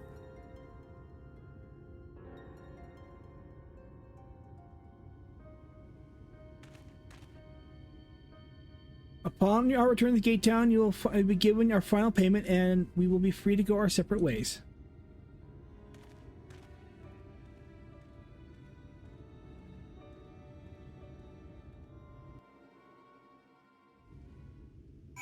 All right.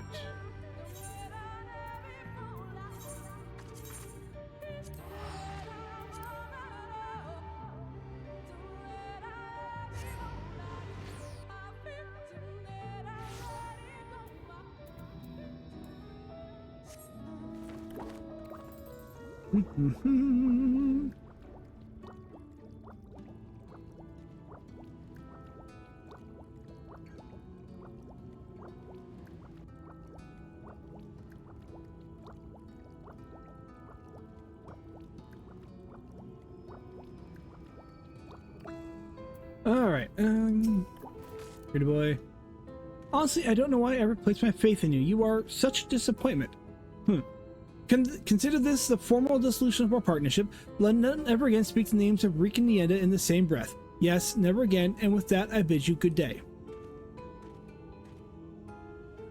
When he was little, Reek's parents punished him for a time by withholding his allowance. Without money to lavish on his friends, he soon found that many were only drawn to him by his wealth. I dare say he feared you would abandon him as they did, and decided to push you away first. I'm not trying to make excuses for what he said. I only hope you can find it in your heart to forgive him. Take some time to think it over and come see me. Oh, and take this for your troubles.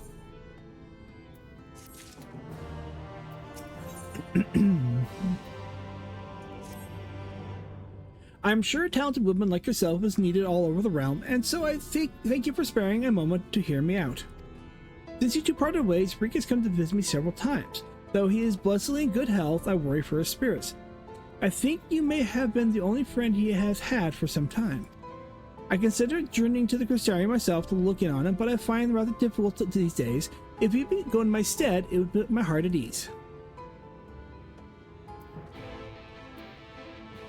To the Crystarium.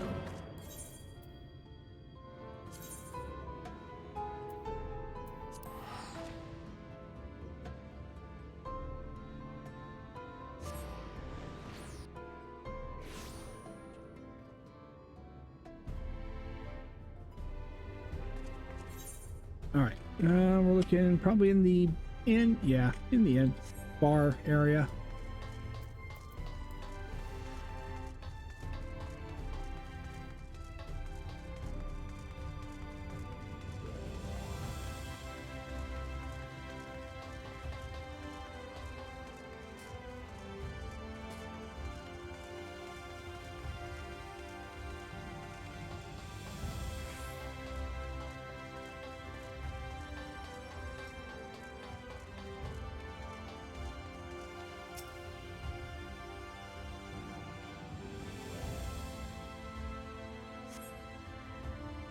His seat's empty. There's nothing suggests he's occupied it recently. Darlfort.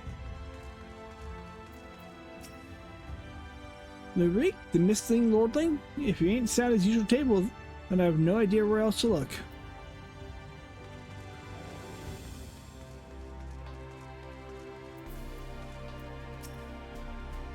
Looking for Master Reek, are we? Yeah, I dare say you're the only one. Word is Mummy Daddy cut him off, so there's no point pretending to like the little shite anymore. Last I saw him, he was moping about like someone had shot his Amaro. I'm sure he'll turn up eventually.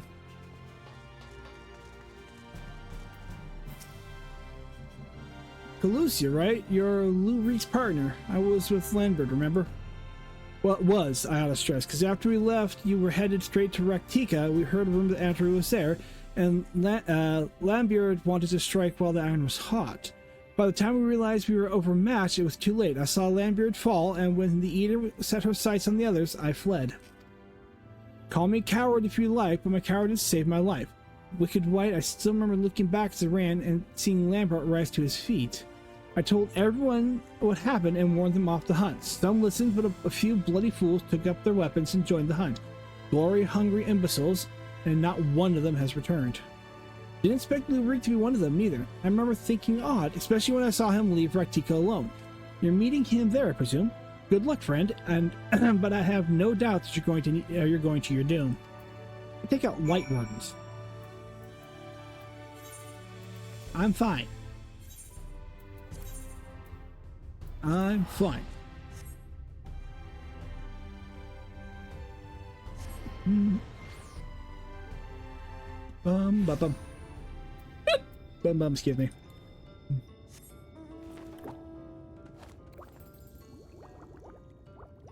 Up, up, up and away.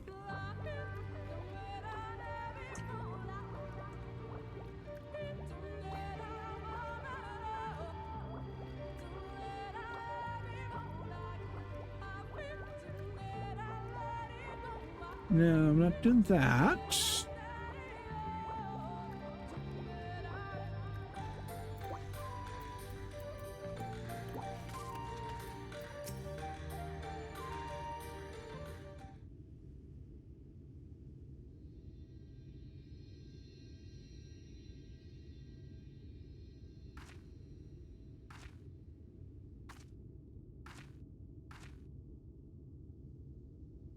You know, why are you here? Don't tell me you came for me.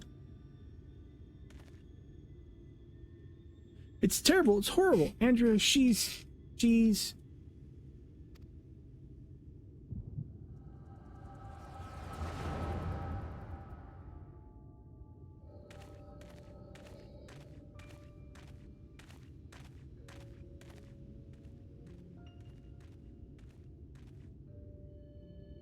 Rhonda Ray, if aught of you remains to hearken to my words.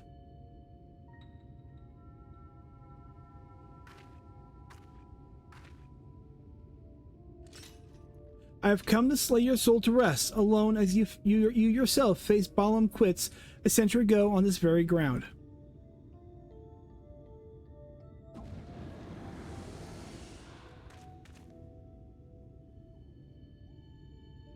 Lambert, oh gods, no!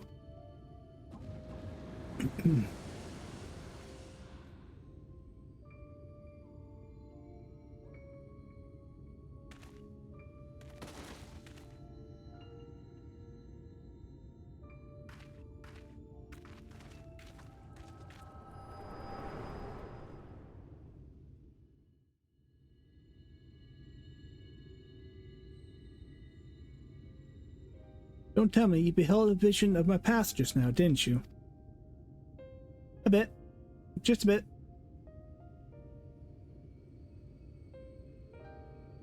I thought as much. Wasn't but a moment ago that I confronted them. Awful useful, the trick of yours, though I can't understand why you kept using it every time we ran into Andrea.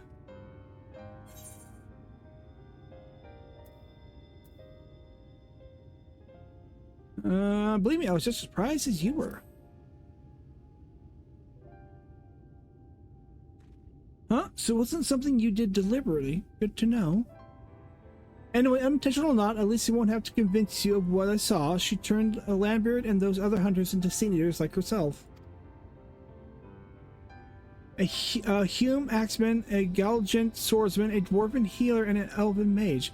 Looks awfully familiar, didn't it? She's rebuilding her fellowship. She's remaking the Warriors of Light. But for the life of me, I can't understand why. I understand why she came here in the first place. She's reliving the hunt for Balam Quilts. But Rendari slew the beast by herself. The stories were clear about that. The stories were wrong. What? They were there too? Then the stories were wrong? God struck me down. I was such a fool. Why did I ever think I could do this alone? I hope you can find your heart to forgive me for all the things I said. I've regretted my behavior ever since the days we parted ways.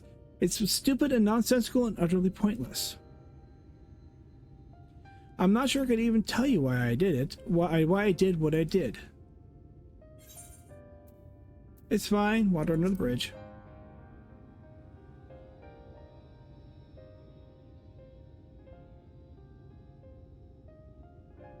Thank you, my friend. I hope it's alright if I call you that.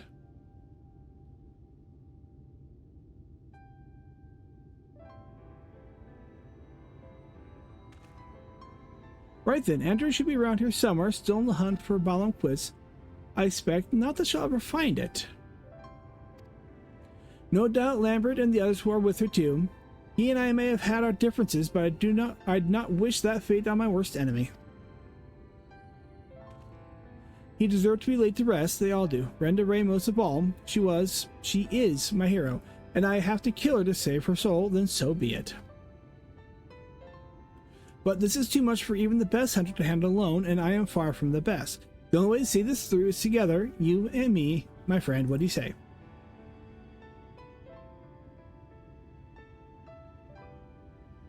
I thank you. I asked for your word, and you give me a nod. Fair enough.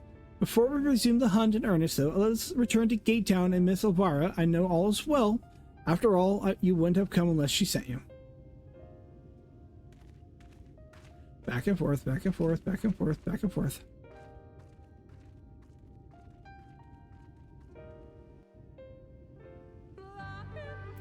Back to Gate Town. I'm gonna go back to Raktika. Back to Gate Town.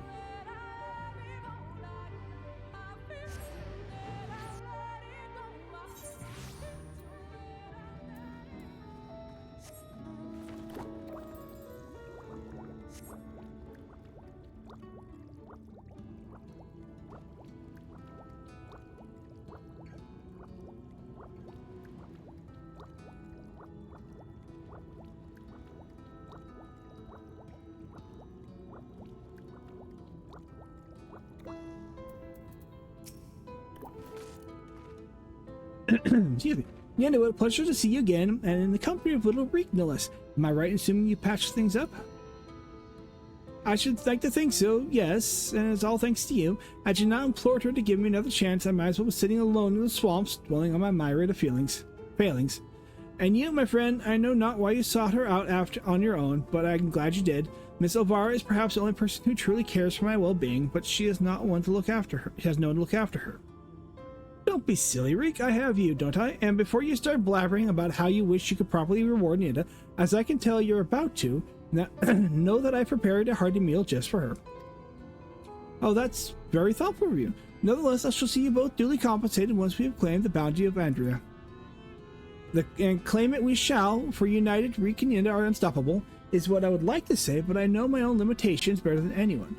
'Twould be prudent to make proper preparations at this juncture. You two should see that you're ready for the struggle ahead, and will be a mighty one indeed, but one well worth the effort, my friend.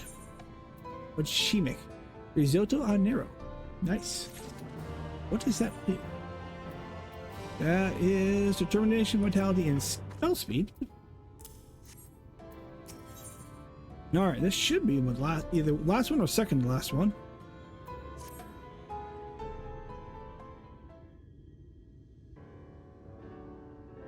My friend, my partner, I trust you are ready. Good, good. That is very good indeed. But before we depart to face Andrea for what I pray is the final time, I have a confession to make. I may have been somewhat misleading when I intimated the tremendousness of my martial prowess. In truth, it rather pales in comparison to yours. You want to be truthful? That's kind of the case for most people across 2 worlds. Maybe more. Uh-huh. Do tell.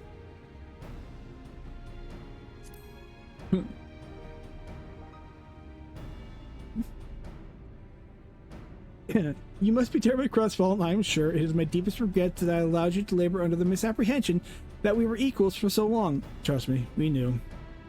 In my defense, I must say that when I realized what an extraordinarily powerful warrior you truly are, I was dumbstruck.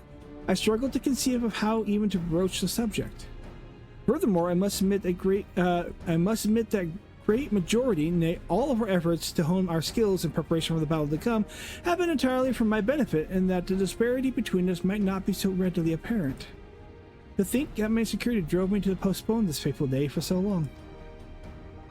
In my cowardice, I allowed Andrea to assemble a party of followers, where before we might have only had to contend with one foe. We must now confront 5, and for all my preparations, I am still no more likely to be an asset than a hindrance. But perhaps we may not be the case. In discussing this grim reality with Miss Elvira while you were away, we hit upon a potential stratagem.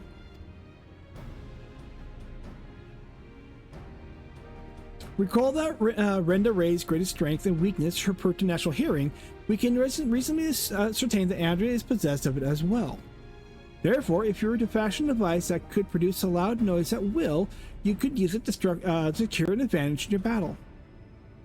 What I lack in strength of arms, I may make up for in guile. While it will not grant us a victory, it will surely bring us one step closer.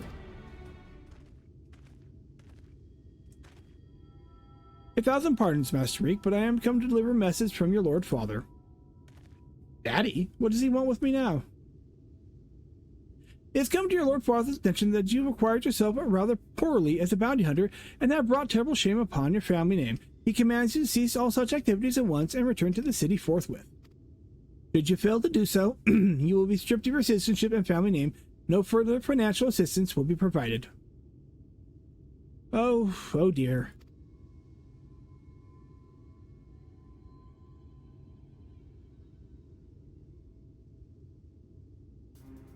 You may tell my father and my mother the following, that I am Lou Reek, proud bounty hunter, slayer of seniors, that I have no intention of renouncing this cause, and that they are free to do as they deem fit.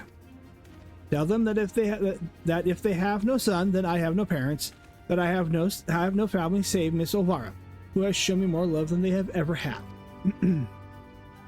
Very good, Master Reek. I shall deliver your reply to them at once.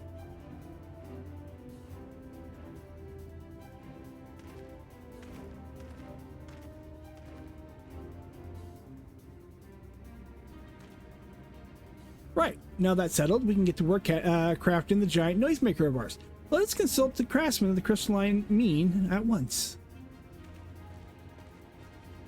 Out to the crystarium. I dare say you lit a fire in him. I never thought I'd see the day when he'd muster the courage to say anything like that to his parents. Da da da da. To the crystarium.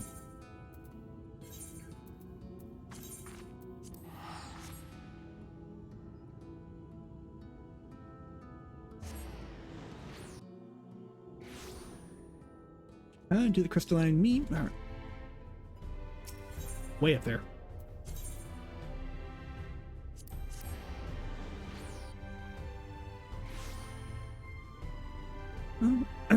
Ba-bum.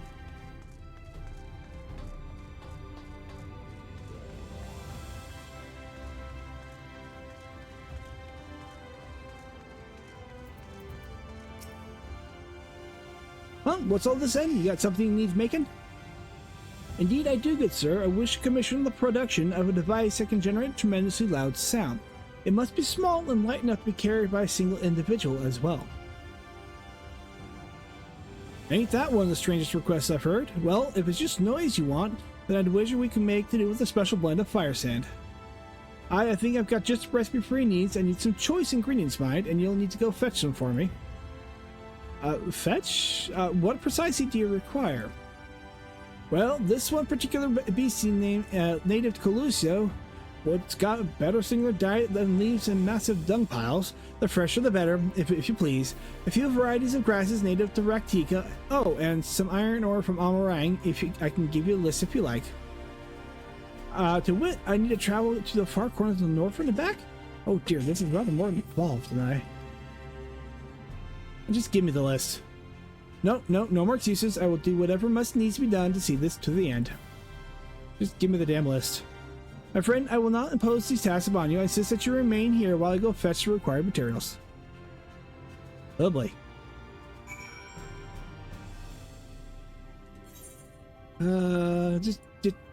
Just give me the list. That's all you need to do, man. You're fine. Alright, where are we waiting for, Matt? Okay, way over there.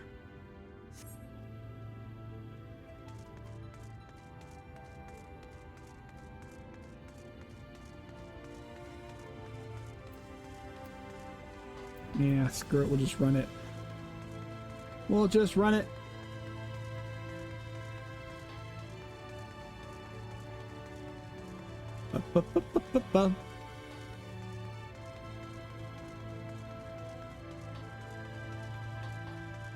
Yup.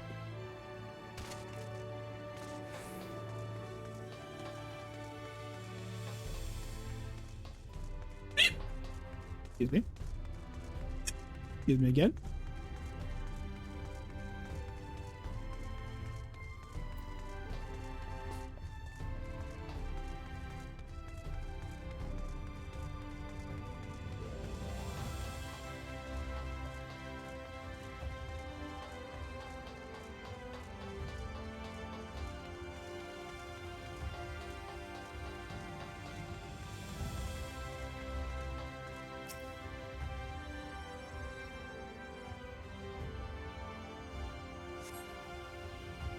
I said, I've already done the work. Just give me the list.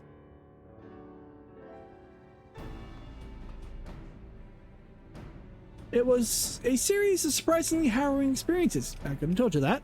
But in the end, I managed to obtain the materials necessary to construct my secret weapon. That gentleman was rather accommodating, despite being somewhat put off that I only had not any guilt to pay him for his labor. He was nonetheless willing to teach me how to craft arrows myself.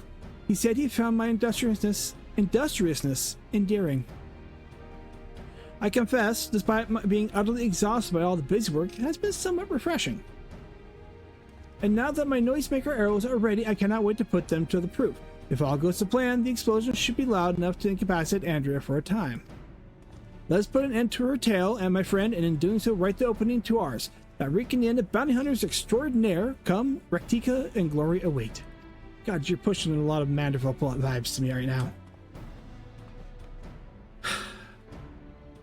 You say you're a manderful man. I'm going to... Back to Raktika.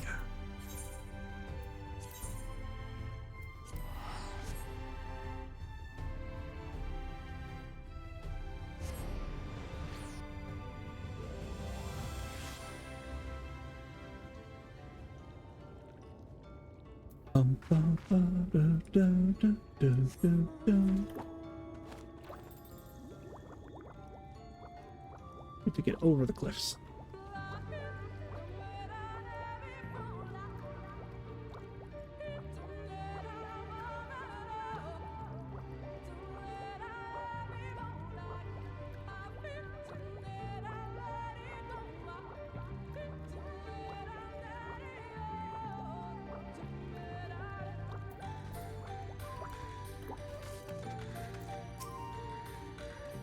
All right, let's see here. If I may make one small request before we begin, please, for the love of the gods, please try not to succumb to any visions while people's pass. That really could not come at a worse time. Usually in combat, we're okay. In combat, we're usually fine. Usually.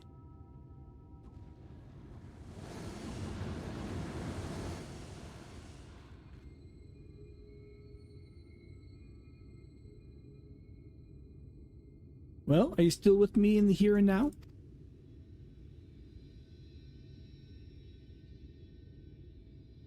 Excellent, then we can attend to the task at hand without a worry. Let us lay to rest our fellow hunters and grant Rendani a peace that hero deserves.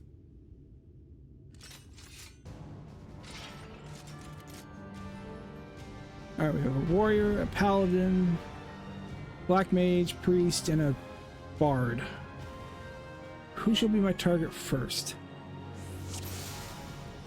Healer. Hi, you go first.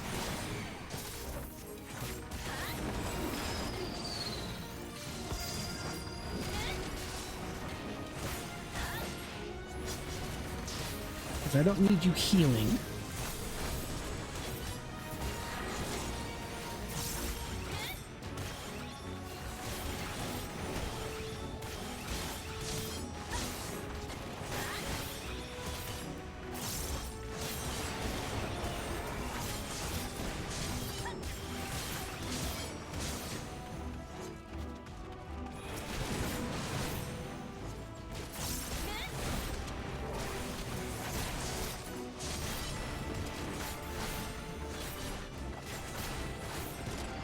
We'll go you, because I need you taken care of.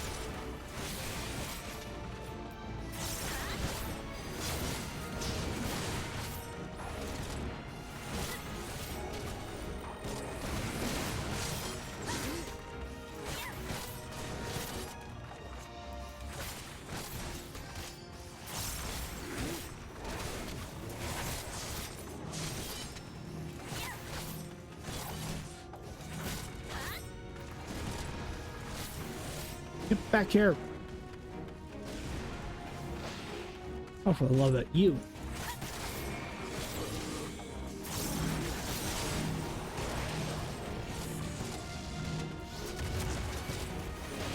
He's gonna do that. We're gonna do this.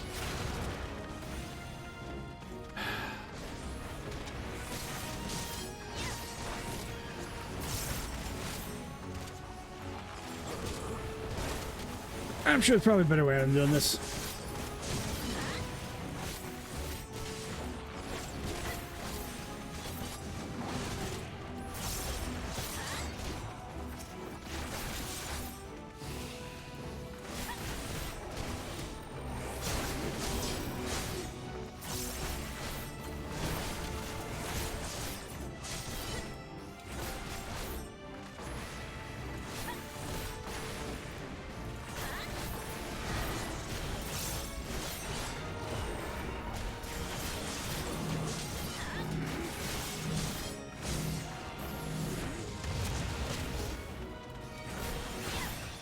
How are you doing? Okay, you're doing good.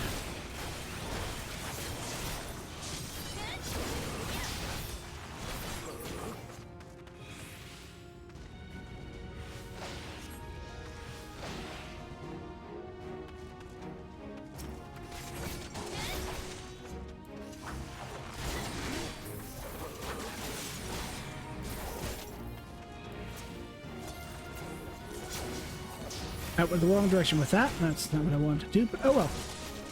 Gotta remember which one I have set for that.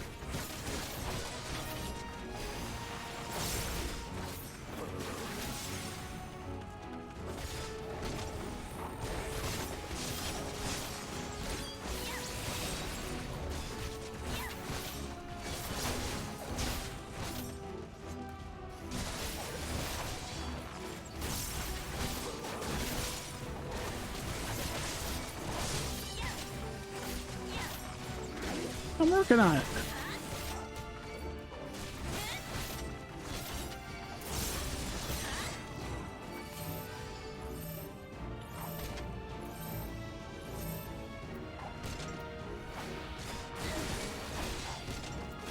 I don't think Andrea likes me.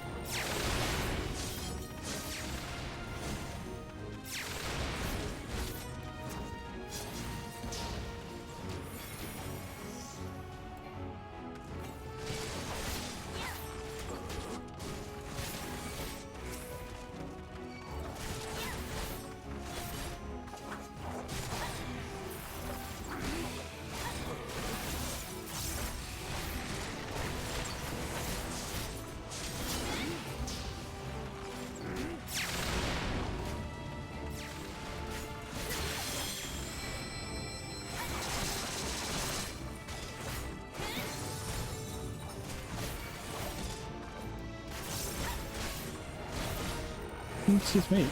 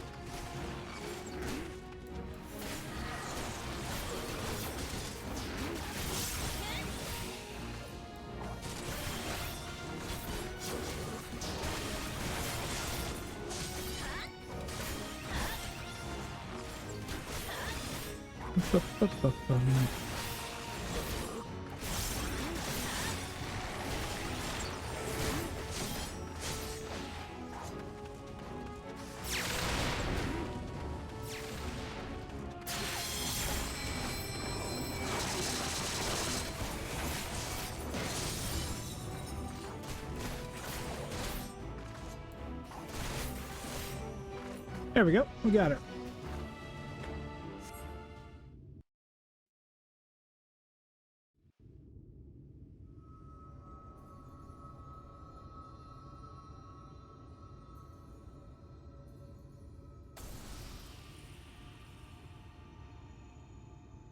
We won. Even seeing it and saying it hardly feels real.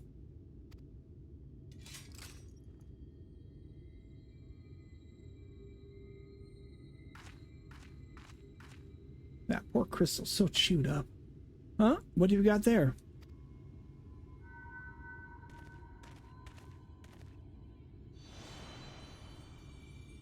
Wicked White, you're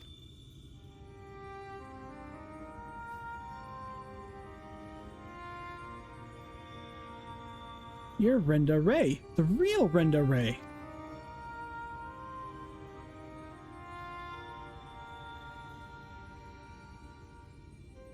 I should have never betrayed your trust. Never again, I swore. Never again. Balin quits, the Shadowkeeper, the Flood. Come what may, we will face it together, no matter how hard it got or how terrified I was. That was what it means to let someone into your heart, knowing full well that nothing lasts forever. To welcome the fear and the pain, the sorrow, When I lost my parents, when I laid the Keeper low, you felt it too, didn't you? To place our faith in a desperate, hopeless attempt to save everyone, and to see it amount to naught in the end. What else could we do but offer up that tiny reminder of a final futile effort, even knowing deep down it was worth but a few moments more? What is this? You gave me fear, and that fear gave me strength. Wait, there's so much more I want to ask!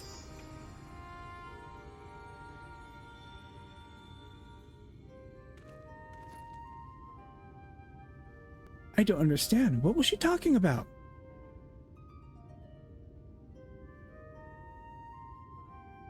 It's not right. It's not fair. Heroes sacrificing themselves for nothing, becoming villains, being forgotten.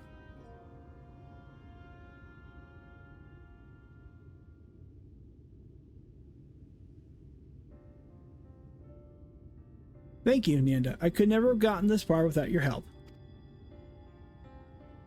I had no idea who Renda Ray or any of the other warriors of light truly were. It was all ancient history to me. Why would I care for someone who some eaters once were? I was no better than my parents. Judging them out of hand, dismissing their sacrifice, not bothering to look deeper. It made it all the easier to pursue Andrea for my own amusement. I pray I've made it up for in part by helping to lay low Renda Ray's soul to rest. Miss Olvara is probably worried sick about us both. We should return to Calusia and let her know we're all right.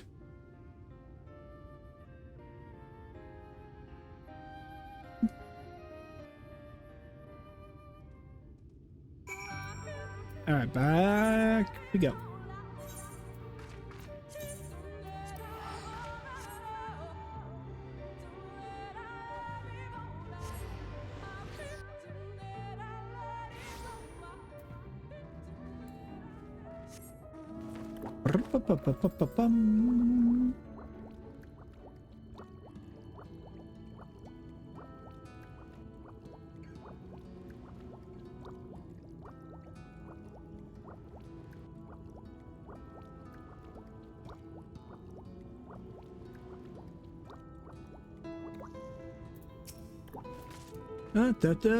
My little Reek Nanda, congratulations on a job well done.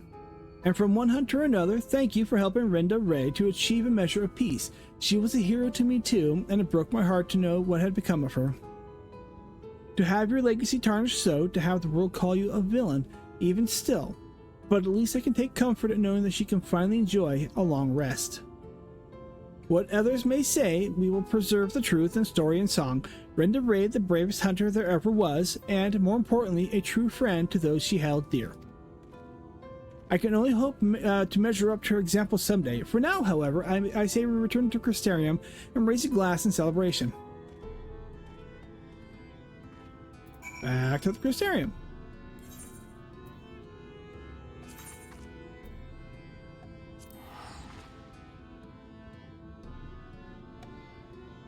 And then we'll probably call it after turning this one in. It's down at 12:30. Let's turn it in first.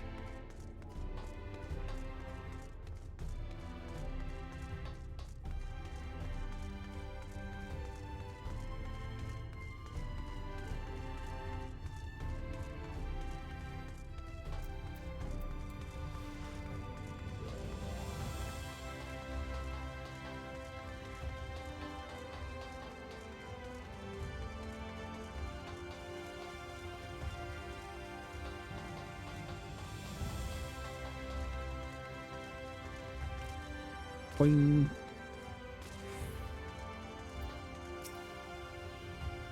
Andrea's bounty has been paid to us in full, my friend, so come, let's eat, drink, and be merry.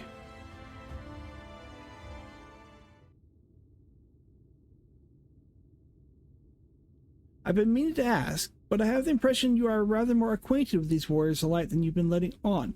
What exactly do you know about them?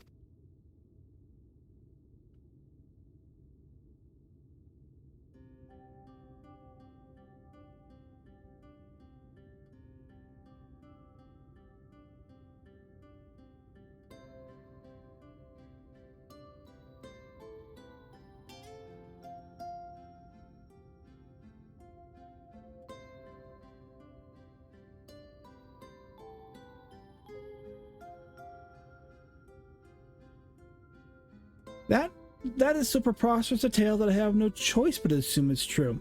Offering up their lives to first cross the rift, then to halt the flood. Wicked white. It must have taken her so much courage to see it through in those final moments. A courage born not of desire for glory or dedication to an ideal, but of fear and love for those whom she had forged unshakable bonds, her comrades. I won't pretend that we have anything even approaching such a powerful connection, but I would like to think that that if you were in mortal peril, that I would fly to your side without hesitation. Having said that, if we're tested as Renda Ray were, if I were challenged to offer up my life for others, without even knowing if it amounted to aught, I doubt I could rise to the occasion. At least he's honest. I'm a child and a fool who knows little of the world. I have been coddled and spoiled, and have only tasted the bitter fruits of life that you and countless others sup up on daily.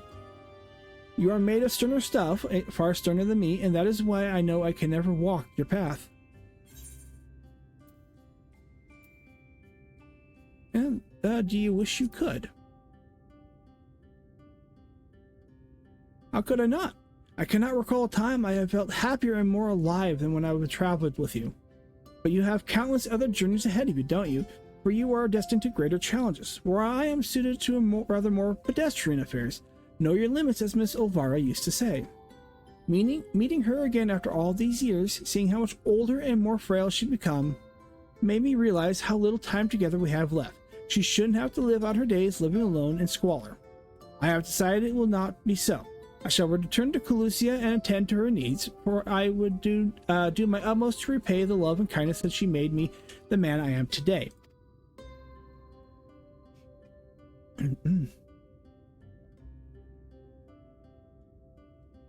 Therefore, though it pains me to say it, I fear this celebration must also mark the end, or at least a tentative suspension of the glorious partnership that was Riken Nienda, bounty hunters extraordinaire. Should you ever find yourself in Calusia, however, do come pay us a visit. What do we got? We have determination crit. I'll go. Looks like getting all of them. Okay. All right.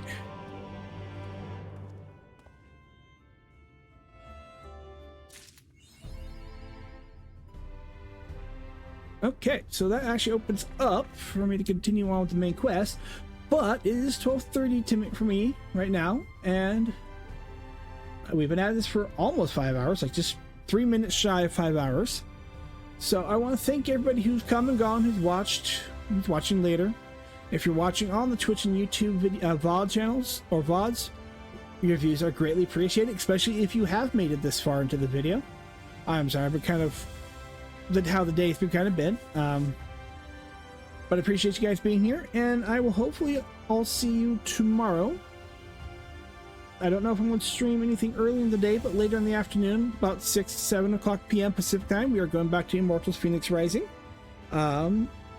Earlier in the day, I'll be hopefully playing something with the wife. It's up to her, how she feels. Whether I stream or not, that'll be a surprise. So we'll leave that one up in the air. So. And then, yep, we got Monday stream. I don't know what we're going to do. Nothing on Tuesday. Wednesday, I'm hoping that Witcher behaves and we can continue Witcher 3. I don't have the headache we had last week. Still not sure what's going on there. So, thank you everybody for being here. I appreciate your views, and I will see you all tomorrow. Have a good night. Bye now.